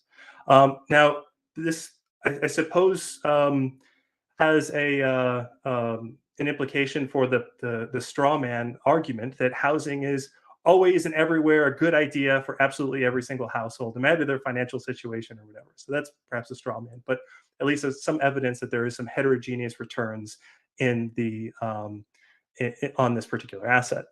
Now, does that suggest that we're negative on buying a house? No, absolutely not. So our main results for our first-time homebuyer tax credit analysis is that the more sort of capital constrained homeowners, in particular minority households, given the historic wealth differences, where this is a particularly binding constraint, upfront capital, tended to be a very important factor for differences in returns. And we found that Black and Hispanic households benefited more from a policy like the first-time homebuyer tax credit that defrayed upfront costs for homeowners. And that's all I have. Thank you. Great. Thank you, Scott. Next up is Brittany Almquist Lewis, and she's going to be presenting on the impact of collateral value on mortgage originations. Take it away, Brittany. Thank you so much, Kyle. I'm not seeing my slides. Will I share those myself? Yes. Yeah. Okay, great. Let me just pull those up.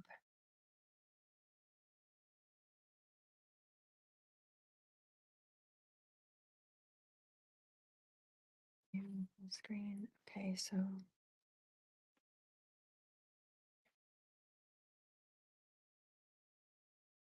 Oh, actually, you know what? I have to change my system preferences, and I'm not sure how long that will take me. So if it's possible, would you be able to share those slides? Absolutely. Okay, great.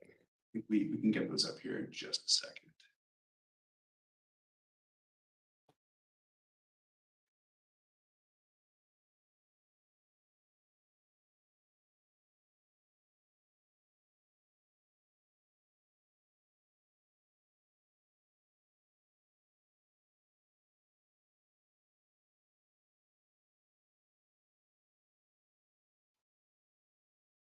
Okay, great. So this is the impact of collateral value on mortgage originations. Next slide.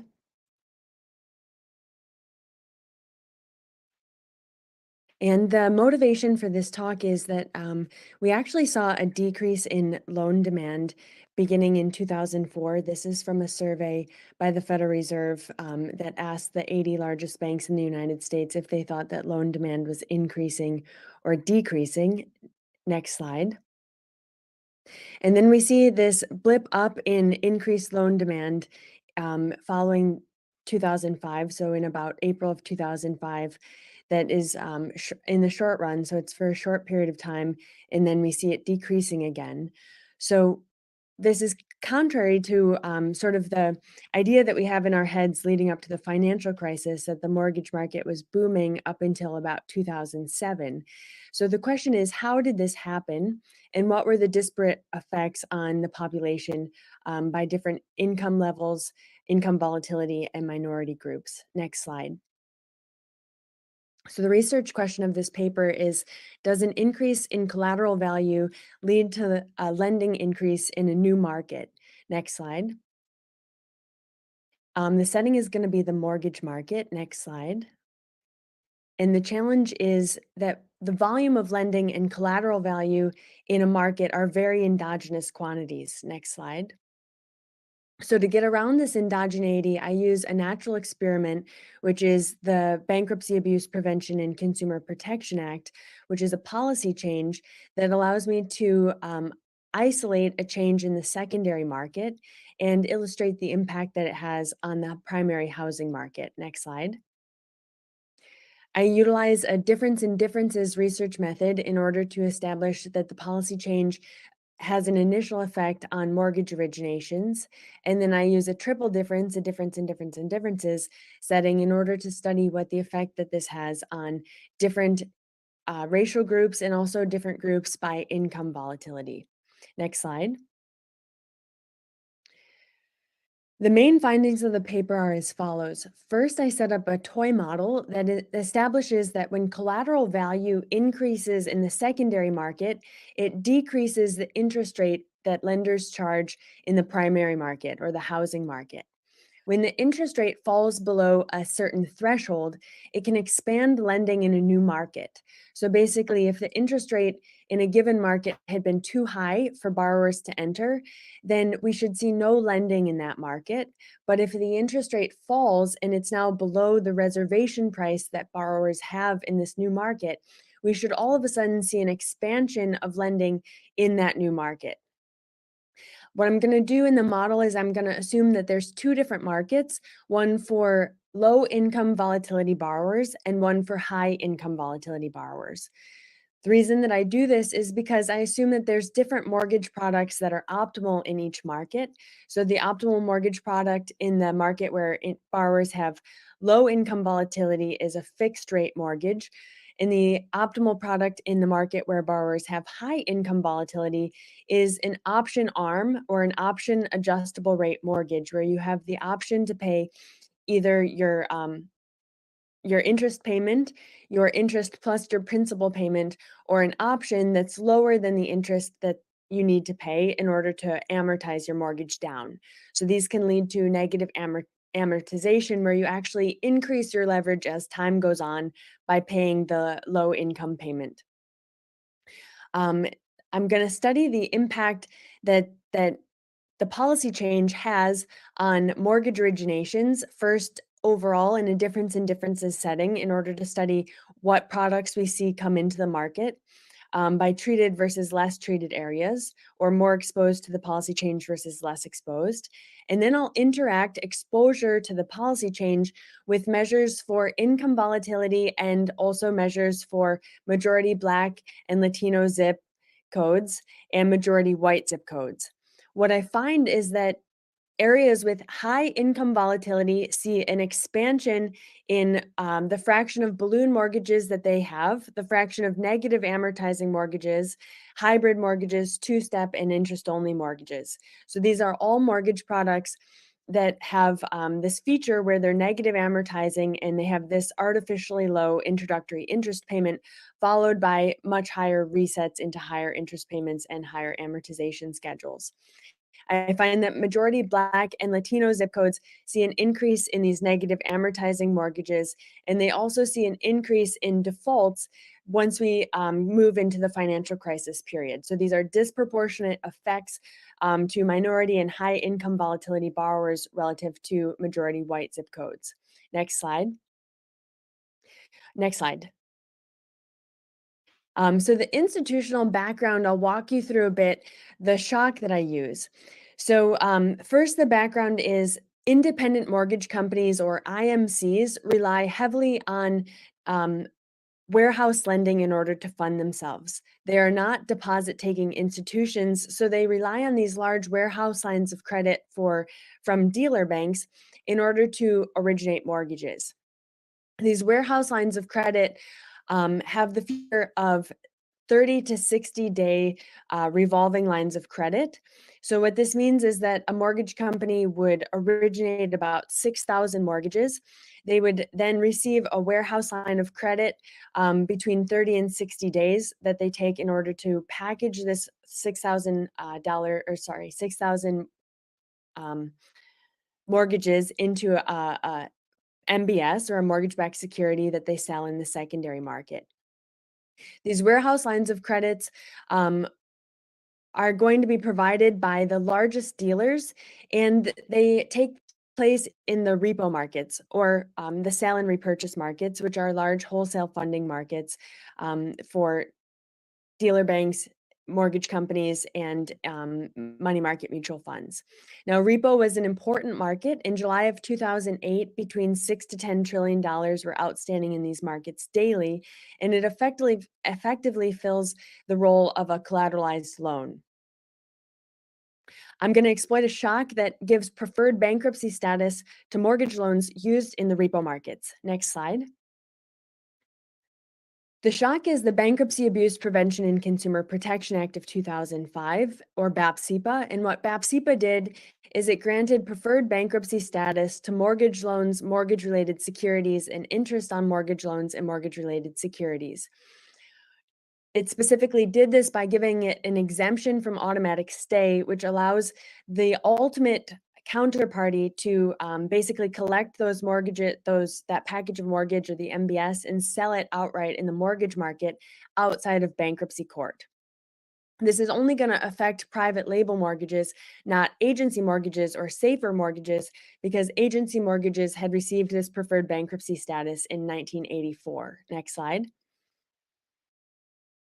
So what I hypothesized that this market looked like prior to the policy change is that a dealer provides warehouse lines of credit to a mortgage company. Let's say the dealer provides $100 worth of credit to the mortgage company. The mortgage company uses that $100 plus 36 of its own equity in order to originate mortgages.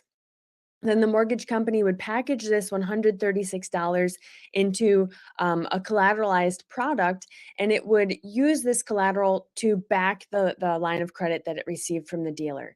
This is a haircut, or basically over collateralization rate of about 36%, which I measure in the data that I collect. Next slide.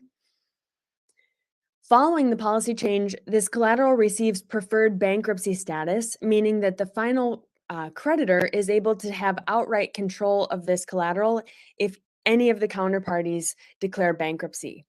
I hypothesize and show in my JFE paper that this allows dealers to repledge or rehypothecate the collateral, meaning that they take the collateral from the mortgage company and they repledge it to a large cash lender, such as a money market mutual fund.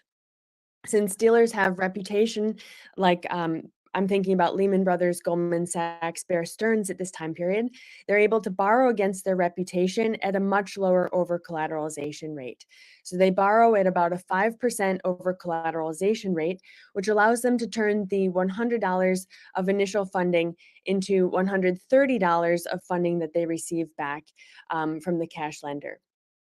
I hypothesize that they're now going to send a second round of funding into the mortgage company, and this is going to increase their funding to the mortgage company overall. This process can occur for many rounds, and it has the effect of a money multiplier, similar to the money multiplier that we see in the fractional reserve banking system, where lending expands because banks take a new dollar and they basically hold 10% of it and then lend the other 90% out. This is the same analogy here, where we can have this expansion in funding because of these credits, because of this change in collateral value in the secondary market. Next slide. Next slide. So the data that I'll use is going to be mortgage data from the CoreLogic mortgage originations and performance from Home Mortgage Disclosure Act data. And then I link this to income data and also to race data using the census data. Next slide. Next slide. I'll walk you through a toy model. Just very quickly, I set up borrower utility, where borrower receives utility from owning a home, and then they also have to pay the mortgage payment on the home. So that's the second term there, the 1 over theta multiplied by 1 plus the interest rate times the mortgage times whether or not they own a home, H. So H is equal to 1 if a borrower owns the home. And what this is going to give me is this gives me a threshold type, where borrowers that have a certain theta are going to be willing to purchase a home, and borrowers who have a theta below the threshold type are not willing to purchase a home and prefer to rent a home. Next slide. Next slide. I set up lender utility. So lender is willing to lend on the mortgage, given that they receive the interest rate, and they also receive the collateral value, which is the value that they get from repledging this collateral. So it's actually lucrative for the lender to repledge this collateral multiple times because they can increase the amount of interest that they can occur. And I'm going to model this as a little kickback that they get from the collateral value.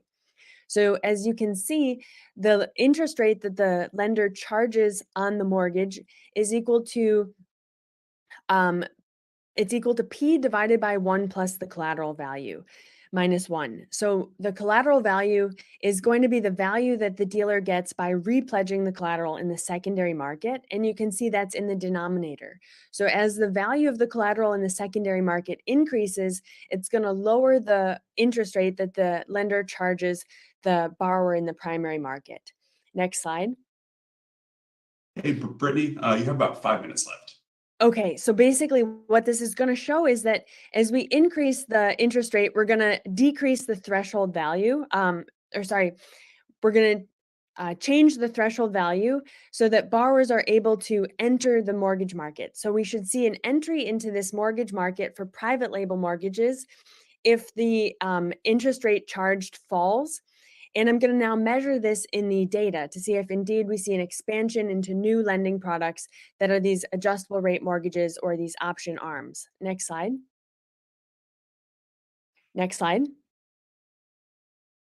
Next slide. So this is just showing that indeed the collateral value does increase. So this is plotting the yield spread. And basically what we're seeing is the spread on these private label mortgages or risky mortgages, which include option arms, is decreasing, meaning that the price of the value of the asset increases, which is consistent with there being a shock in the secondary market that's going to lower the interest rate dealers are willing to charge in the primary market. Next slide. Next slide.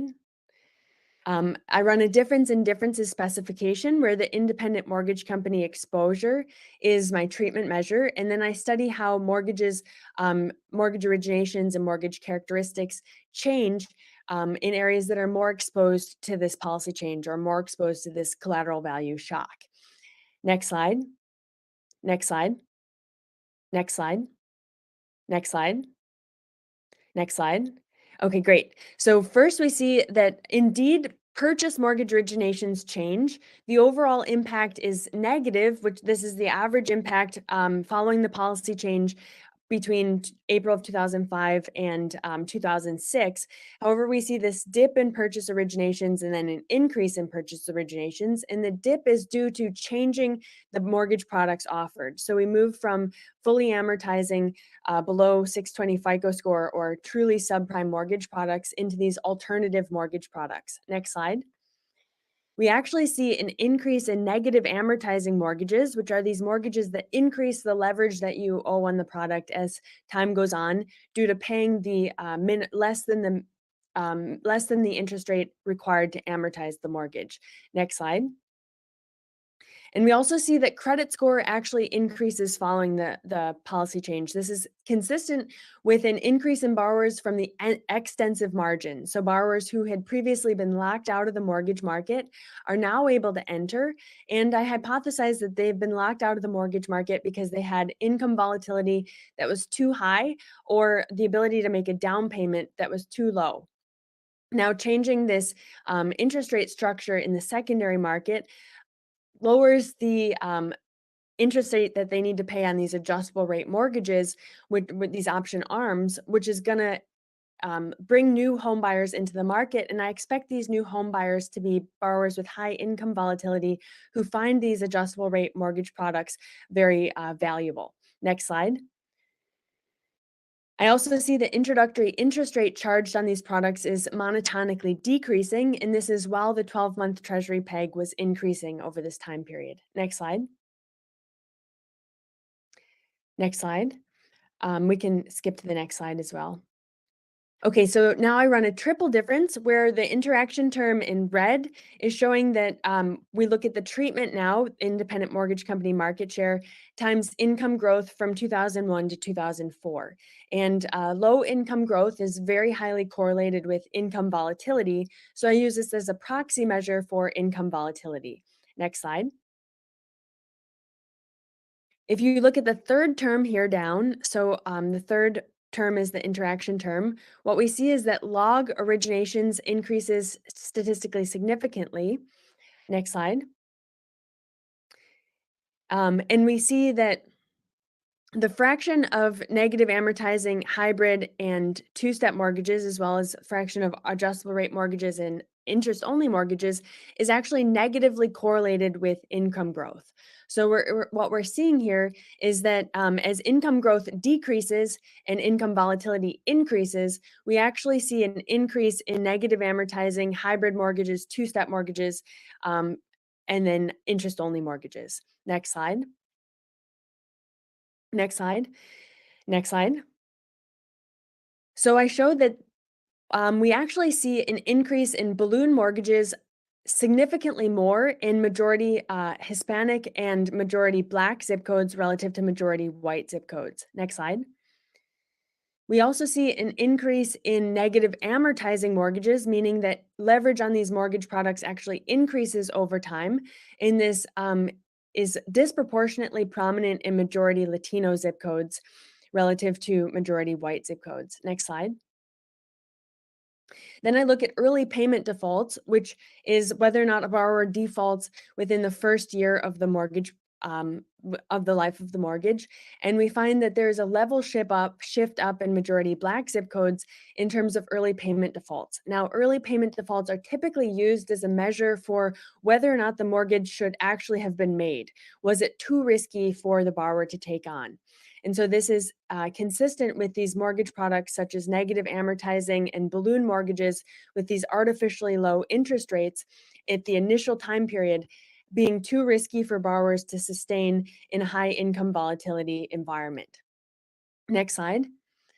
We also see an overall increase in total defaults in majority Latino zip codes following this policy change. So here I look at whether or not a mortgage ever defaults in the next 5 years from the time of origination, and I find that these mortgages originated to majority Hispanic zip codes have this increase in total defaults following the policy change, whereas it's relatively flat and consistent with majority white zip codes prior to the policy change.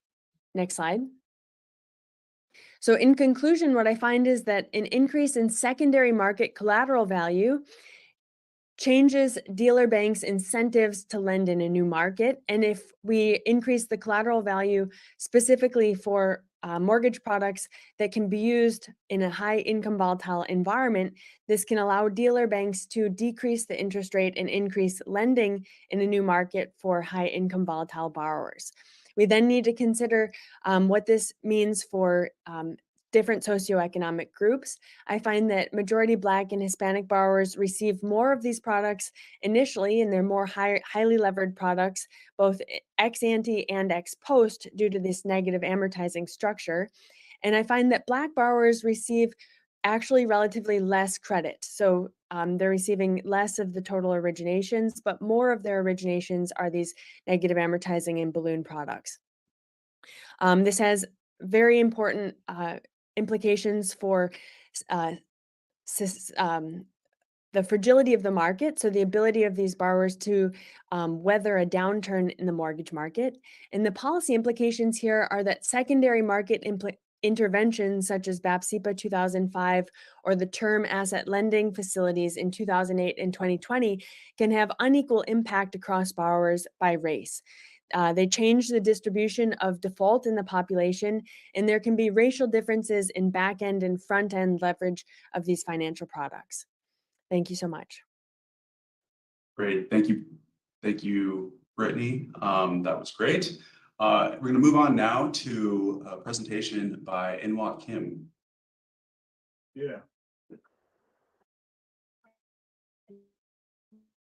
Okay. Yes, thank you, I appreciate it. So today, I present Streaming for Unveiling Housing Inequality, and this research addresses the racial disparity in the housing market, especially in the Federal Reserve 8th District. Thank you. So today I just pass, please, thank you. Yes. So over the years, the United States has made significant progresses in promoting diversity and inclusivity. Next, please. However, despite of many progressives, it contributes to grapple with the urgent task of confronting the growing wealth disparity among various racial and ethnic groups. Next, please. Especially racial disparity in mortgage lending have become a prominent contributing factor, perpetuating systematic imbalances, fostering inequality, and impeding socioeconomic mobility. Next, please.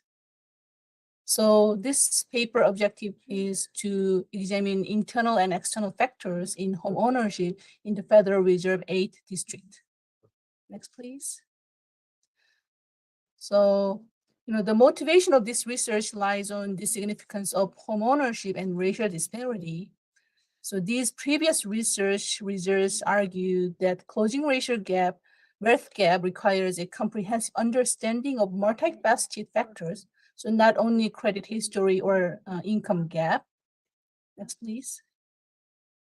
So many scholars and politicians proposed various strategies,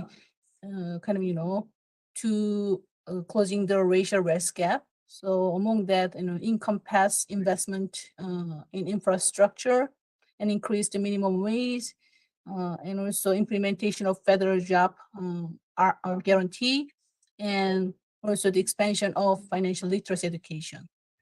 So next again. Yes. So, however, the existing research, such as this Hannah and Lindamode and Simster, they suggest that such initiatives, when considered in isolation, may not be entirely effective in addressing the systematic factors that underlie racial disparity in wealth accumulation. So, next, please. So in 2018, Eubanks and Schulagenhof, and in 2008, Immergruck, they present that within the Federal Reserve 8 district, encompassing diverse 7 states, those ones, the impact of disparity is particularly pronounced. So because of this graph, the shape of this graph, this Federal Reserve 8 district is called as the heartland of United States. And the extent of housing market variations may differ among states within this district, and can be influenced by various factors, including demographic composition and socioeconomic conditions and historical pattern of discrimination and segregation. So this paper examines recent changes in the housing market within this 8 district more closely. Next, please. So now, I introduce my data. So I use various data sets.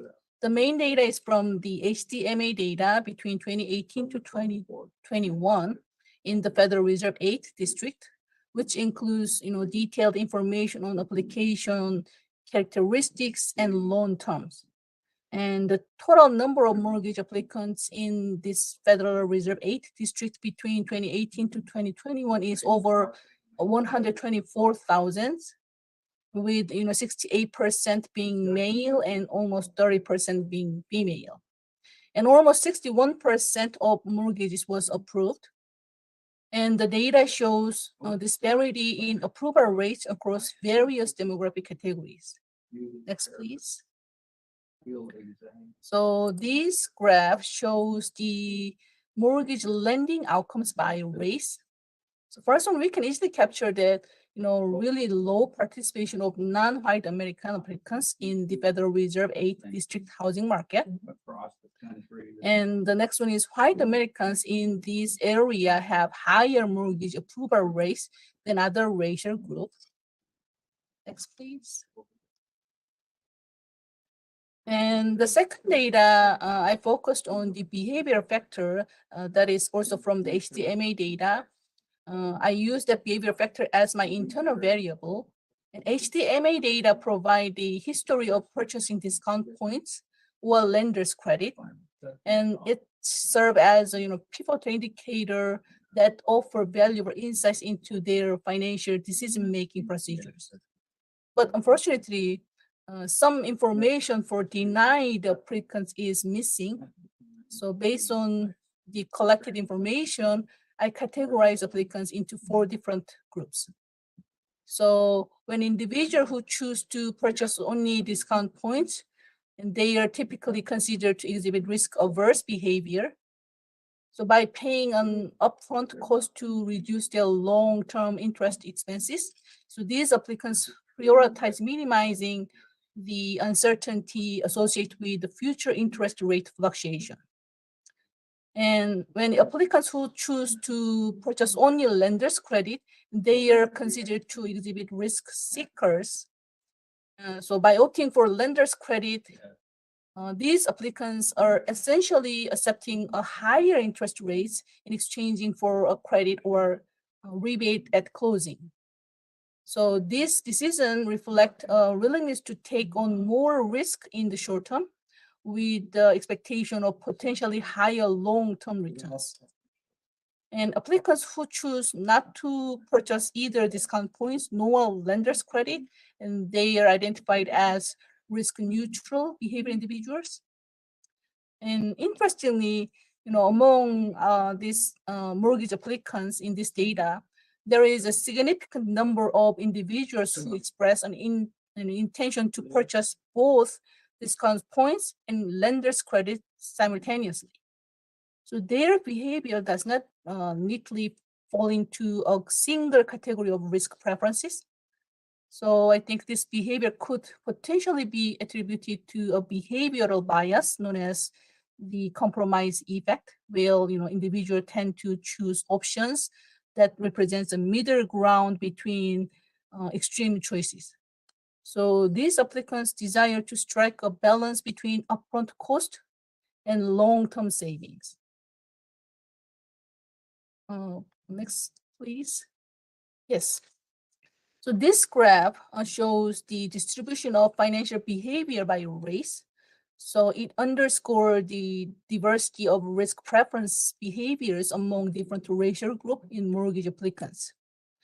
So we can see, African American exhibit a greater tendency towards the compromise effect, while white American shows less compromise effect behavior compared to other racial groups.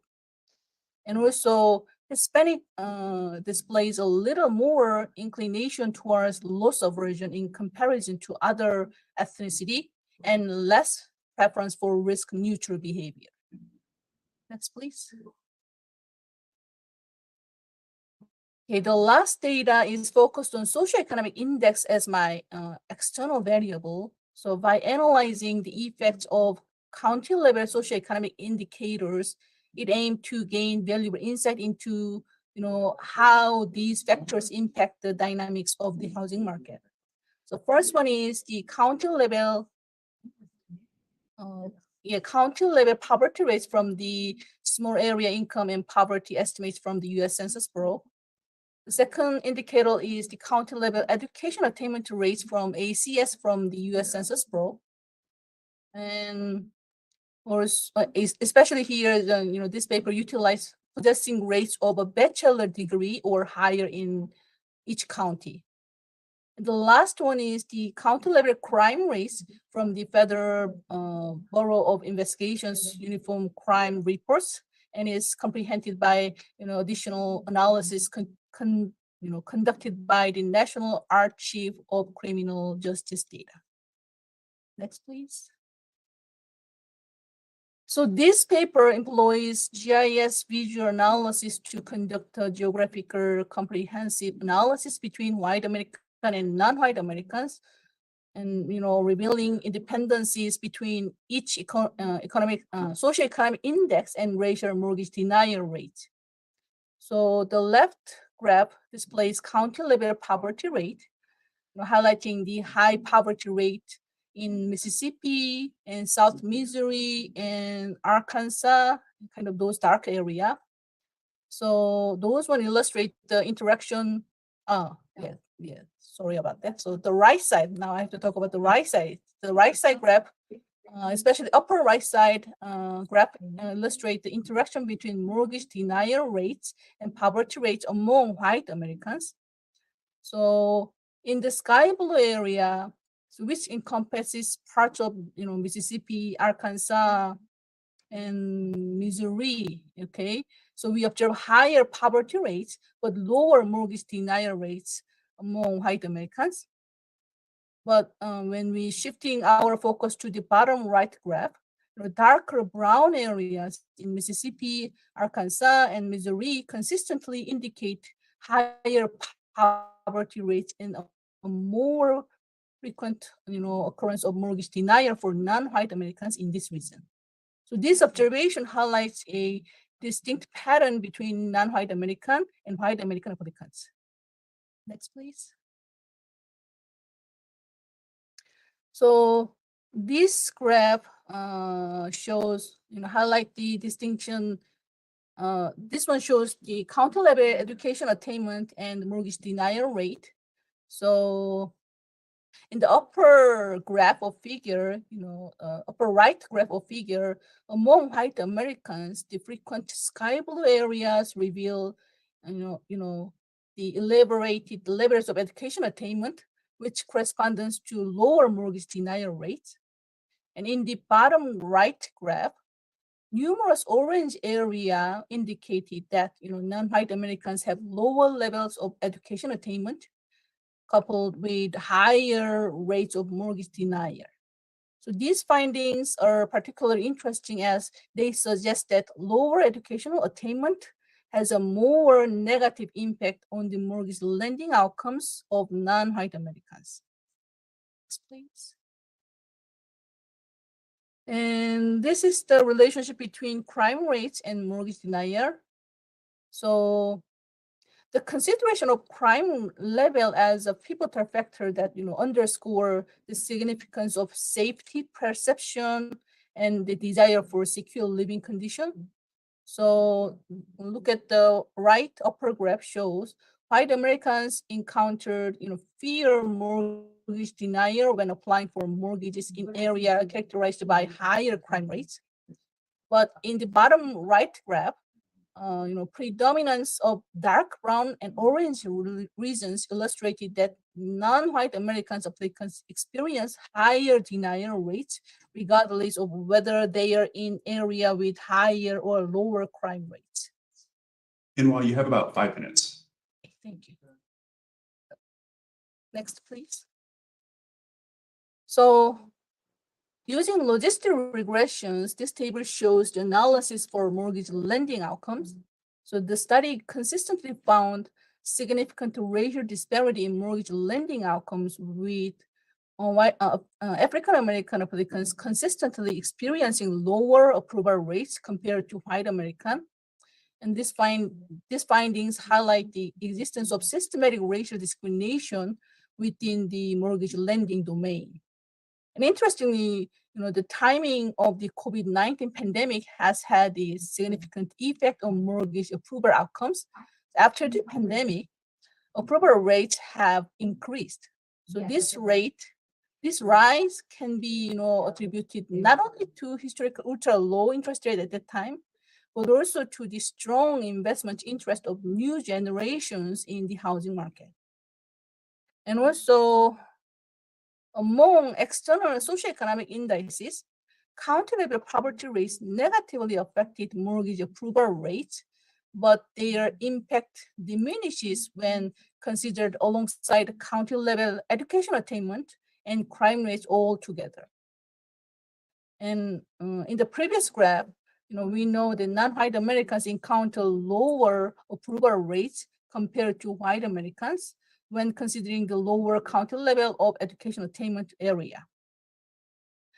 However, the logistic regression model 5 in table cannot fully explain this phenomenon.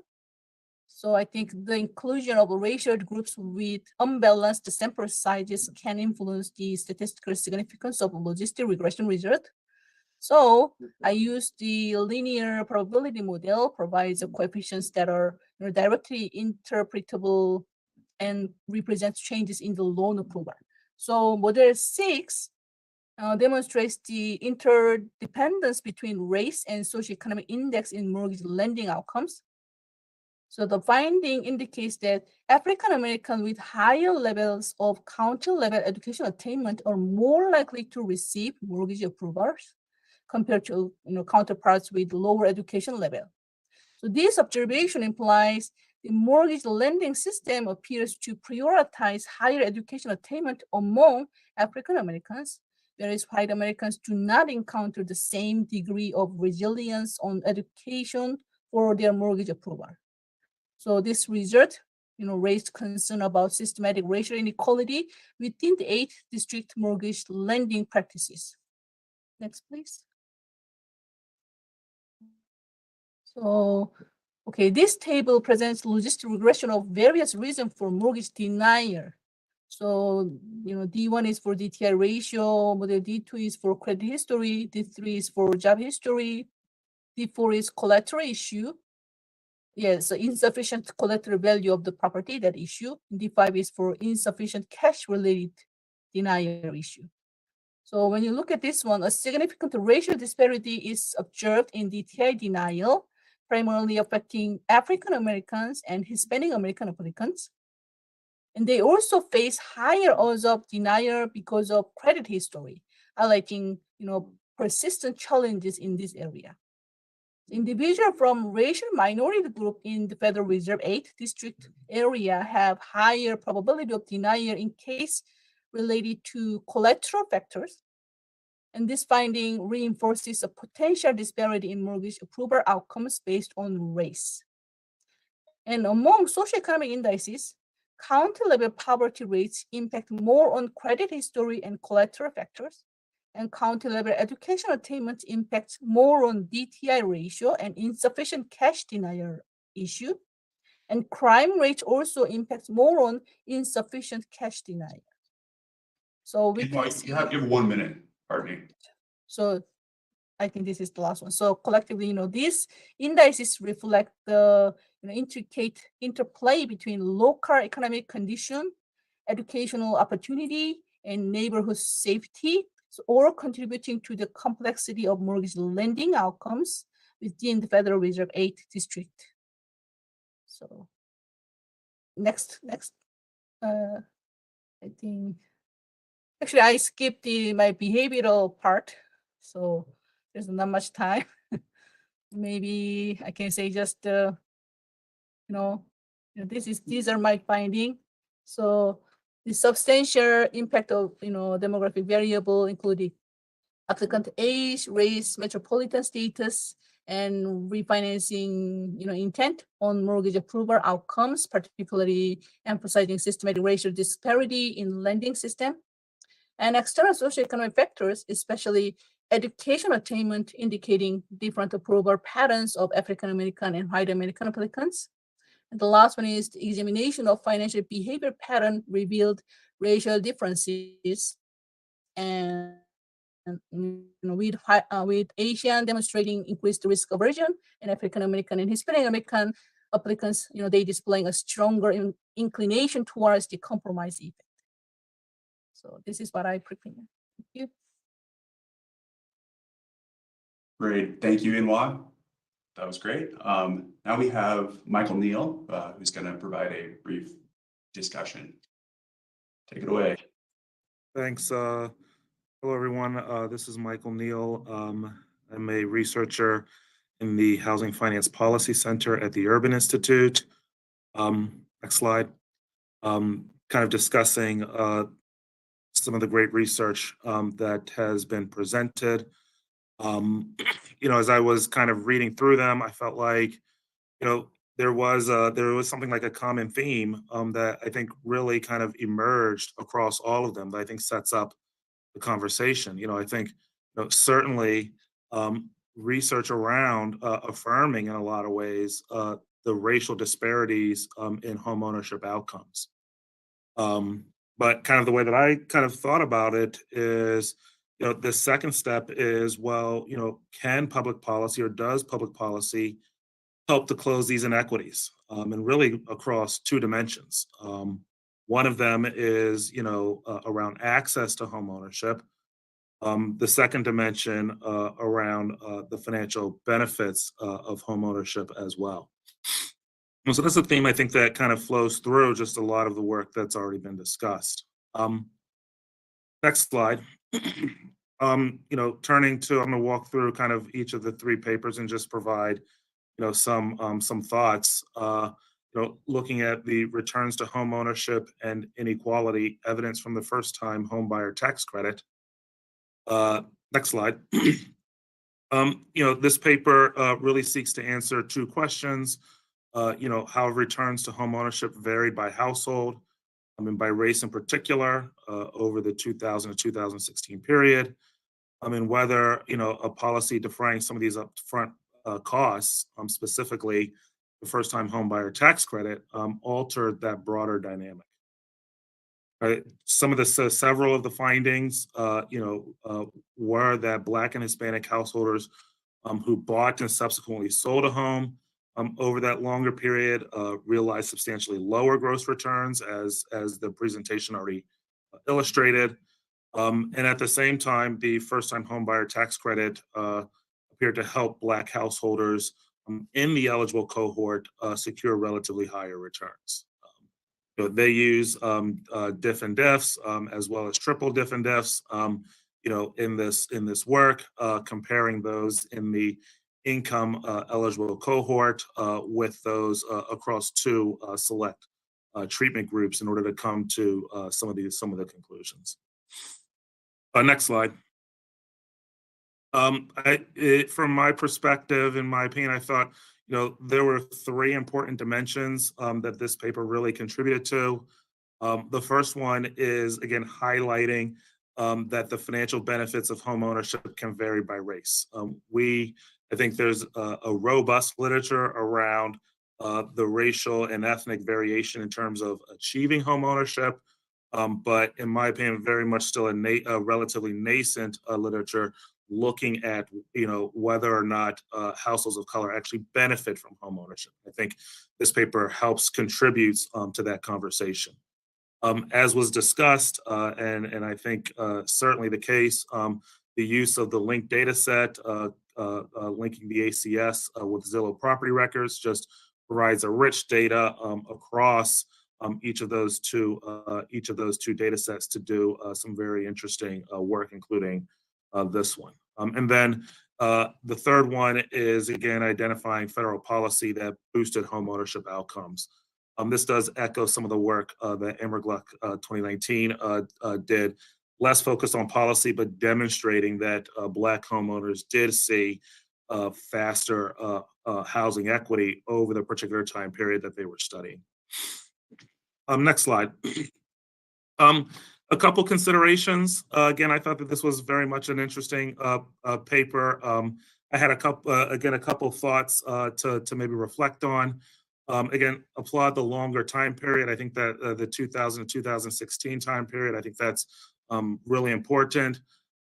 Maybe consider thinking about the potential impact of house price volatility.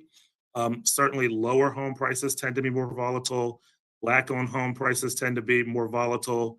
Kind of thinking about that in a portfolio theory kind of setting, you might think that greater volatility helps that particular homeowner, quote unquote, get in the money. Very much kind of a modern portfolio theory kind of approach. Some kind of questions I felt that were kind of in the background, and leave it to the authors to determine whether to raise it more or squat or reduce it was whether or not the first-time home buyer tax credit expanded access to home ownership. And kind of just thinking about the returns, particularly across each racial and ethnic group, at the same time that we did see evidence that the Black home ownership rate in particular was on a decline. So kind of what does the greater returns combined with a smaller proportion of Black households as homeowners, what does that mean kind of in aggregate? Just some reflections on the data empirical design. Again, the role of property condition, which can vary, and there is property level data kind of there may be an additional feature worth considering. And I know that there was data on location. Certainly thinking about kind of those neighborhood characteristics. We have property characteristics, demographic characteristics. Those are going to be critical to ultimately determining home values. But thinking about that spillover of to what degree is the neighborhood, to what degree does the neighborhood, what's going on, say, in the property next to it, what does that mean for the rate of return of the properties that you're actually looking at? Next slide. Just curious, I know that the research was focused heavily on those that were eligible for the first-time homebuyer tax credit. Just curious, maybe about what take-up might look like, how a range of take-up estimates might actually impact some of your findings. And then finally, just in terms of linking it to the broader discussion on racial wealth, certainly increases in asset values are gonna boost net worth through the asset channel, but at the same time, it'll also work through the liabilities channel when you start to think about mortgage debt, and particularly Black and Hispanic households more likely to have the mortgage debt, and when they do, they have more of it coming out of closing. So again, these are just some considerations, some reflections, but overall, I thought the use of the data, the topic that it was hitting on are exactly critical for uncovering additional knowledge. Turning to the impact of collateral value on mortgage originations. Next slide. I thought, from my perspective, I thought that the paper really kind of highlighted an inconsistency in our understanding of mortgage lending, particularly coming through the housing boom years and in 2005 specifically.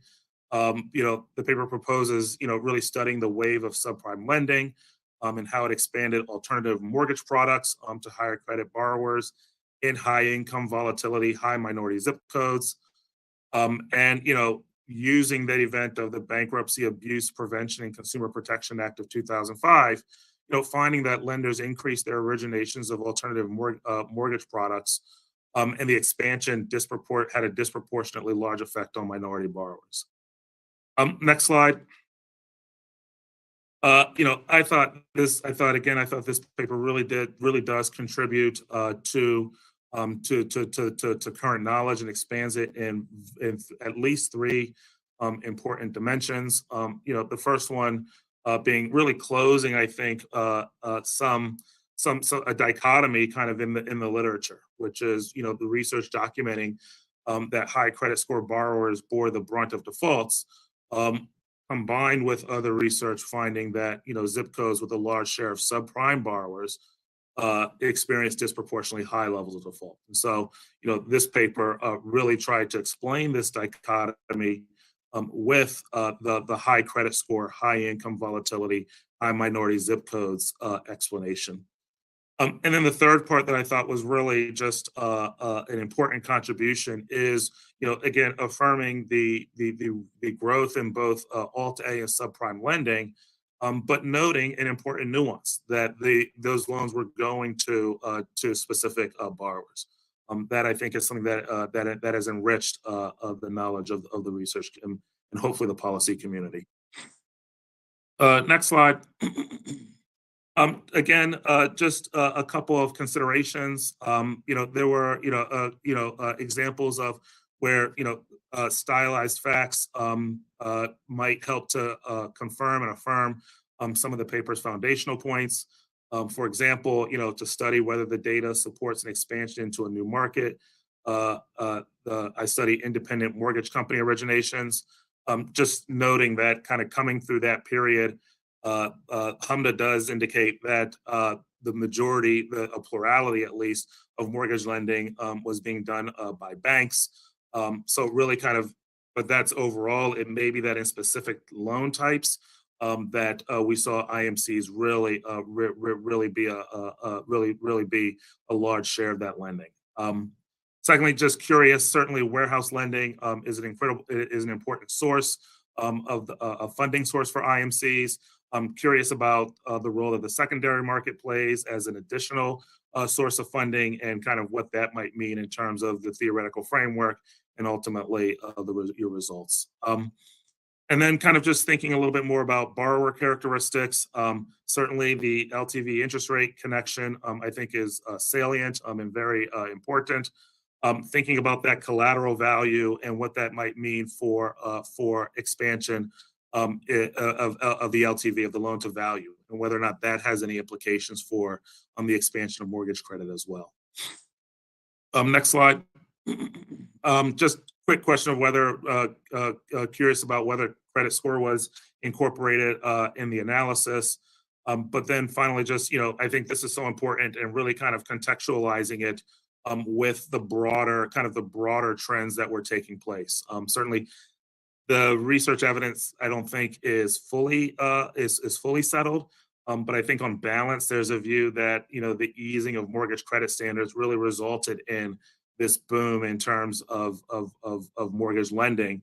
I mean, so kind of really think about kind of how this research kind of sits within kind of some of those broader trends. But again, I think just a really I found it a really interesting paper. I think that it's a really important one for at least the three reasons that I pointed out. So I'm really looking forward to seeing that progress. And then finally, dreaming for unveiling housing inequality.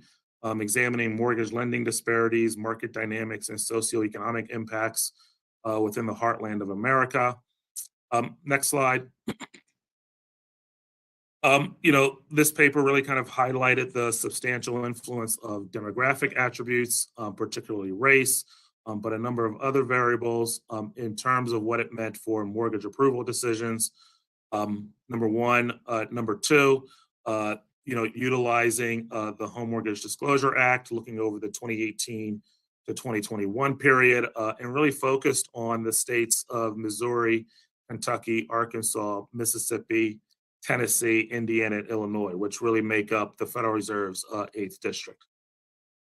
This study also explores the interplay between financial behaviors and demographic information, helping to unveil distinct preferences among different racial groups, and then really kind of concluding that applicants of color are less likely to receive a mortgage or more likely to be denied a mortgage. Next slide. Again, three contributions, at least three contributions that really kind of emerged for me. First, focusing, I think, on what's an emerging extension of the racial equity and home ownership literature, which is really kind of now focusing on either geographic variation or specific geographies. I think that's important, the degree to which we understand what is a national story, but then are able to see kind of how that story varies in specific regions of the country. And I think that this paper is a part of that literature. Second, incorporating the financial behaviors, including risk neutral, risk seeking, and compromise effect. I thought that those were very interesting ways of using the data to really uncover additional information about the mortgage decisioning. And then third, kind of really focusing on the rural-urban divide. And that's really across two dimensions. First, kind of focusing on the American heartland, but also distinguishing between metro and non-metro areas. Again, the degree to which the way that we understand some of these racial inequities are often rooted in urban areas. I think having that kind of rural or suggesting that kind of rural angle, I think, is really critical for a more comprehensive understanding of these racial inequities. Next slide. Again, a couple considerations here. Again, I thought it was a really interesting and good paper. Certainly thinking about intergenerational wealth transfers. The paper, and I think this was noted in the literature, in the research. Certainly, there's research that has been pointing to its role in explaining the racial wealth gap. There has been more recent research. John Sablehouse and Jeff Thompson have provided some evidence to suggest that perhaps they don't play as large of a role in explaining these racial wealth gaps. And so kind of, just suggesting if it hasn't already been done so to kind of, review that literature and see if it has implications for the work. Another one, an example, these individuals are approved for mortgages, those experiencing discrimination. They are often offered higher interest rates and less favorable terms than their white counterparts. Certainly, I think that that's an important a key way to interpret the work. Would just recommend the work done by Neil Budo and Aro Hismo, which finds that when you control for who pays discounts points, that many of the differences, the racial differences in mortgage rates go away. So again, just recommending that whether or not that fits in terms of the work that you're doing. Next slide. Again, a question around controlling for credit score using the Home Mortgage Disclosure Act. If it's the public version, and we're just curious about whether or not you were able to do that. Would also maybe recommend reflecting on the role of co-borrower. Industry standard suggests that having a co-borrower does increase the mortgage approval, mortgage origination. It does result in a decline in mortgage denials. as well as research showing the importance of thinking about defining race by the co-borrower, the borrower, as well as the co-applicant. And so, again, just recommend that to you in terms of the way that the empirical work has been set up. Curious about the age coefficients, particularly in the mortgage originations regression results, the coefficients. I think specifically for like those that were 45 to 55, I believe, were statistically significant and negative. Just curious about kind of how you interpreted that, given that we know that the home ownership rate typically increases with age. So just, again, just something to consider, something to reflect on. And then finally, just a few more interpretations of the empirical results. I'm sorry, it's cut off there at the bottom, but I'll walk through it. First, just curious about how you're thinking about the county level education effect. Is that an individual kind of creditworthiness effect, or is that an effect that reflects kind of higher per capita income productivity effects? That is the degree to which you're at the county level. Do higher educated people have higher productivity, which in turn has implications for mortgage lending kind of in that community, in that geography more generally. And then I think you make the important point that from a structural perspective, the racial gaps were consistent over the 2018 to 2021 time period. Would also just point out that this was a very volatile period in the industry. We saw higher mortgage rates in 2018. Those rates then crashed down coming through 2021. We also saw kind of in an opposite sense, the unemployment rate relatively low over 2018 and 2019, and then a sharp increase in 2020 and remaining somewhat elevated through 2021. So just kind of recommending kind of, yes, there's a structural aspect which I think is most important for the work. Would also recommend to you some of the cyclical things that were going on in the economy and in the mortgage industry. And with that, again, I thought all of these were I was personally thought they were all really interesting papers. I'm looking forward to continuing to see this work being done, and enjoyed reviewing them. Thank you. Great, thank you, Michael. So right now we're going to have a quite brief Q&A. I want to start with a question for Scott. So in the chat, there were several questions about the generalizability of your findings from kind of surround the Great Recession. So the idea is that maybe those who are selling during the Great Recession might be different from those who are selling in other periods. And so I wondered if you'd spend a little time talking about that. Yeah, sure. This is certainly one of the more unique periods of the housing market over the last century. Is the period that we are studying. So I will. We do have the caveat in the paper that this is a very a unique and volatile period. But we also, and also I mentioned in the chat. I'm not sure many of the other participants could see some of these comments.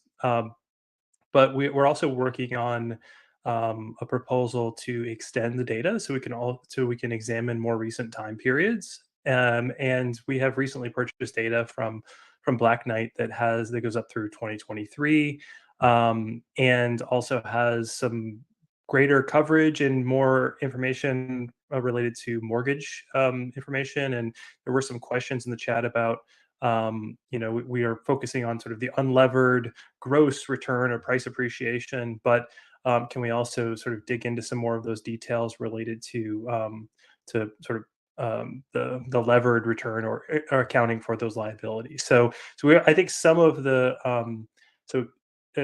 results from extending the sample could address both the looking at the other periods question as well as some of the other questions, but certainly, anytime we have a policy period that's as specific as this one, you have to provide those caveats, which we do. The other sort of general point methodologically is that we take a lot of care in the paper to ensure with our research design that some of the concerns you may have about this period, that you want to make sure that our treatment group and our control group are not only similar across our or are similar across our observables and presenting all the same, different issues that you'd be worried about, but address some of the other potential selection issues I think were also brought up, which might be specific to the time period as well. Like this is a time period where you have higher unemployment, and unemployment is spiking around 2009 or so. And so we have some tests in the paper that address some of those time period specific issues, like, if there are selection issues related to income, we have some placebo income thresholds that we show that there's not really much evidence of a sort of mechanical selection issue across higher income thresholds, where you would expect, if there were some of these period specific selection on for those particular homeowners, that those would also show up in those placebo tests as well. So we try to do that. Some of it's in the appendix, but given the some of the feedback we received when we presented it, it seems like we need to also highlight some of those a bit more in the paper, and those will be helpful for a future draft. But thanks. Great, thanks. And then we also have another question. This is for all presenters, and it's kind of broader. We're stepping back a bit here. The question is, how might the increasing investment in alternative modes of housing, such as like tiny homes or conversion vans, RVs, and other things, how might those impact how we study home ownership? Would it be appropriate to expand that definition to include those modes?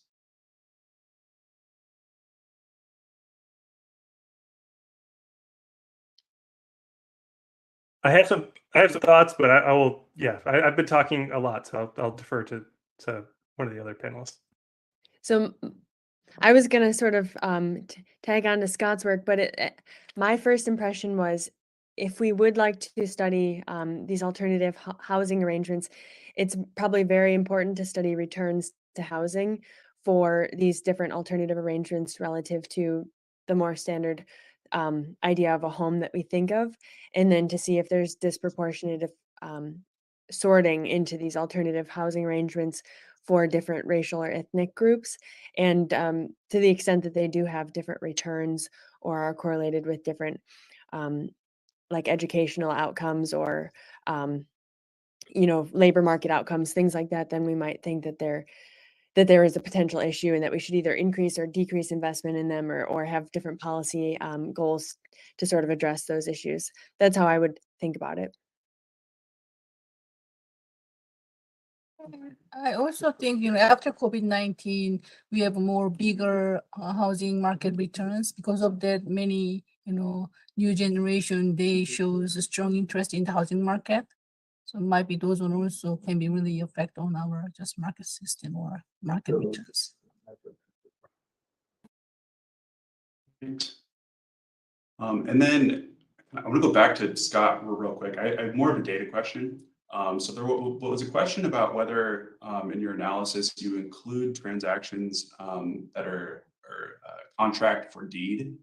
And I think in the chat you had said that your analysis does not include those. Most people can't see that chat, by the way. And I have a follow-up question about that, about arm's length transactions. I don't know if that's something you can observe in the data. I think it might be relevant here in the context of racial disparities. If there are families that are, selling to their children, that wouldn't be an arm's length transaction. Are you pulling those kinds of transactions in your data? And if not, or if so, how does that affect your estimated differences in returns?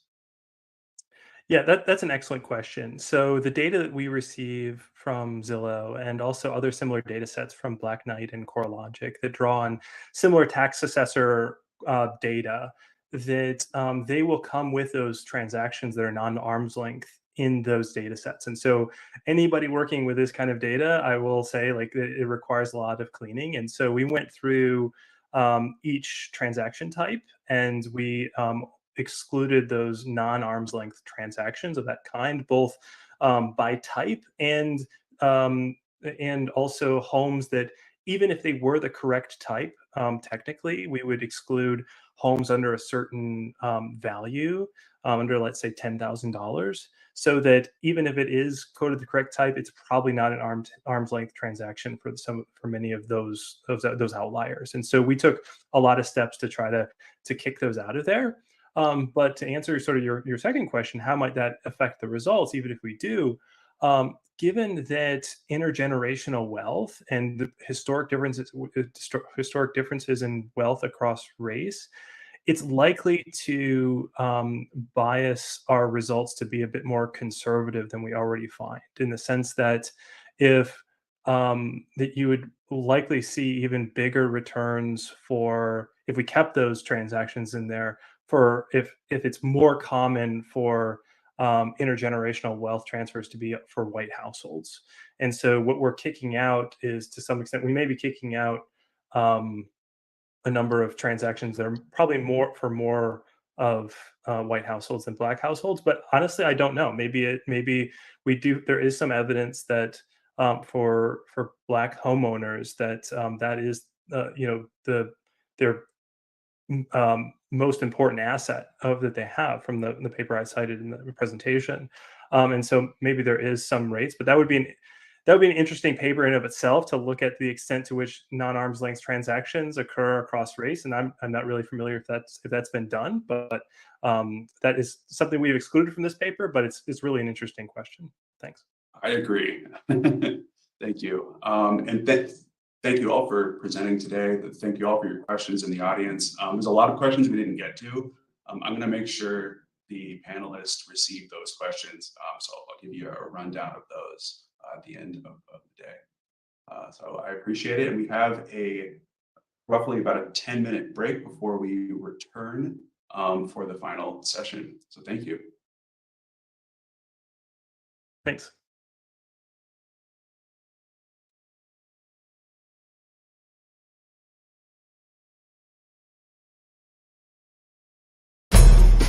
The way it currently stands, forced labor, slavery takes precedence over rehabilitation and public safety. Oh, by the way, while the Biden administration gives reparations to everyone but free people, look at the billions he has run over to Ukraine. We don't have black grocery stores because if you think about it now, just to get in that supply chain, it's almost unheard of. They don't want the truth to get out. Okay? I don't want to know what my family did or what all these people did and all this stuff like that. Okay? You read that 500-page report. There's this thing called white superiority and black inferiority. That mindset allows all of the behaviors that we've seen across generations. I had no idea that church I was running by every day was something my grandfather established. This is not a handout. This is a debt that is owed. You know, Allensworth was like the internet of his time in 1904, 1905. The total black population in California is about 2.6 million. And then of that, the descendants compose about 2.2 million of that. So California, with a multi-billion-dollar surplus, can absolutely afford to satisfy the international terms for reparations, beginning with compensation. Any financial obstacle that exists that impedes the success of increasing financial prosperity needs to be dealt with and eliminated. No matter where we've been, no matter what part of this fight we've been in, we've been harmed, and we've had harm done to us specifically. When I got to Los Angeles, this was some of the worst segregation I'd ever seen. And remember, I'm telling you, I'm from Mississippi. Because as you can see, I'm giving you broken history right now, you know? But I had to give it to you guys today. I said, no, I got to show them this because it's so precious and nobody really knows about it. Overnight, it's like, oh, it's no longer the quarters, now it's Lincoln Heights. Oh, so now we get to use Abraham Lincoln for our name. And you think about all the other people that they could have used, but they picked Lincoln.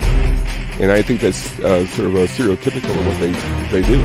There wasn't any black restaurants. As far as black business and weed, it wasn't none. Black people don't have that kind of luxury. Our historically black communities have been redistricted multiple times. Why has it been easier for other groups than us? Because of anti-black hatred. Now listen, if you can't handle the TR room, don't tune in.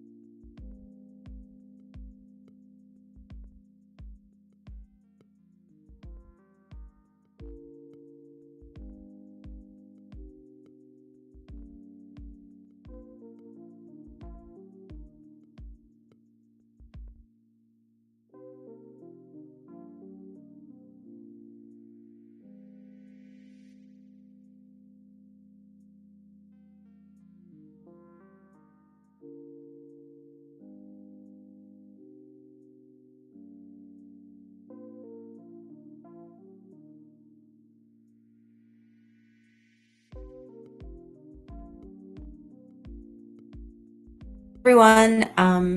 I'm happy to be here at the last session of today. My name is Sharon Stern. I work at the Census Bureau in employment characteristics area, and I'm here to chair this last session, measuring and conceptualizing segregation in schools, neighborhoods, and the labor market. I'm going to quickly read through the presentations you're going to get, and then we'll get started. Each presentation will be about 15 minutes, and then there'll be time for open Q&A after our discussant. So first, we're going to have Peter Rich, who's going to talk about separate and unequal options, neighborhood education access in the era of school choice. Next is Boris Barron, whose presentation is titled "The Dissimilarity Index Was Never Compositionally Invariant." Zawadi Rux Ahidina is going to discuss measuring racialized labor markets. And then Ananda Martin Coy will talk about job title segregation, my personal interest because Ananda worked here at Census with us. So just a little bit of tidbit there. So I'm a little partial by race and gender. And then our discussant, Jennifer Kinney Pan, will pick up. And then we'll have some Q&A. So thank you all for joining us. And I'm going to hand it on over to Peter Rich. Thank you so much. I'm really honored to be able to present this work today. This project is co-authored with Christian Sprague, who's a recent PhD in systems engineering here at Cornell. And I'll do a little sort of next slide. I want to put out a quick disclaimer that I'm going to be covering some data here that comes from restricted use from the state of Michigan, student administrative data. And so what I'm going to be presenting is my own work, and it's not endorsed by the Department of Education or by the organization that provides access, which is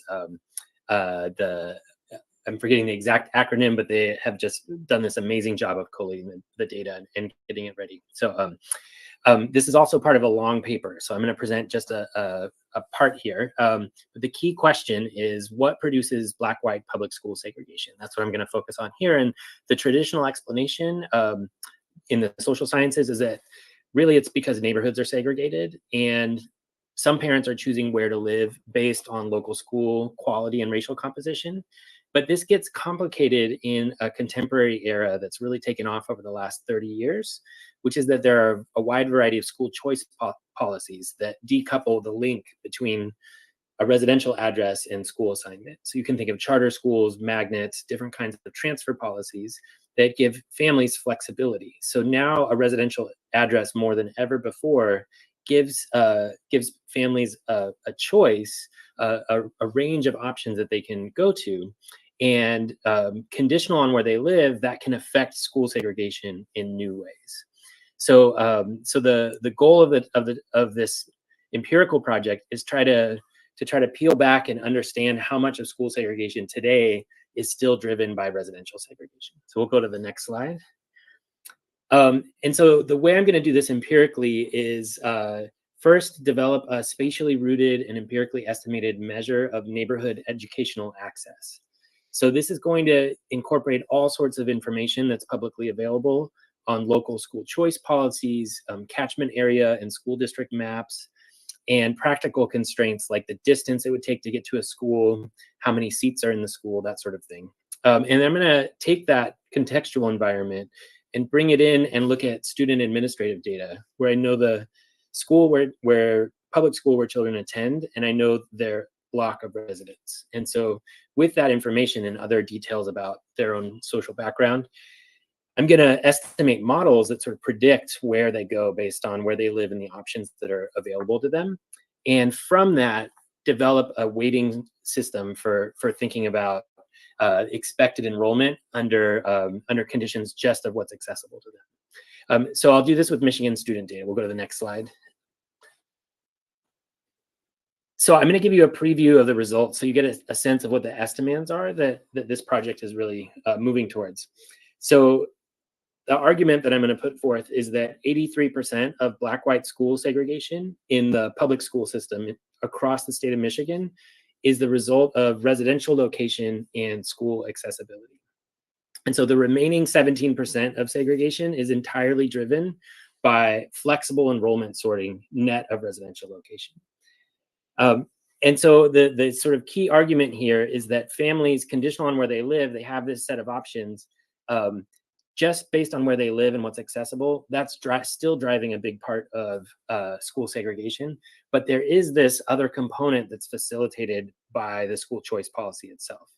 And it turns out that both Black and white racialized enrollment preferences are contributing to that, but that white sorting is a little more salient.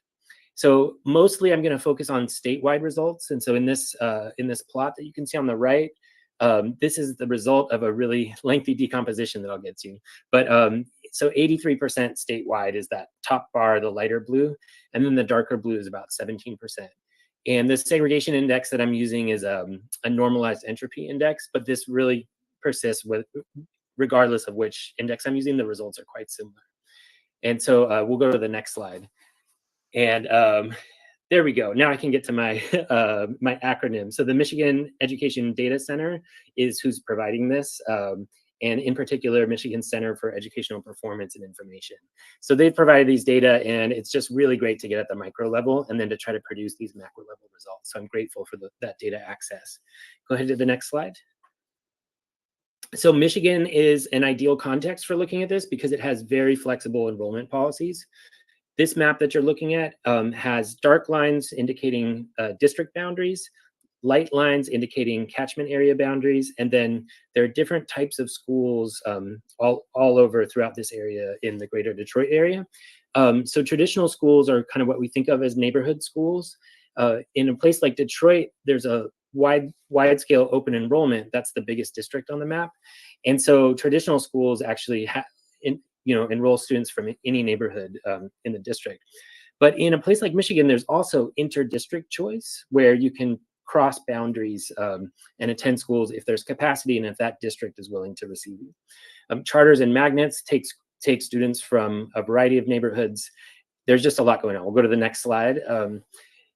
It also varies, of course, the distribution of schools varies and how the structure kind of forms. It varies in different metro areas. So here's in the greater Grand Rapids area. So what I'm hoping that you're getting from these maps is just that there's a lot of complexity in thinking about how a neighborhood, what kinds of schools are accessible to a neighborhood, and then how that might translate into enrollment outcomes. We'll go to the next slide. And so just if we were to just look at aggregate level data, and do various measures of segregation, we'd say that Black-white segregation is quite high in the public school system across the state.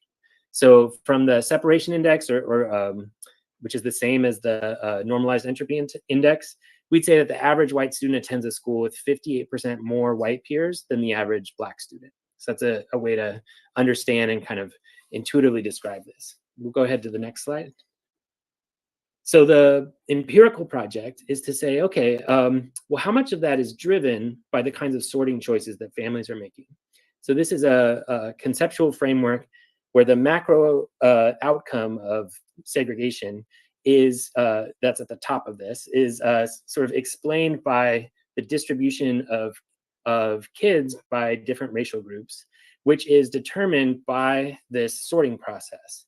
And so the sorting process, instead of just observing where kids go, we want to turn it into a probabilistic function based on the types of schools that are accessible to kids and how their families are choosing based on accessibility, quality, and composition. And so the goal is to estimate that model at an individual level and then use that to understand what's happening system-wide. Go ahead to the next slide. So how we do this is first we build an enormous block by school public data set using census blocks and measuring the road network distance from each block to all the schools around. We build in information about schools, transfer policies, catchment zones, as much information as we can about schools themselves. And then we link that with student administrative data. Next slide. And the statistical model we're going to use to estimate where do kids enroll given an array of multiple options. It's a standard McFadden conditional logit model where we define a utility function that says each school in a student's choice set has some utility, and that's going to be determined by its characteristics, its school accessibility, school quality, and its composition. And go ahead and hit the next slide.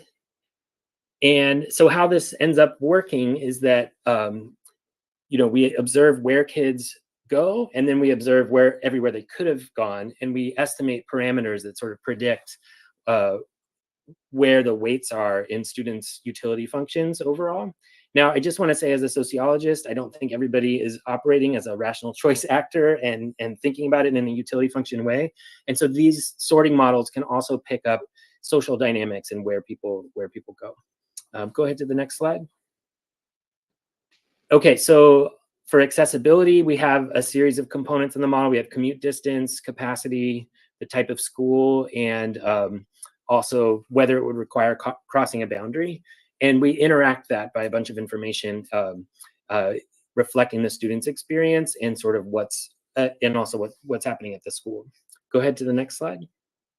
So the quality parameters we have, we're interested in controlling for things like the value added effect of the school on math and reading scores, instructional quality, per pupil spending, attendance rate, violence, and discipline. We've taken this from as many public data sources as we can. We interact this by student economic disadvantage, which we can pull together from the student administrative data. Next slide. And then finally, we also want to be conscious of families' tendency to select on peer composition. So we look at academic proficiency scores as one measure of sort of the level of school achievement, but then also looking at the economic composition, the racial composition, the proportion of students who are have limited English proficiency or on special ed. So we're interacting this with individual components to kind of get at a very complex model. Go ahead and hit the next slide. And when I say complex, I mean really complex. We can actually go to the next slide and the next one.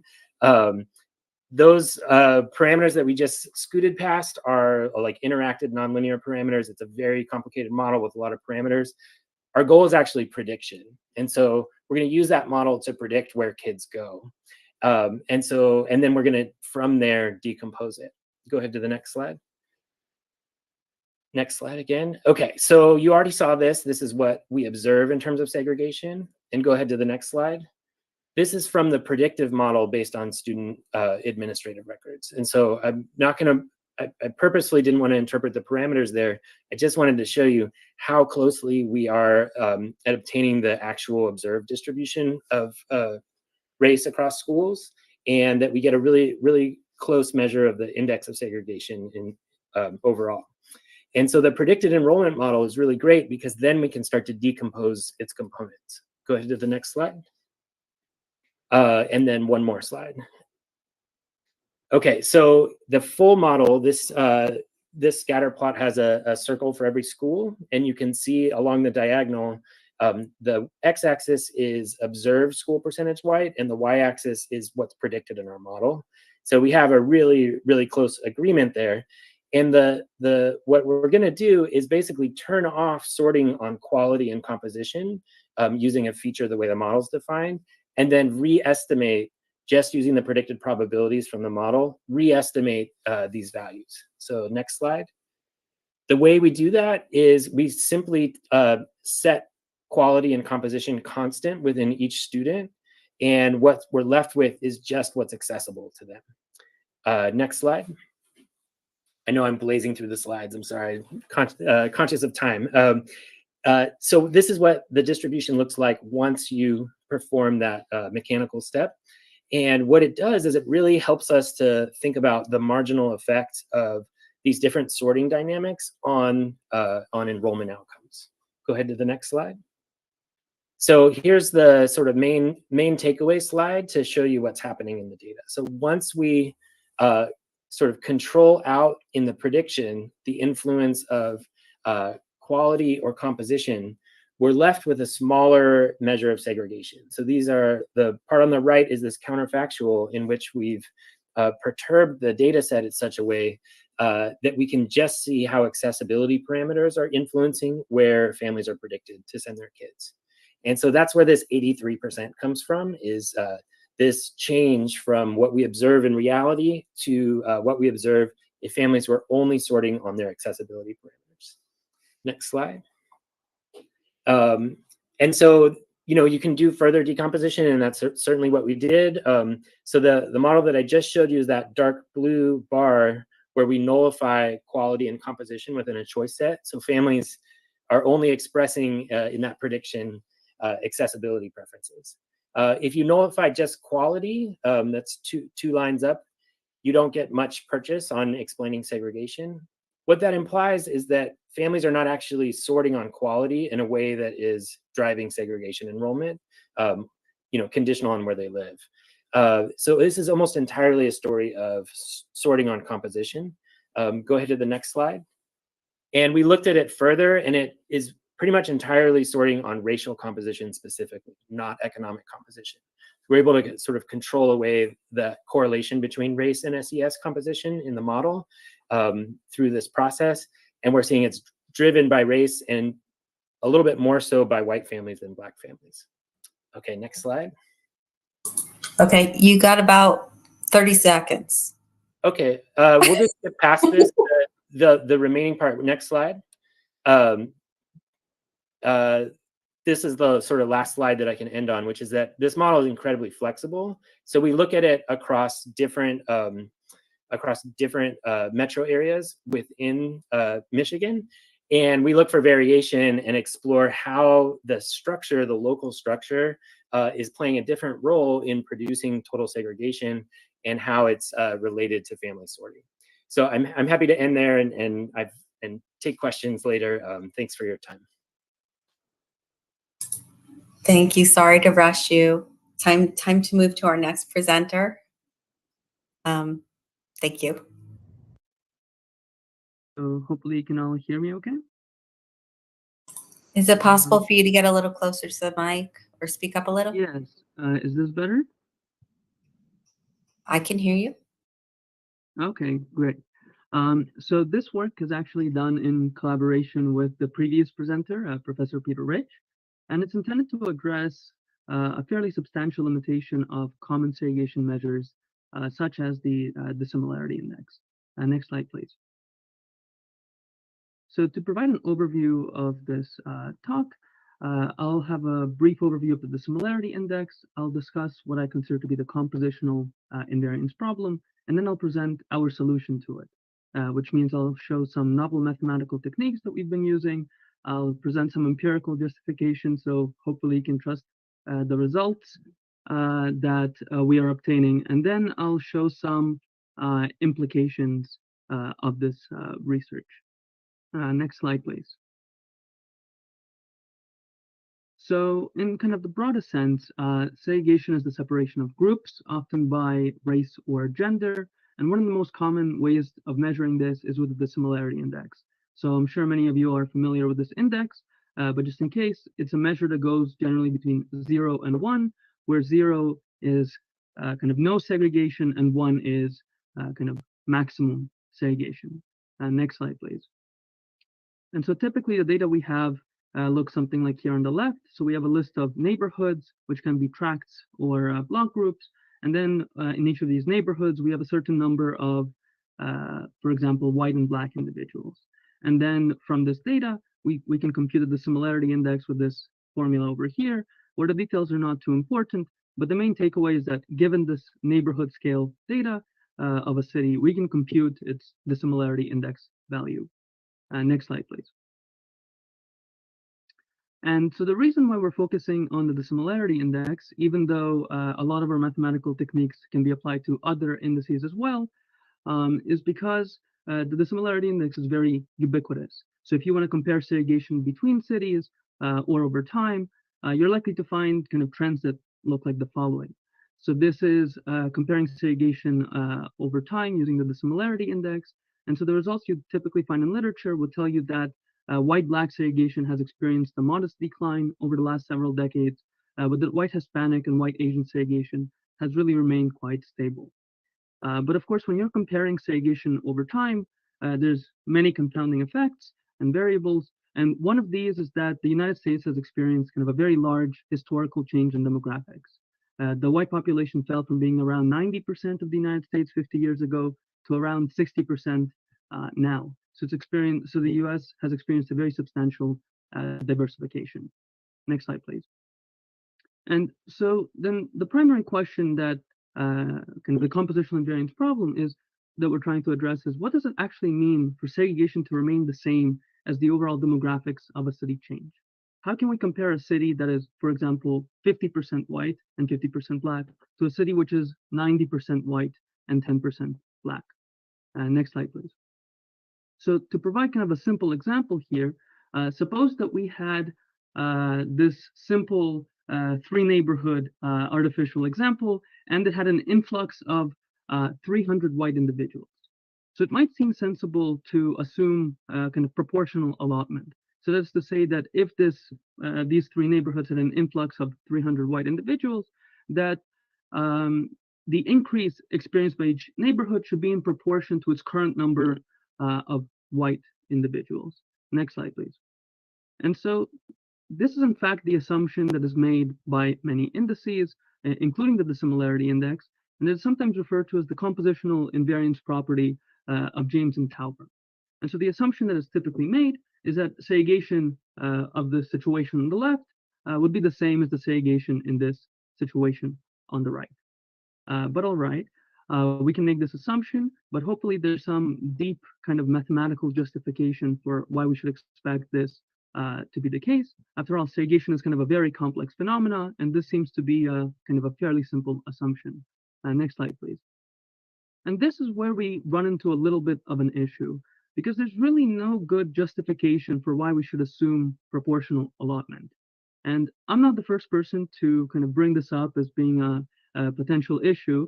It's been noted that this kind of results in tautological measures of segregation, which means you can make this assumption of proportional allotment, then you can identify indices which satisfy this assumption, but it's a little bit circular because you've never really justified why these two situations should be the same segregation. And I'm also not the first to point out that this constitutes a rather arbitrary way of saying what it means for segregation to remain the same as the demographics of the city change. And in fact, one of the pillars of this talk is I'm going to try to convince you that this assumption of proportional allotment is actually incorrect. Next slide, please. Next slide. Yeah, great. So one of the things we've shown is that instead of working with this initial data of neighborhood level population counts, we can transform it into a probability distribution, which we refer to as the compositional distribution. And the way you should think of this is just a reformulation of the data, and it indicates the same data. So for example, looking at the bottom left, you can recast this original data of neighborhood level population counts by saying that 1/3 of individuals are in neighborhoods that are 0% white, 1/3 of individuals are in neighborhoods that are 50% white, and 1/3 of individuals are in neighborhoods that are 100% white. So you can interpret this distribution as being the probability of an individual being in a neighborhood with a certain composition. And so the same way that you'd be able to compute the dissimilarity index from this original kind of data of neighborhood level population counts, you would also be able to compute it from this distribution. Next slide, please. And so then this is, why is it beneficial to kind of reformulate the data in terms of this distribution? And the reason for that is because if you start thinking of this as a probability distribution, you can start asking kind of conditional probability questions. So for example, based on this data that I have, right, based on this distribution, what distribution should I expect given that some condition is satisfied? And so in this way, what we're trying to do is determine what we should expect at different compositions, so as the city-wide composition changes, based on the data that we actually see. And that may seem a little bit strange, so let me kind of walk you through it. Next slide, please. So suppose that we have this compositional distribution for a city. In this case, this is white, non-white segregation in New York City. And so what this is showing is that you have many neighborhoods in New York City that are entirely non-white. So the curve is very high when pi is equal to 0. You also see that there's quite a few neighborhoods that are around 80% white, and very few neighborhoods that are around 100% white. So this is just a way to describe the data that we have in New York City. And the average value of this curve is around 0.43, which means that New York City is around 43% white. And so now we want to use this probability distribution to inform what we should expect given that some condition is satisfied. Next slide, please.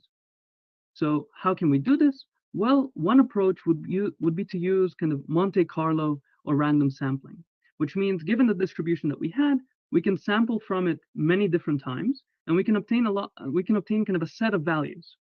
And then this set of values would have a certain average value. And we can do this again and again, and by chance, some of these sets would satisfy the constraint that we had. So they would have an average value of 0.4. And that's what you can see kind of by the histogram. I know these two plots for some reason seem to be overlaying, but you can see this in the histogram where you could see that it deviates a little bit from the original distribution that we had, but it now satisfies our constraint. It has an average value of 0.4. And so the way you can think of this as is we're taking the data that we have, right, this original distribution, and we're forcing it to conform to this constraint that we have, so to have an average value of 0.4. And so in this sense, we're trying to determine what we should expect of different compositions based on the data that we actually observe. Next slide, please.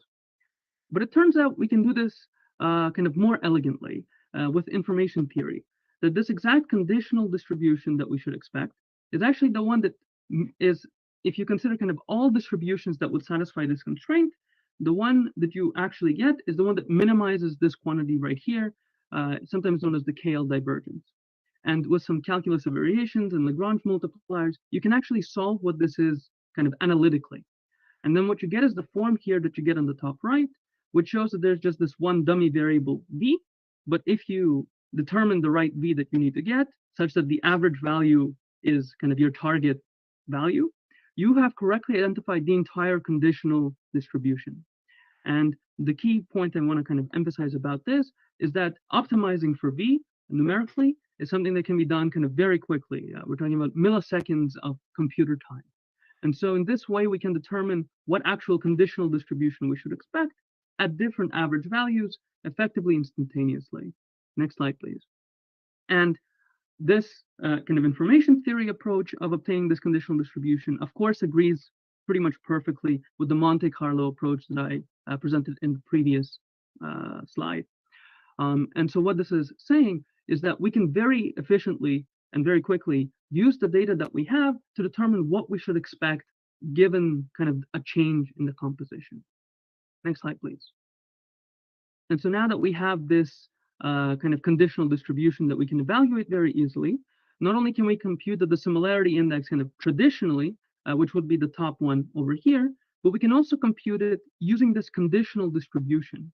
So in other words, the similarity value, where we're now changing the citywide composition mu, where what we've changed here is we've gone from the original compositional distribution that we had to now this conditional distribution.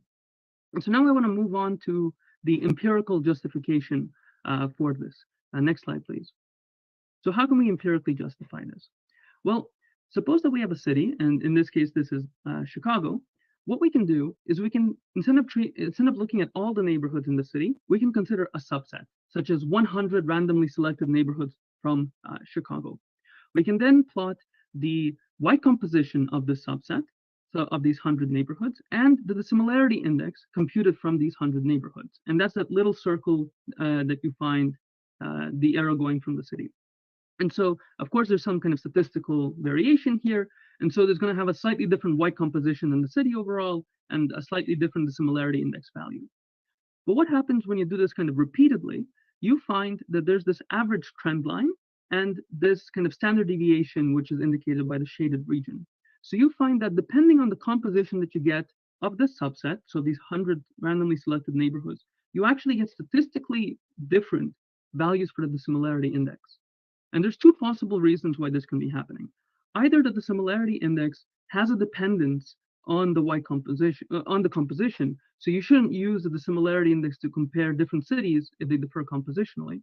Or maybe you can make the claim that, well, when you make this kind of random sampling approach, clearly you're selecting different neighborhoods, and so they have different compositions. And so maybe these 100 neighborhoods really are differently segregated than the city overall. Well, now we can test for this. Next slide, please. Because what we can do is that given data of a subset of neighborhoods, so just, for example, 100 randomly selected neighborhoods, we can determine the compositional distribution of this subset, right? So this P subset pi. We can then determine the conditional distribution very easily at the city composition. So now we're using the detailed data that we have from these 100 neighborhoods to determine what type of distribution we should expect for the city overall, given that we know the composition of the city. We can then compute the similarity index using this conditional distribution. Next slide, please. And so then when we do this, we get this. On the left here is what I've previously shown you, where there's this fairly clear dependence of the similarity index on the white composition. And on the right, this is the similarity index computed from this conditional distribution. And so what this is saying is actually something very powerful, because it's saying that we can look at these 100 neighborhoods and correctly identify the similarity index for the city overall outside of statistical noise. And so this is saying that not only does the similarity index have a dependence on the composition, so when there's a discrepancy in composition between two different sets of neighborhoods, you will get statistically different dissimilarity index values, but we actually can use these 100 neighborhoods to obtain a consistent measure of segregation. So we can correctly account for discrepancies in the overall demographics. Next slide, please. Okay, you've got about 1 minute. Great. Sorry. No problem. And so this is just to show that this isn't some type of kind of fluke. You can look at this at a bunch of different cities and a bunch of different comparisons, and you will always find that the similarity index has a very strong dependence on the composition. And the bottom shows that we can consistently account for it. Next slide, please.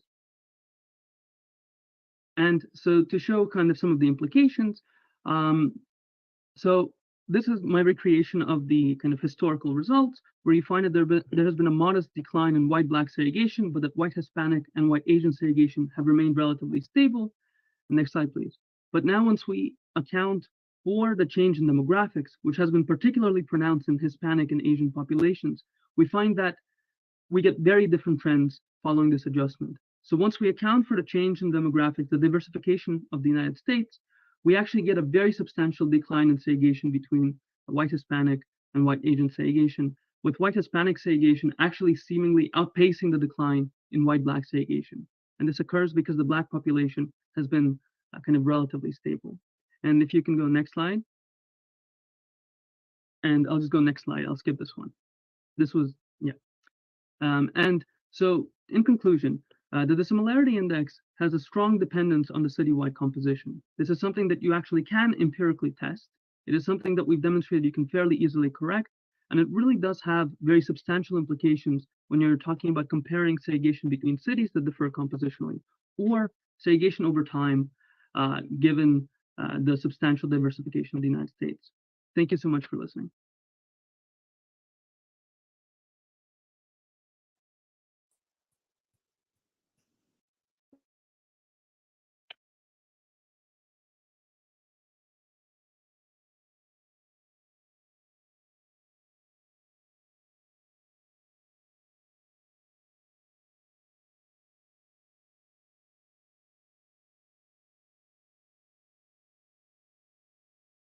Hi, everyone. I'm Dr. Zawadi Rexa-Hibiana. I'm an assistant professor of sociology at University at Albany State University of New York.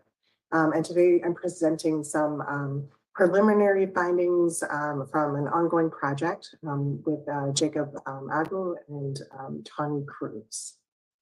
The project is funded by the Russell Sage Foundation.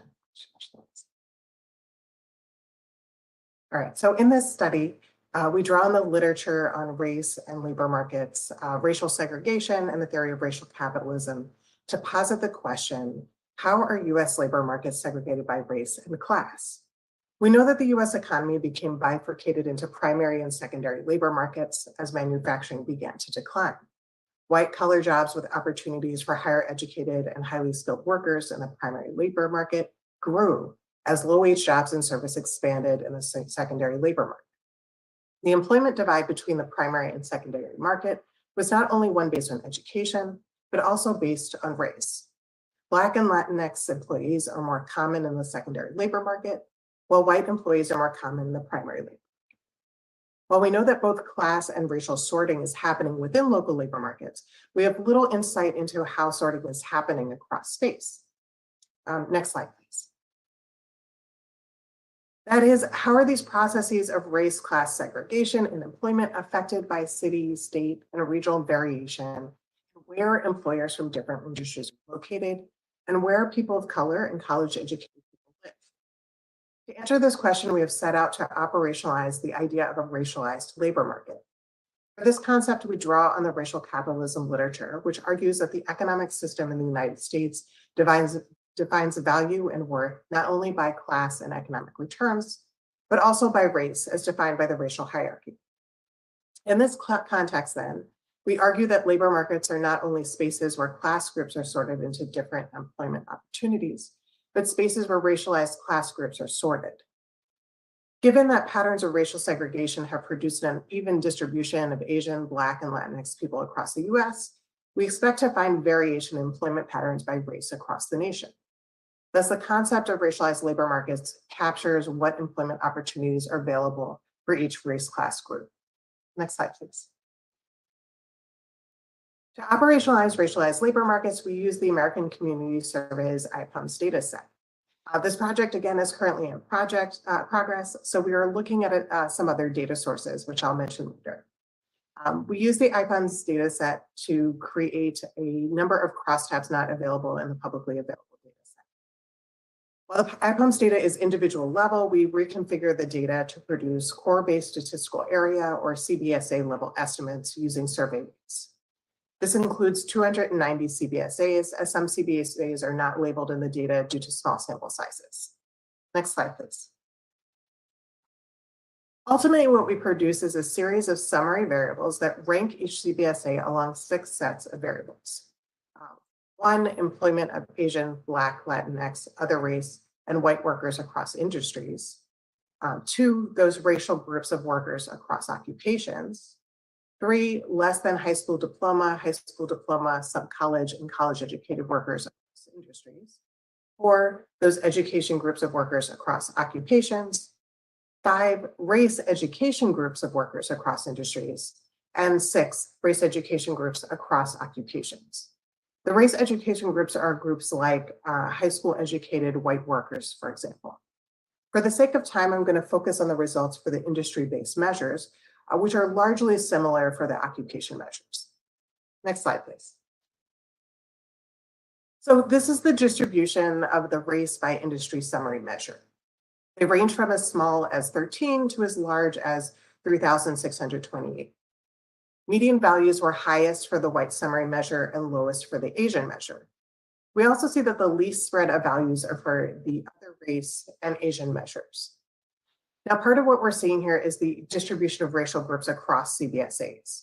White workers are present in large numbers across almost all CBSAs, so the white summary measures capture that white workers have access to employment opportunities in more CBSAs than white workers of color, because there are just generally more white workers.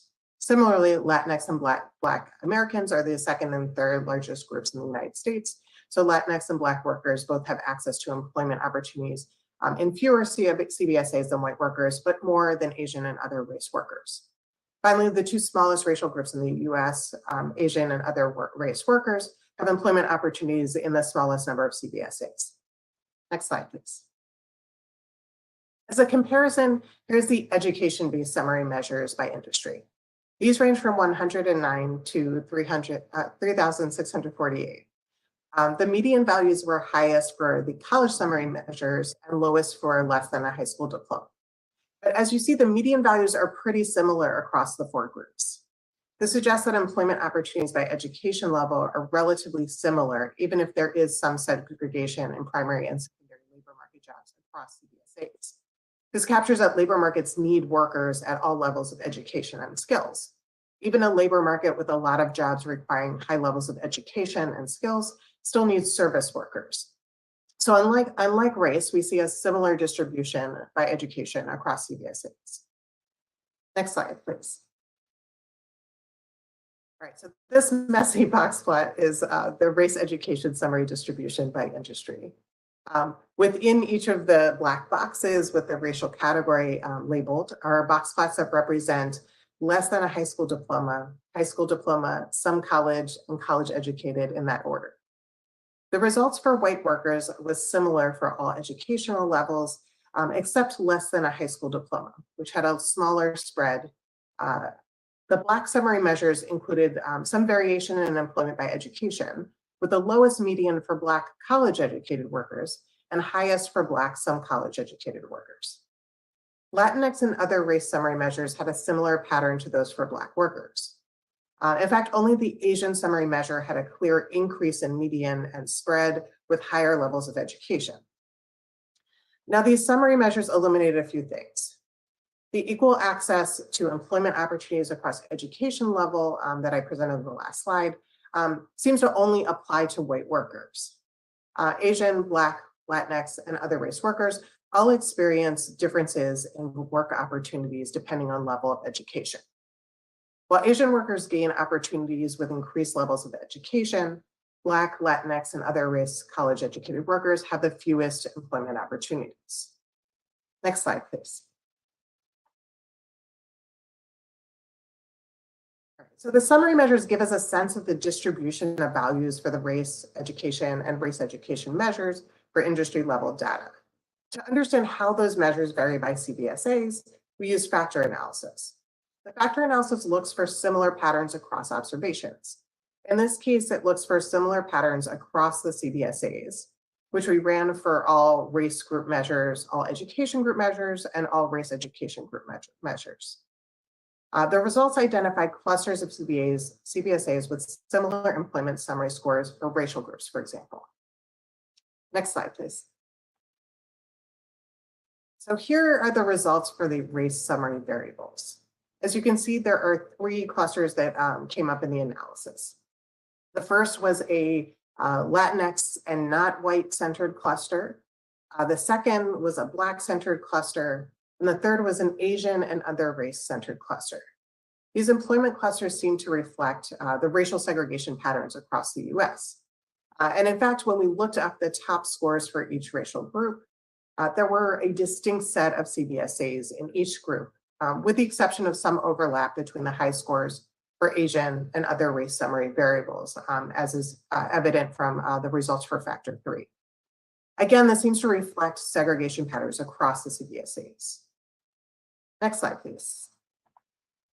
The education-based factor analysis also identified 3 clusters. This included a high school diploma and not college-centered labor market, a less than high school diploma and not college-centered labor market, and a some college-centered labor market. Unlike the results for the race variables, the high-scoring CBSAs for education variables did include some overlap across categories. This may be reflecting lower rates of class segregation. But again, is likely the result of that all labor markets need both high-skilled and low-skilled workers. Next slide, please. So finally, the race education by industry factor analysis produced clusters. It was hard to create a graph that wouldn't have been overwhelming, so you have a table here.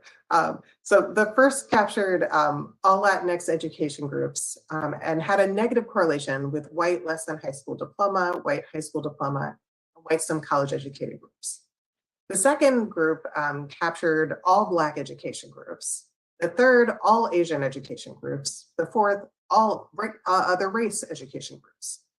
Factors 5, 6, and 7 were each segments of the white summary measures. So 5 captured white with less than a high school diploma and white with a high school diploma. 6, white with some college education, and 7, white college educated. I want to highlight 2 things about these particular results. So first, it suggests that the results we saw in the prior slide for education are driven by employment patterns for white Americans. That is, class segmented labor market patterns are distinct for white workers. Second, Asian, Black, Latinx, and other race workers experience segregated labor markets only by race, not by education. These 2 points were confirmed when we looked at the top scoring CBSAs for each race education group. For the white measures, there was no overlap in the top scoring CBSAs by education. But for Asian, Black, Latinx, and other race measures, there was a similar list of CBSAs for every education level. Next slide, please. So these findings suggest that racialized labor markets offer distinct opportunities for workers by race. For white Americans, there are distinct labor markets that offer different employment opportunities by education. For workers of color, there are opportunities across education level within the same labor markets. Using these measures to operationalize the concept of a racialized labor market offers researchers a way to incorporate spatial dynamics of race, education, and employment into their studies, as well as operationalize structural racism in labor markets. Next slide, please. Our ultimate goal with this project is to provide researchers with access to these summary measures to incorporate in their own studies. We think that the measure will be particularly relevant for researchers interested in questions about regional patterns of employment, mobility, political participation, returns to higher education, and the persistence and change in racial and economic segregation. While we have constructed a preliminary racialized labor market data set using IPOMS data, we plan to work with 2 additional data sets to finalize our product. First, the IPOMS data set only includes 290 CBSAs, so we are going to compare the CBSA coverage with the Bureau of Labor Statistics current population survey, which would also allow us to calculate measures by race and industry for missing CBSAs. Second, we are incorporating data on all CBSAs from the publicly available American Community Survey to bring in a typology of labor markets based solely on industry and occupation. So offering a similar comparison point to the education-only measures. So we have some, there would be class only comparative measures. Lastly, we'll be applying our final method to 2020 data. So the publicly available data set will include CBSA level data for both 2010 and 2020 for interested researchers. Next slide, please.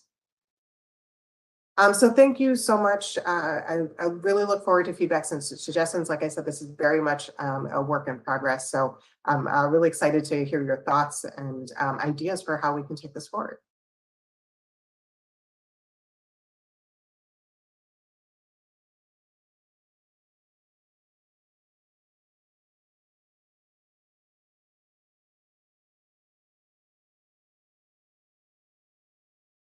Thank you so much for sticking around for the last presentation of the day. And thank you to Rachel, Kyle, Sharon, Jen, and everyone else involved in organizing this session. My name's Ananda Martin-Coy, and I'm an assistant professor in the sociology department at Brown. And as Sharon mentioned, I'm also a recent census alum. So up until September of this year, I was working for the Industry and Occupation Statistics branch here at Census. So I'm really happy to be back here today. So today I'm presenting on this topic, job title segregation, which I look at in terms of both race and gender. And this is very much a work in progress as well. I use data from a small survey, which has various limitations that I'll talk about. So I'm thinking of this as more of an exploratory study, kind of a proof of concept, and I'm excited to think with all of you about how to extend this project using other data sources, including those available through the census. Next slide, please. So I'll start with a definition. So in the labor market context, segregation refers to the concentration of different groups of workers in different categories of work. Next slide. So social scientists have studied labor market segregation for decades. It's an enduring feature of the US labor market. We know that segregation contributes to unequal outcomes in terms of wages, mobility, job quality. It can also solidify harmful stereotypes and perpetuate social divisions. Now, the bulk of research on labor market segregation has actually focused on gender, and that's because gender segregation has historically been particularly high, and it's one of the primary drivers of the gender wage gap. But as Wadi just talked about, and segregation by race is also very salient. It's a longstanding feature of the labor market. And as I'll argue, I think it deserves more attention. Next slide. Now, the starting point for this research is that the way that we've measured segregation in most prior studies conceals the depth of segregation in the labor market. And the reason for this is that the segregation measures are highly dependent on how we define categories of work and at what level of aggregation. So most prior studies use some version of the occupational categories created by the US Census Bureau. So for example, the 2010 scheme included 540 occupations. The 28 scheme includes 570 occupations. But by measuring segregation in terms of these occupational categories, we're missing any segregation happening within occupations at the level of job titles. Next slide. So case studies indicate that job title segregation is very prevalent, but it's quite difficult to measure, especially at the national level, because surveys generally don't publish information about job titles linked to demographic characteristics. There's good reason for this. Job titles are very specific and can contain personally identifiable information. But what this means is that researchers generally have had to rely on more aggregated categories like occupation. So there were a couple of studies in the 80s and 90s that looked at job title segregation and found very high levels. But these studies focused on specific geographies, so a single state in a single point in time. And there has been little attempt to quantify job title segregation since that time. A couple years ago, I published a paper on job title and task heterogeneity within occupations and found very high levels of heterogeneity within these categories. And I demonstrated that occupations can conceal substantial levels of gender segregation at the job title level. So since then, I've become interested in looking at this for race, and so those are the results that I'm going to share. Next slide, please. So there's two questions I'm hoping to address with this project. First, what is the level and trend of job title segregation by gender and race in the United States? And second, how much segregation takes place at different levels of aggregation when we're thinking about categories of work? Next slide, please. So to answer these questions, I use data from the General Social Survey, which is a nationally representative survey of US residents from 1972 to 2018. Next slide. So specifically, I use individuals' verbatim responses to open-ended questions about their occupation. So during the course of a face-to-face interview, survey respondents are asked the following questions. First, what kind of work do you normally do? That is, what is your job called? And second, what do you actually do in that job? Tell me what are some of your main duties. So this text information is used to assign the respondent to an occupational code. And typically researchers only see that occupational code, but with these data, I'm able to analyze the underlying text responses, which provide information about actual job names and task descriptions. Next slide. So my sample includes about 56,000 respondents and 525 unique occupations. Next slide. So to start to address these questions, the first step is to pre-process and clean the text data.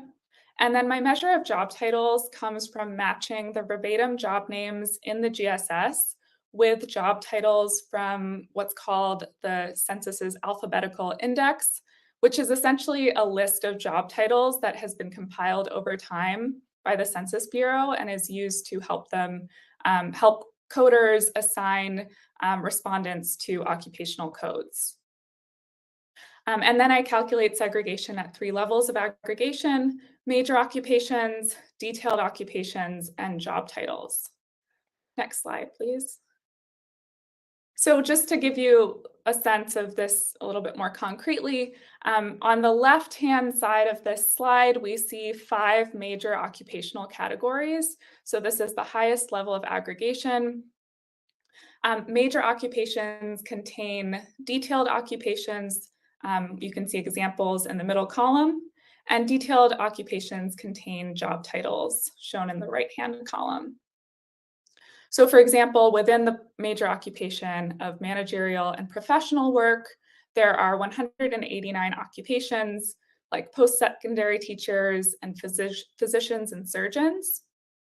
And within those 189 occupations, there are nearly 3,000 job titles. For example, sociology professor, teaching assistant, gynecologist, and clinical fellow. So by calculating segregation at these different levels, we can start to get a sense of where segregation is happening. Next slide, please. So I use two different measures of segregation, the Duncan Segregation Index, also known as the Index of Dissimilarity, and Tile's Entropy Index. And I calculate segregation separately for gender, men versus women, and race, white versus non-white.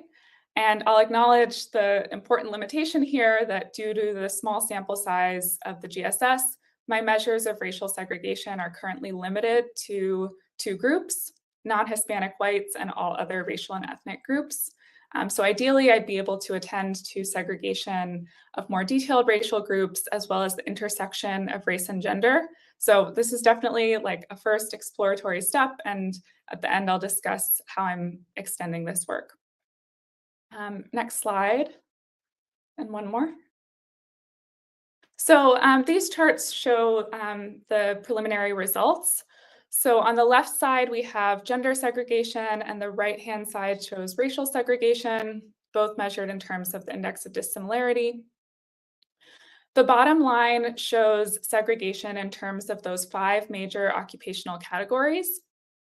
The middle line shows segregation in terms of detailed occupations. So these lines represent what is possible to estimate with typical publicly available data.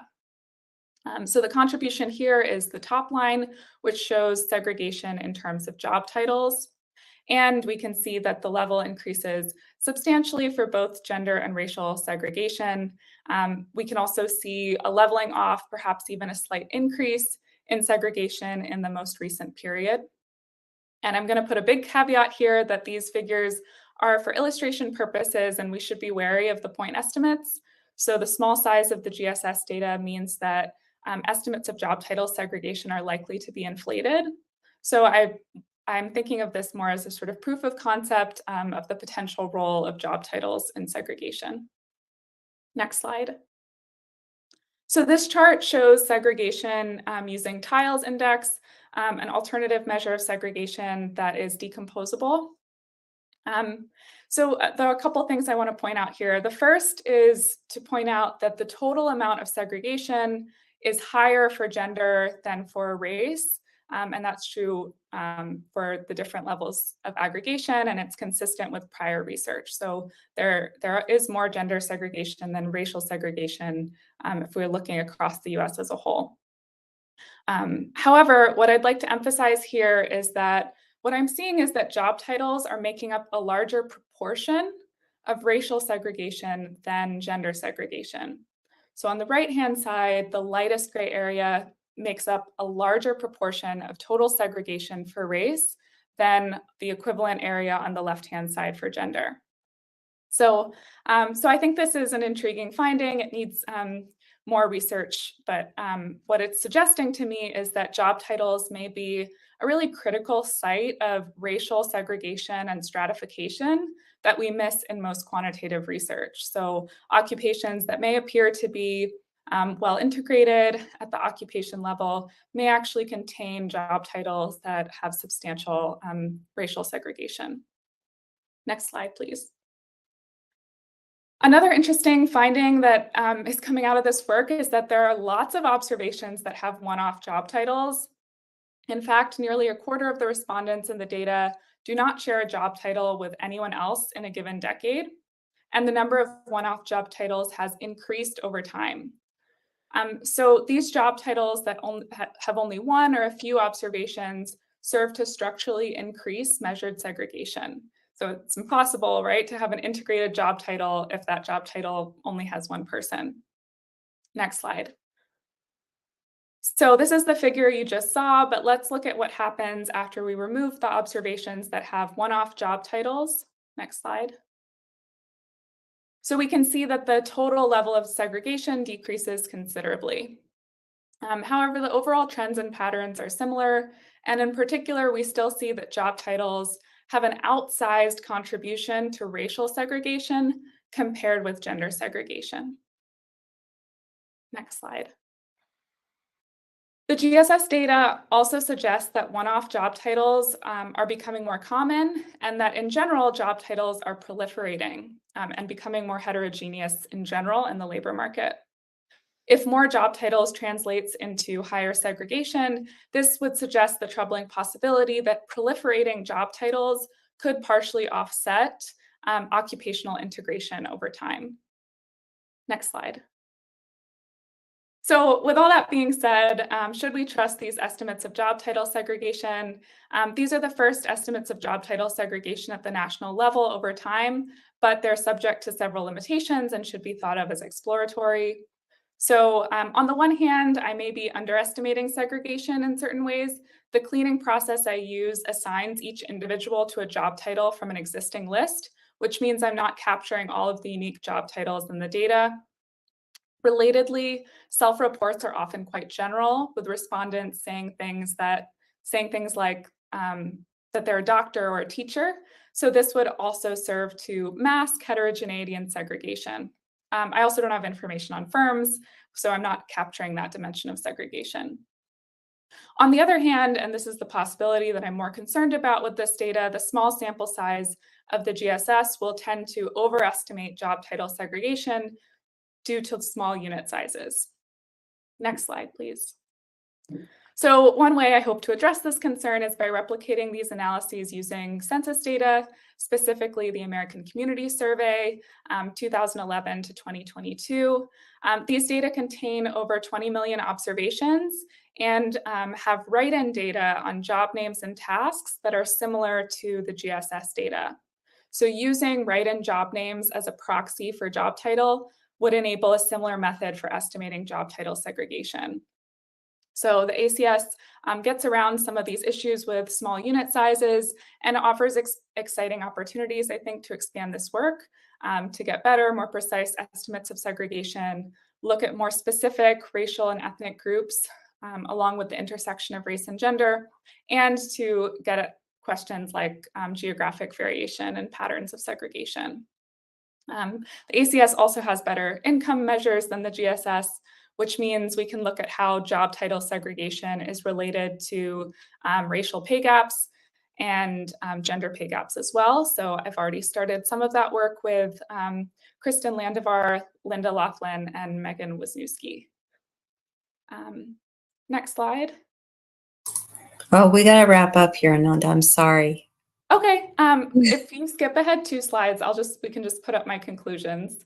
Yeah, so these are my conclusions. Most importantly, I hope I've convinced you we need more research on the scope, causes, and consequences of job title segregation. Thank you so much. That was awesome. I'm sorry we had to curtail the last few slides. It's time to move on to our discussant. I want to remind everyone that we're going to have some time for Q&A. And so please put your questions in the chat. And if they're directed at a particular individual, please remember to put their name so that we can direct it to the right person. Thank you. Go ahead.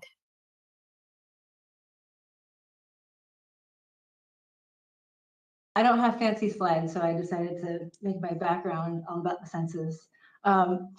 First of all, thank you to the organizers. This panel was great. I enjoy the opportunity to be able to read these outstanding pieces of work. They all offer new perspectives, new ways of understanding these long-standing durable features of the US, which is racial ethnic segregation in neighborhoods, in neighborhood institutions, and in the workplace. So yeah, I'll keep my comments brief. I know there are already questions in the chat. And at the risk of oversimplifying, I'll kind of group them into 2 categories. The paper sort of examining the geography of inequality on the one hand, and on the other, these papers that are offering these new ways to measure inequality that nuance our understanding of segregation. So starting with Rich and Sprague, so this is really, really impressive data work, super complex.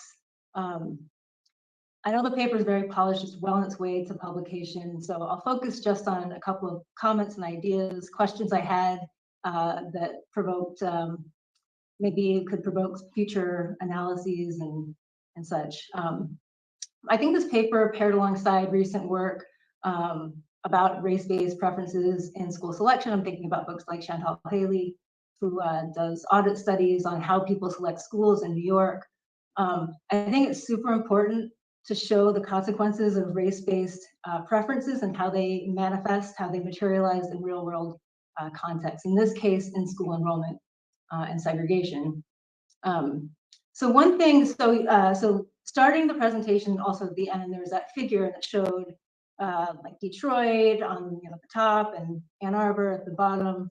And I was most intrigued by this figure because I was like, what is driving these differences between these different types of places?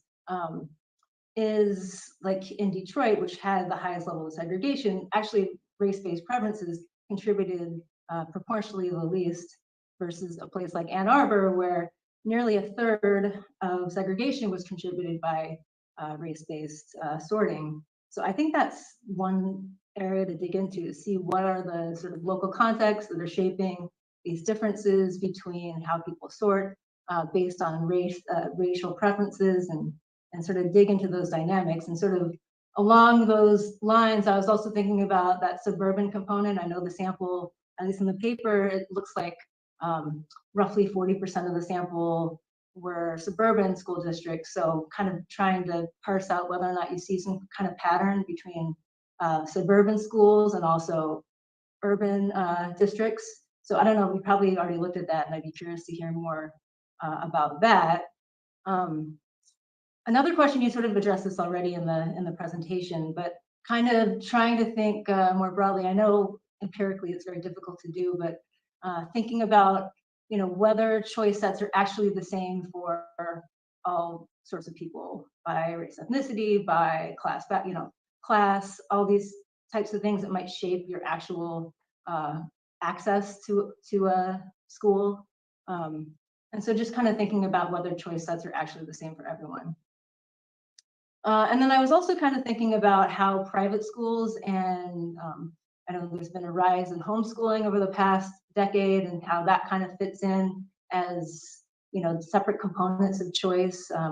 Maybe not public choice, but one area that sort of private schools have been around for a while, but homeschooling also is growing as well, and sort of seeing if that, how that fits into the broader narrative of what you're finding and how we should think about that.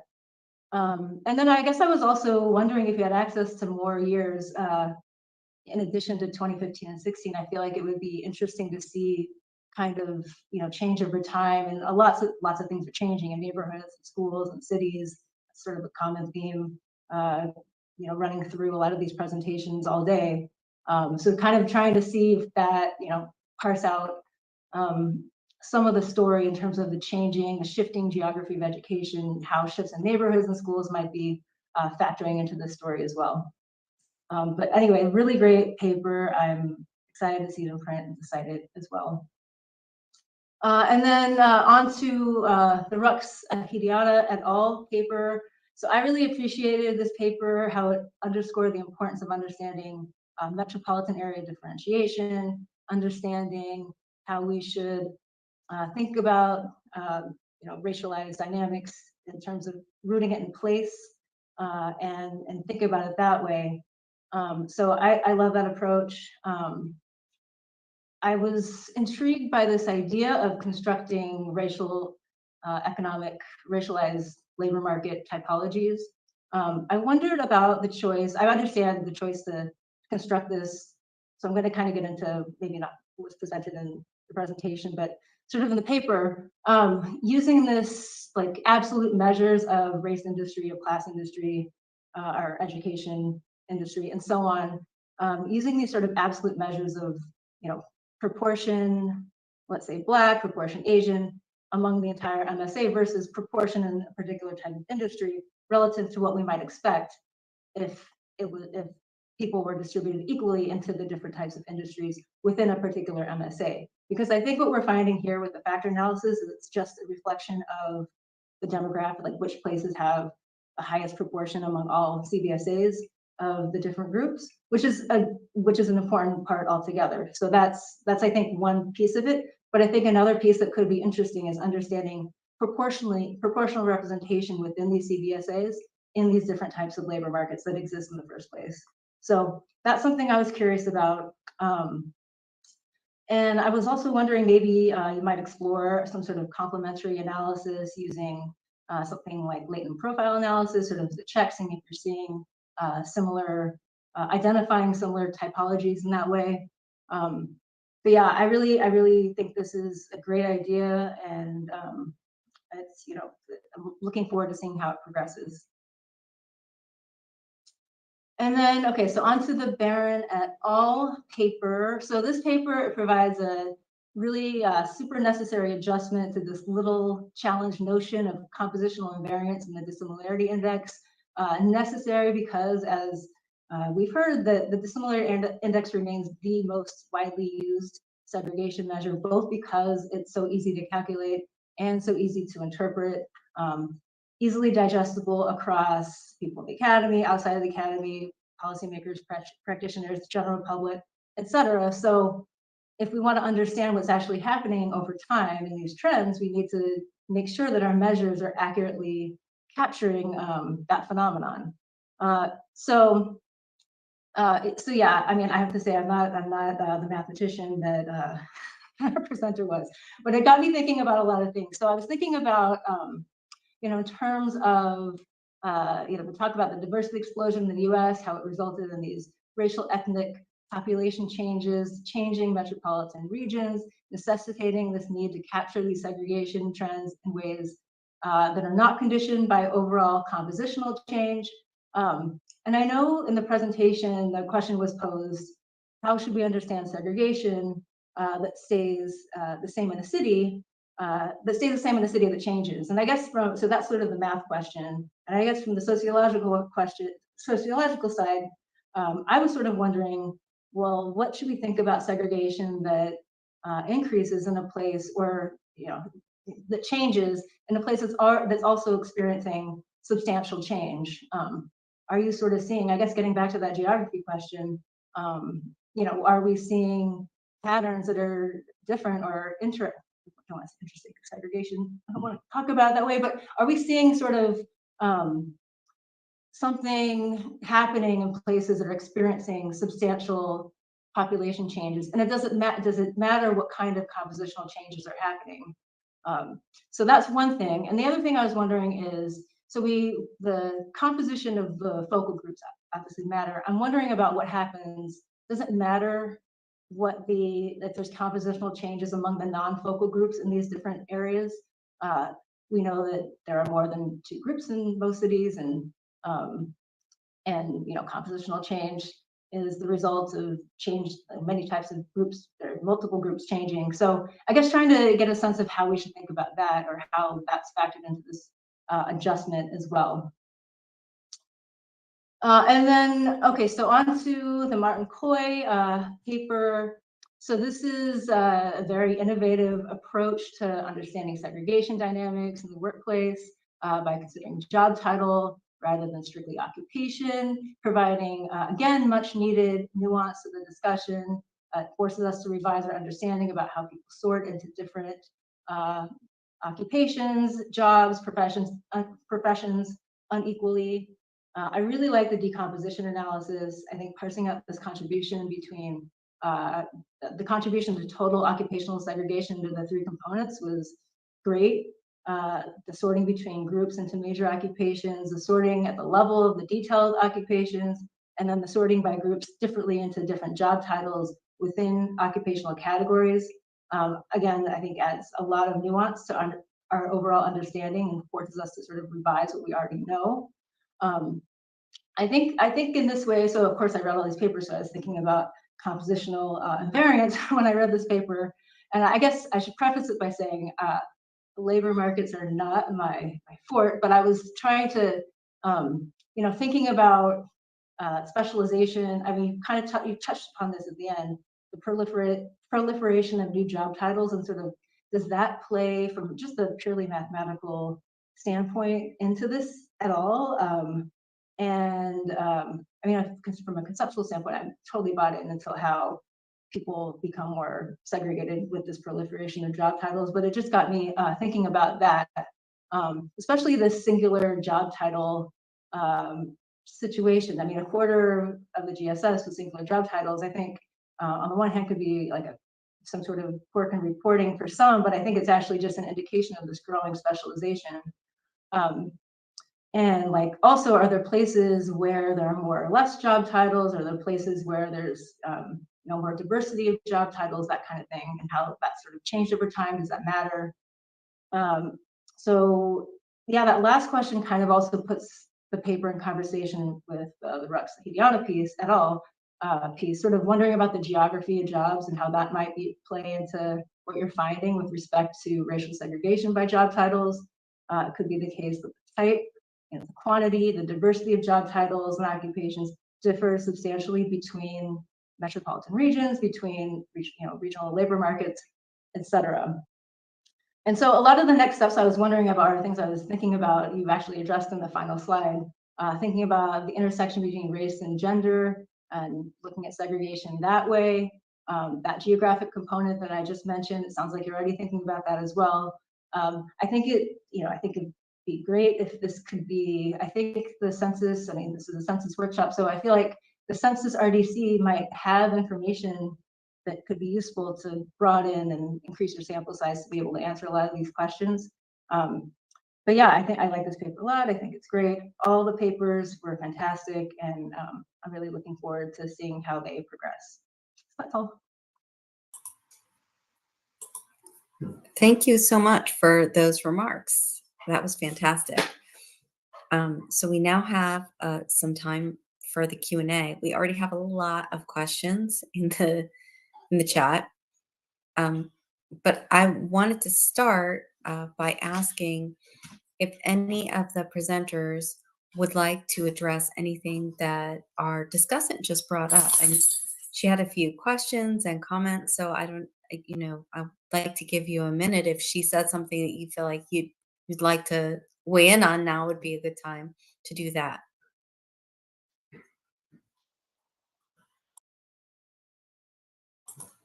Sure, I can go.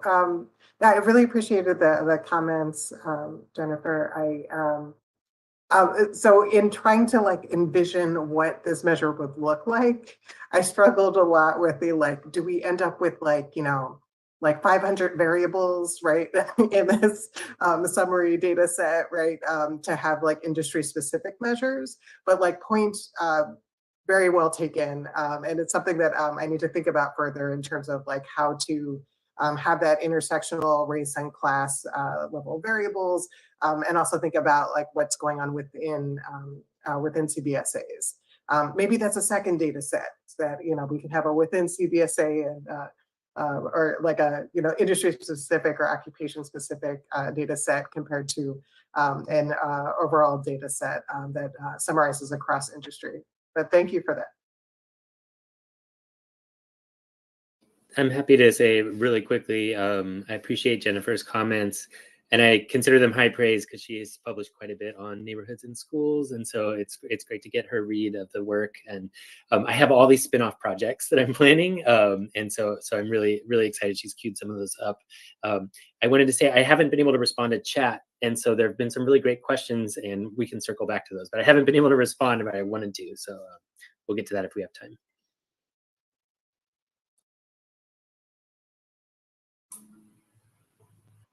I think Jen for the comments, and I also want to say I learned a lot from the other presenters today, and I'm really interested in thinking more about Boris's presentation in particular and how that might affect what I'm doing. So yeah, thank you for the suggestions.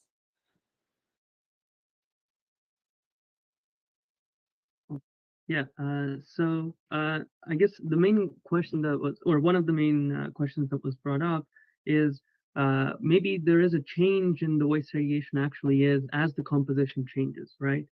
And that's entirely kind of sensible. And I think this also addresses a quick question that was in the comments, which is why was I looking at like 100 set neighborhoods at all? And the reason for that is it allows me to empirically test the result kind of over here. So when I am testing, and when I'm looking at one city like Chicago and taking just 100 random neighborhoods from it, showing that we can account for discrepancies and obtain a consistent measure for Chicago overall in its segregation, means that we at least have a very good, at the very least, counterfactual of what we should expect in the absence of demographic differences actually affecting segregation itself. And so that's what this kind of really allows us to construct, and that is why we looked at these subsets. Of course, at the end, the goal is to be able to trust these results when you're looking at a city overall, so all block groups. And of course, in those cases, there can be segregation that changes based on the composition as well. And so you can think of this as saying what segregation would be if segregation was independent of compositional differences. Thank you. Okay, so let's try to get through some of these questions in the chat. There's so many and they're kind of out of order. So let me go pick the very first one, because Zawadi, you were the first person to put a question in the chat, and that was for Peter. Curious about how you think incorporating private parochial schools might affect your results. And I'm interested in that too. So admittedly, I did cherry pick that question. Well, thank you so much for asking this question. It's one I think about. So full disclaimers, in the data at student level, it's in public administrative data. And so I don't have access to the records of students who are in private school, but I did look into this, and about 10% of kids who are elementary school aged in Michigan attend private school. And because there are tuition barriers to that, often this is going to be like a higher income population. And so so there are two ways to think about it. One is like the total segregation. How much do private schools contribute to total segregation? And that would actually increase slightly the total amount that we have across the state if you incorporate both public and private schools. But it turns out that private schools are not driving it the way they probably used to in the era of desegregation. And that especially like where there's a lot of public school choice, it's in areas where there's populations who are less likely to afford it, and public school choice gives them an option. So it's an empirical question that I don't have a great answer to, but I think about a lot, and I've tried to get at it in these kind of tangential ways. So thank you.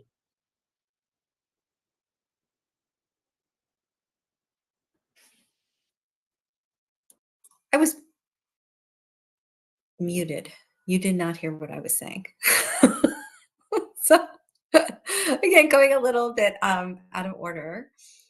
Someone entered the comment that they arrived a little late for Zawadi's presentation, but here, I'm going to read the comment. I have a feeling that we don't have statistics that we produce for it, but I wonder what the relationships there might be in jobs that are remote. I know CBSA calculation relies on homework flows to tie counties or MCBs together. Remote work and how that weighs in. Yeah, if there are measures of that, I haven't incorporated them, but I appreciate the comment, particularly, looking in more recent census years, right? That would be helpful to be able to, disentangle, who's not working in the CBSA that they live in, for example. Okay, and I have a question here for Nanda. Were you able to consider income or educational attainment as part of your exploration in any way? Or are these additional factors that could be considered? And I think you talked about this, you were on the verge when you started talking about ACS at the end. So I'll let you expand on that. Yeah, a couple things. One sort of interesting finding from other work that I've done is that there's actually more job title heterogeneity for occupations that require lower levels of education. So that's kind of an interesting phenomenon that there's actually, so there's for higher status occupations, there's somewhat less job title variation, although there's more task variation, more task description variation. And then on the other end of the socioeconomic spectrum, it's reversed. So actually a lot of this, I think, is coming from occupations that have lower levels of education as well, which is maybe a little bit unexpected. So that's the one thing that I've thought about a little bit. And then, yeah, I'm really interested in how job title segregation is related to gender and racial pay gaps. And so I haven't looked at that yet, but that's, I think, the big question. I think, there's job title segregation could be important for other reasons as well. I think even if there aren't substantial pay differences between job titles, they can have lots of implications for status, for future job mobility, for hierarchies within workplaces. And so I think it's important to study in its own right, but I think people are really interested, and I am too, in how it might be contributing to pay gaps as well. So thank you for the question. So I'm going to follow up with my own question, because I am very fascinated by this job title, as you know, Ananda. And I guess the thing that puzzles me is whether there is a gap between what individuals say their title is versus what employers would say their employees' titles are, and how that might affect results that you find, if you've thought about that. Absolutely. Yeah. So the text data that I use are very much proxies for job title, because it's a respondent writing down what they think their job is called, and that definitely could be different from sort of the HR person's job title that they would say. So I think ideally I'd want the employer provided job title as well, or at least like what people might put on their resume or something like that. So I don't have that exactly. I think I expect that people, and this sort of shows up in the data, people tend to give more general descriptions of their job names than probably what their HR job titles are. So I think that means that these estimates would lead to more conservative estimates based on respondent data. Thanks. Okay, there's a couple here for you, Peter. First, what I'm sure is going to be a very easy one. Have you checked for independence of irrelevant alternatives? This can be just in the bag. Yeah, easy. And so this is a problem built into conditional logit model. So I appreciate this question. I did check for it in the best way I can. It's an assumption. But what I've done is I didn't define this, but I took all schools that are eligible from a location, which could include like way too many. And I shrunk it down to just those potential schools that we observe kids from the same block or neighboring blocks having had attended within the last 5 years. So that kind of shrinks down to a more reasonable consideration set. And then, and so that's what those results were based off of. But then I expanded it to see if the results really changed. And they don't really change. They're pretty stable. If you go out to like all schools within a 10-kilometer radius, then in cities, the results start to become a little less stable, because it's like adding way too many alternatives. So, but I feel pretty confident about that. I appreciate that question. And I see another one for you, Peter. Oh, sorry.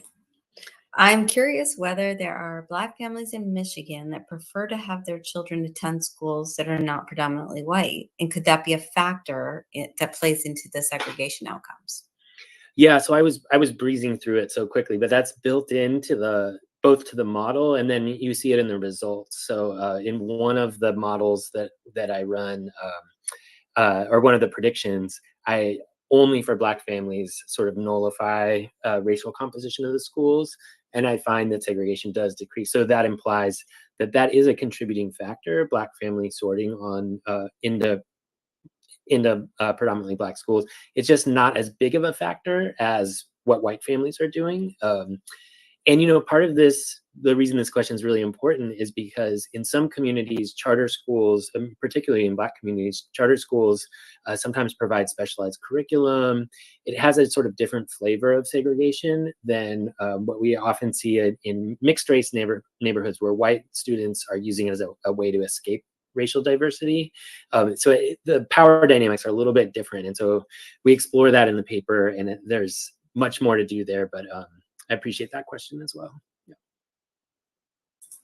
We have a scant 1 minute left. And so I'm going to ask you all, if you saw, I was trying to go through the questions in the chat pretty quickly. If you saw a question addressed to yourself or that you wanted to address, we have 1 minute to get to that. If I didn't see it in my scan, you're welcome to address that now. Oh, we're out of time. I said you had a minute. TikTok, we're done. No problem. I have to thank you all so much. I really enjoyed this session. It was very interesting, and I thank you all for contributing today. With that, it's time for me to hand it back to Nicholas for closing remarks. Thank you all very much. Thank you so much, Sharon, and thank you to the panelists again. Thank you all for joining us for day 2 of the Census Bureau's virtual workshop, Advancing Research on Race, Ethnicity, and Inequality. This has really been an incredibly enriching 2 days, and they've gone by so fast. Presenting researchers have joined us from around the country, and they represent multiple perspectives from academia, government agencies, and independent research centers. And over 1,000 interested researchers, advocates, and policymakers have joined the workshop over the past few days to hear and learn from all of you. Our Census Bureau team applauds the fantastic presentations and rich discussions over the past 2 days. I'd really like to thank Dave Waddington for his opening remarks this morning. Dave highlighted several of the innovative research undertakings and the data that the Census Bureau has been developing to bring great insights for the topics that so many of us care about and rely on for our research to better understand inequalities. Experts in the Social, Economic, and Housing Statistics Division are at the forefront for bringing these data to light. And Dave's remarks provided an important contextual framing about the importance of data as the foundation for our discussions. On behalf of our Census Bureau team leading the initiative, I'd like to thank each of our presenters and their co-authors for their research and thoughtful analyses, and for the countless hours that they've poured into examining these topics to develop and share them and discuss their findings with us this week. Day 2 has been enriched with 5 great sessions on racial and ethnic inequality in employment and the labor market, measuring within-group diversity of experience, racial and ethnic inequality in educational experiences and outcomes, racial and ethnic inequalities in home ownership, and measuring and conceptualizing segregation in schools, neighborhoods, and the labor market. As a reminder, if you were not able to see everything today or you missed some of the sessions yesterday, all of the sessions have been recorded and they will be posted on our Census Bureau's program website. We'd also like to thank all of our session chairs and our session discussants for all the time that they've dedicated to reading the papers, preparing feedback for the presenters, and moderating and bringing to light the great questions that our audience has shared with us today. Your roles were critical with making each of the sessions so engaging, informative, and thought-provoking. I'd like to also share special thanks to our Census Bureau colleagues who have been working behind the scenes to make this remote virtual workshop possible. This workshop has woven together new perspectives on how data resources for better leveraging the measurement of both race and ethnicity and dimensions within the U.S. population, and also to help investigate how systemic inequalities by race and ethnicity can be identified within the U.S. society. The presentations and discussions that we've heard over the past 2 days have provided great inspiration for realizing these goals.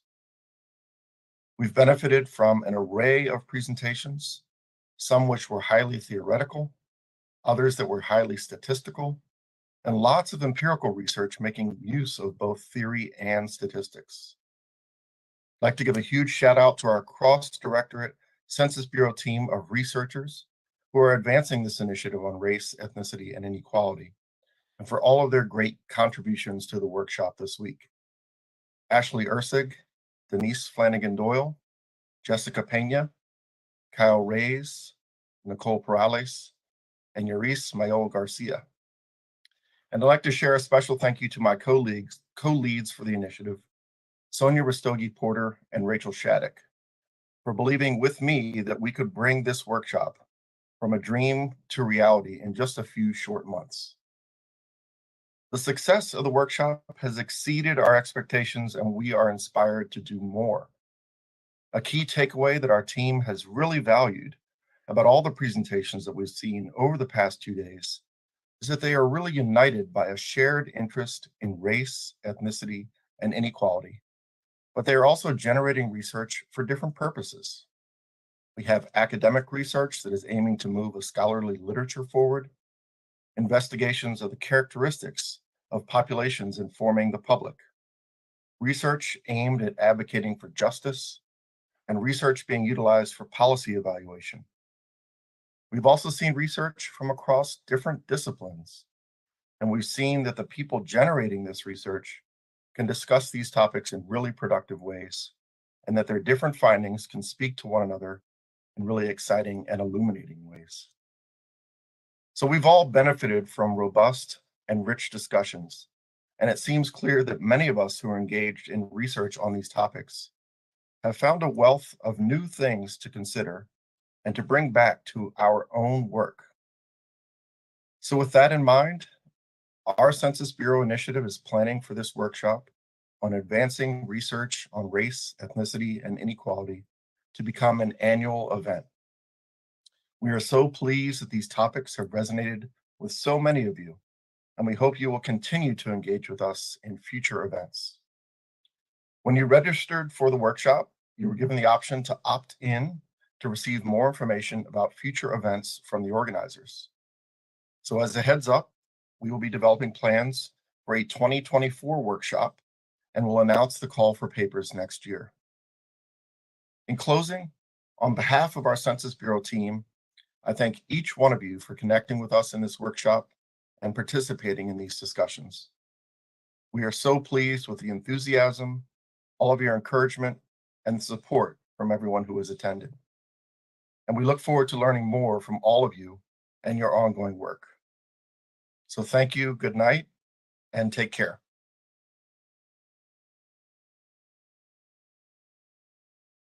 The way it currently stands, forced labor, slavery takes precedence over rehabilitation and public safety. Oh, by the way, while the Biden administration gives reparations to everyone but free people, look at the billions he has run over to Ukraine. We don't have black grocery stores because if you think about it now, just to get in that supply chain, it's almost unheard of. They don't want the truth to get out. Okay? I don't want to know what my family did or what all these people did and all this stuff like that. Okay? You read that 500-page report. There's this thing called white superiority and black inferiority. That mindset allows all of the behaviors that we've seen across generations. I had no idea that church I was running by every day was something my grandfather established. This is not a handout. This is a debt that is owed. You know, Allensworth was like the internet of his time in 1904, 1905. The total black population in California is about 2.6 million, and then of that, the descendants compose about 2.2 million of that. So California, with a multi-billion-dollar surplus, can absolutely afford to satisfy the international terms for reparations, beginning with compensation. Any financial obstacle that exists that impedes the success of increasing financial prosperity needs to be dealt with and eliminated. No matter where we've been, no matter what part of this fight we've been in, we've been harmed, and we've had harm done to us specifically. When I got to Los Angeles, This was some of the worst segregation I'd ever seen. And remember, I'm telling you, I'm from Mississippi. Because as you can see, I'm giving you broken history right now, you know? But I had to give it to you guys today. No, I got to show them this because it's so precious and nobody really knows about it. Overnight, it's like, oh, it's no longer the quarters, now it's Lincoln Heights. Oh, so now we get to use Abraham Lincoln for our name. And you think about all the other people that they could have used, but they picked Lincoln. And I think that's sort of a stereotypical of what they do. There wasn't any black restaurants. As far as black business and weed, it wasn't none. Black people don't have that kind of luxury. Our historically black communities have been redistricted multiple times. Why has it been easier for other groups than us? Because of anti-black hatred. Now listen, if you can't handle the TR room, don't tune in.